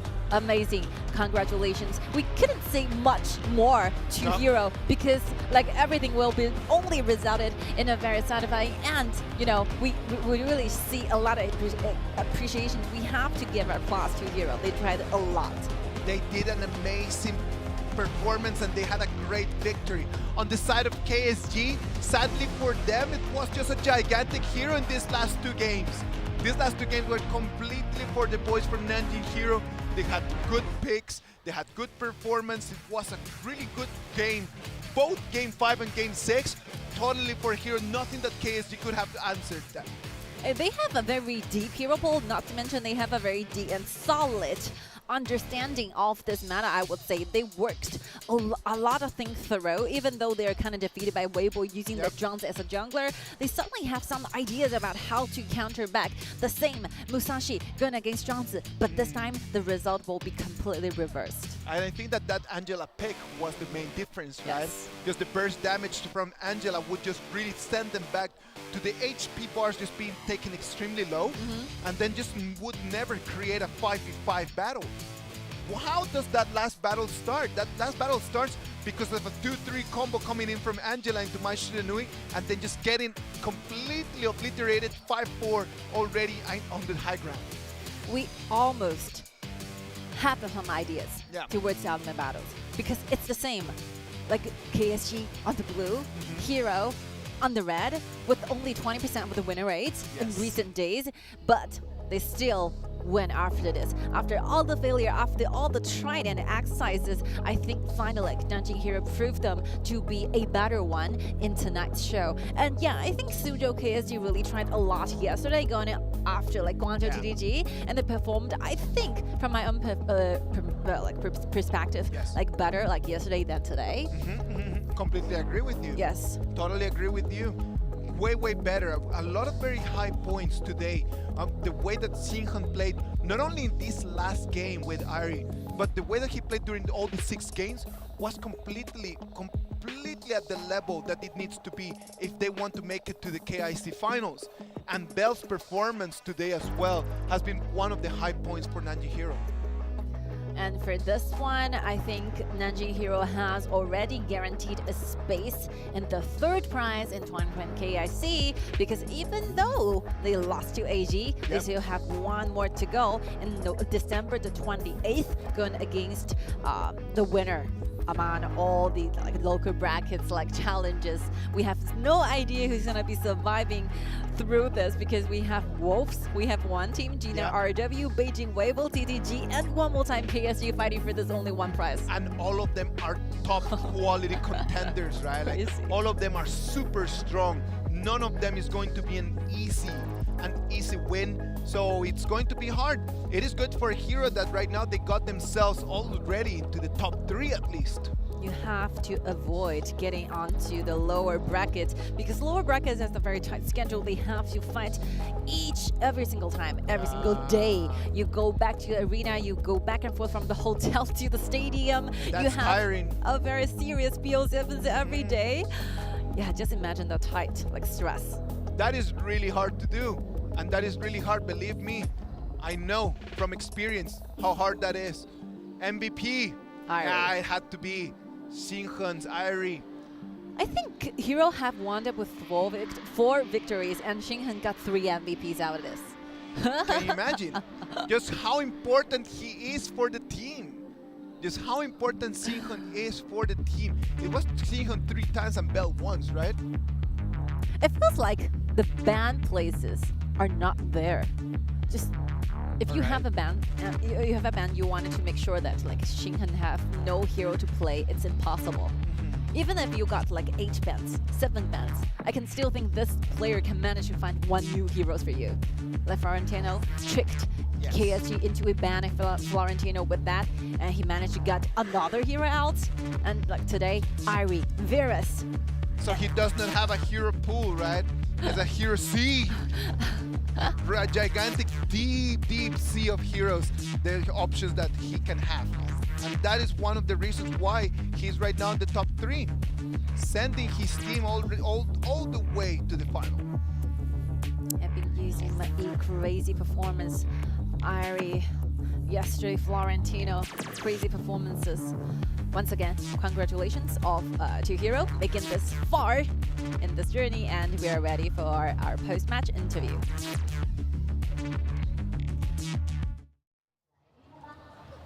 Thank you guys and welcome back to the interview area. This time I'm joined by the Clash laner from Suzhou.KSG. Aza, so please say hi to our owners first, please. 那先请阿泽和大家打个招呼吧。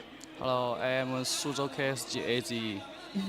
And first question, everyone is just being so curious about that Zhuangzi pick as the Clash in the very first time. So could you share us about some insights using that hero? 那首先大家都对于这个最后一把的庄周对抗都很好奇啊，可以跟大家分享一下吗？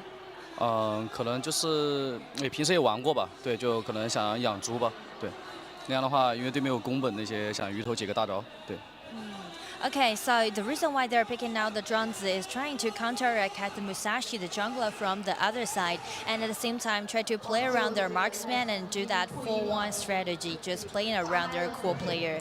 And we are wondering that what might be the difference to let the Zhuangzi play as the Clash Linen or as the jungler? What might be the difference? Because it has been such a great flex pick so far.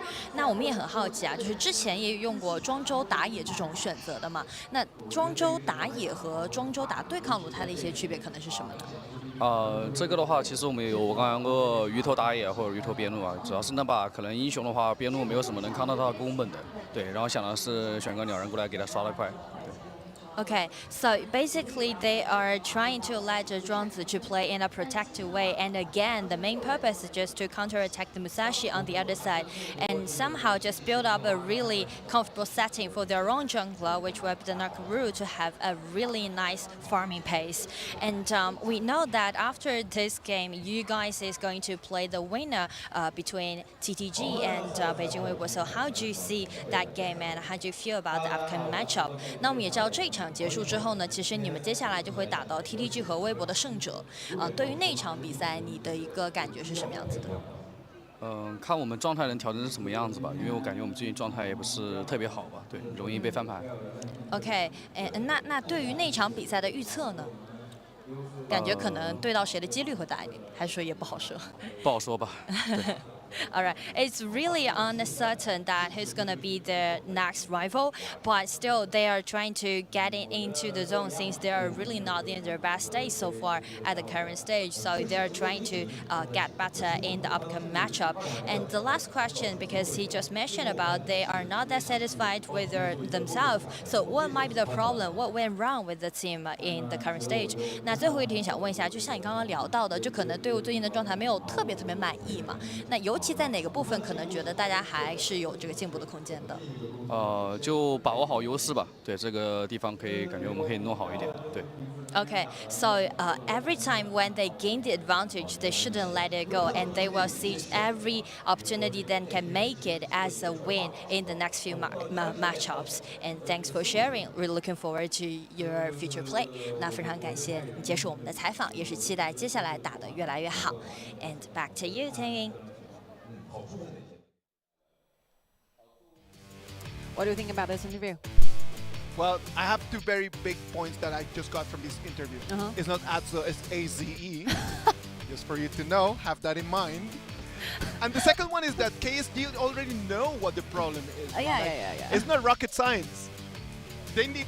We see it, they see it, you guys see it at home. They have opportunities and they're not just solidifying that. If you cannot capitalize out of your advantages, what are you doing? Yeah. What are you playing to? You do not win just by having an advantage. No, you win by just destroying the crystal. So you need to get there and then you solve that.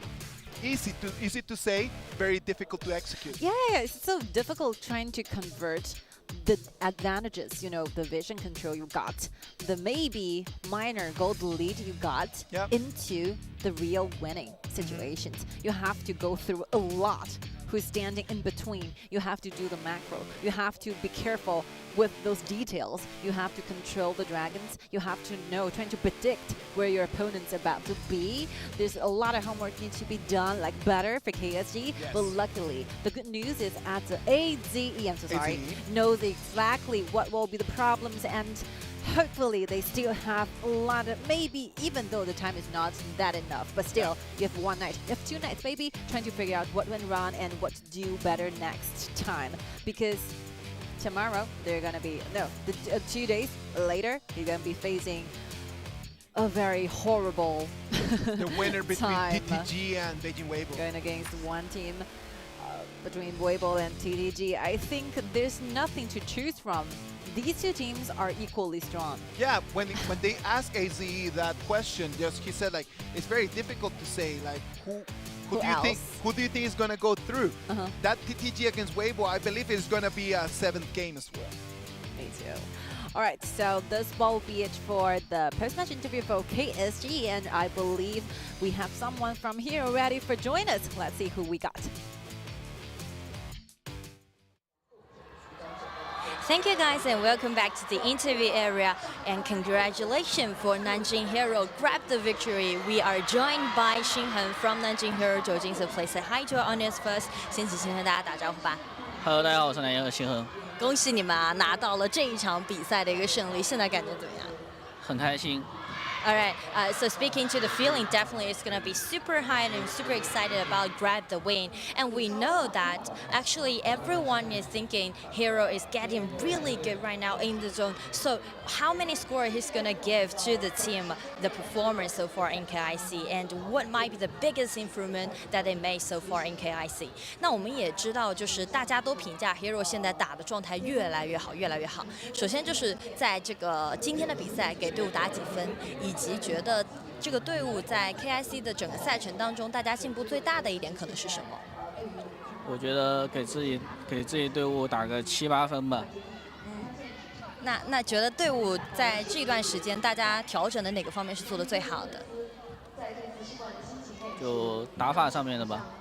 比如说呢，就是阵容构建，还是说大家在哪个地方可能会做的比较好？就可能对 KS 英雄的去研发吧。 Ah, okay. So speaking to the score, that will be 7 or 8 out of 10. And because they are doing a great research, did a lot of homework on the draft, and also just trying to deepen their hero pool, that might be the biggest improvement that they made in the KIC. And speaking to the hero pool, we know that Xinhen had played so many AoE hero for the Clash Lane. For example, the area is really in favor of the picking. So could you just share some insights about that hero and what kind of position that this hero has been in this KIC? 那我们也知道，其实你用了非常多不一样的对抗英雄，比如说你个人是非常喜欢用艾丽这个英雄的，可以跟大家分享一下他的玩法以及打谁对线可能会比较舒服吗？这个英雄就多用1技能去刷新自己的2技能，做多端位移的这种普攻的击杀吧。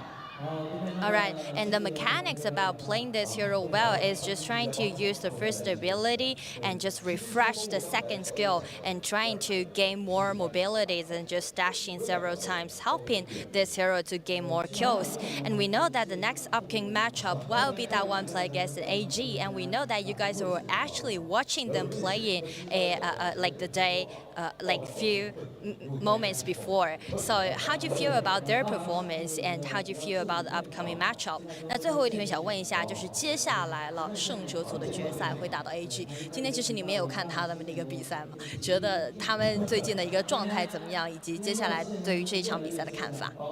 我觉得 AG 很厉害，我们这场肯定会很难打的。那但是还是会非常有信心的，对吗？ 信心当然是会有的。Okay, so speaking to the upcoming matchup, it definitely will be a hard one to up against AG since they're really strong and really good right now. But still, they will just keep the confidence, keep the momentum, try to gain themselves the victory. And thanks for sharing. Hope you guys do well in the really important matchup. 感谢你的分享啊，也是希望你们在最后一场胜者组决赛可以打出非常亮眼的表现。And back to you, 天云。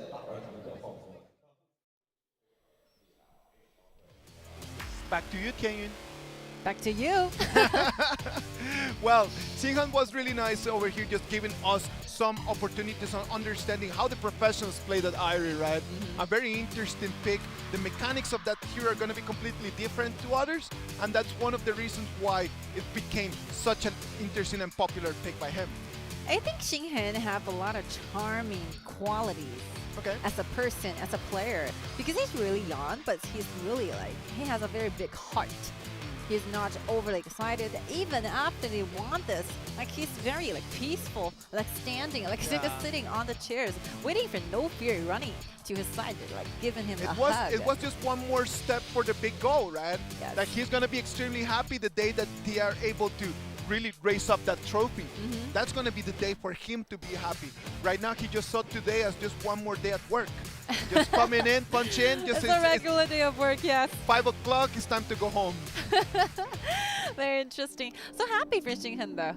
We've watched him, you know, to grow from a kid to a very professional, like adult, you know, and been so amazing with every type of the meta, every type of the hero here. And let's take a look at today's results. Let's see, like a Chengdu AG won against Chongqing Wolves, a very great one. And for the second BO7s, actually, we thought it's going to be Ultimate Battles once again, but Nanjing.Hero on the red side finished an entire BO7s using a very good carrying back strategy, and that kind of composition is so perfect. I think bursting damage is all you need facing Zhangzi, and that's the schedule. Let's see what will be the teams in the future rounds here. Chengdu AG rounding up with Nanjing.Hero in the upper bracket finals, dated in December 27th in 6 p.m. for game 12. Tomorrow we're gonna have the game between one team esports against Jinan RW, which is gonna be their last opportunity to try to stay alive over here in this championship. And right after that one, the game that everyone is waiting for, Beijing Weibo against Guangzhou TTG. Amazing one. Before we started, I wanted to put my prediction here. It's Ultimate Battle. I'm not so sure about who's the winner, but it's definitely out in battle. And yeah, one thing from yesterday from TTG is definitely from the jungler. Something happened for Buran, right? Buran can be way better than yesterday, I can assure you. He's the FMVP for the summer season. So definitely I think something might be changed for TTG to get back to the game. And for Beijing Weibo, they have been resting for a few days, and hopefully they can bring the best of themselves to the game. It is important for Buran just to be on his A game tomorrow, as they're going to be facing Beijing Weibo. And before that, we're going to have one team esports against Jinan RW, that they're going to be an amazing game as well. For tonight, we are completely done. We have 2 amazing games that we brought to you. We enjoyed being here all these hours with you, but right now it's time for everyone at home and for us to go and have a little rest. Everyone, have a good night.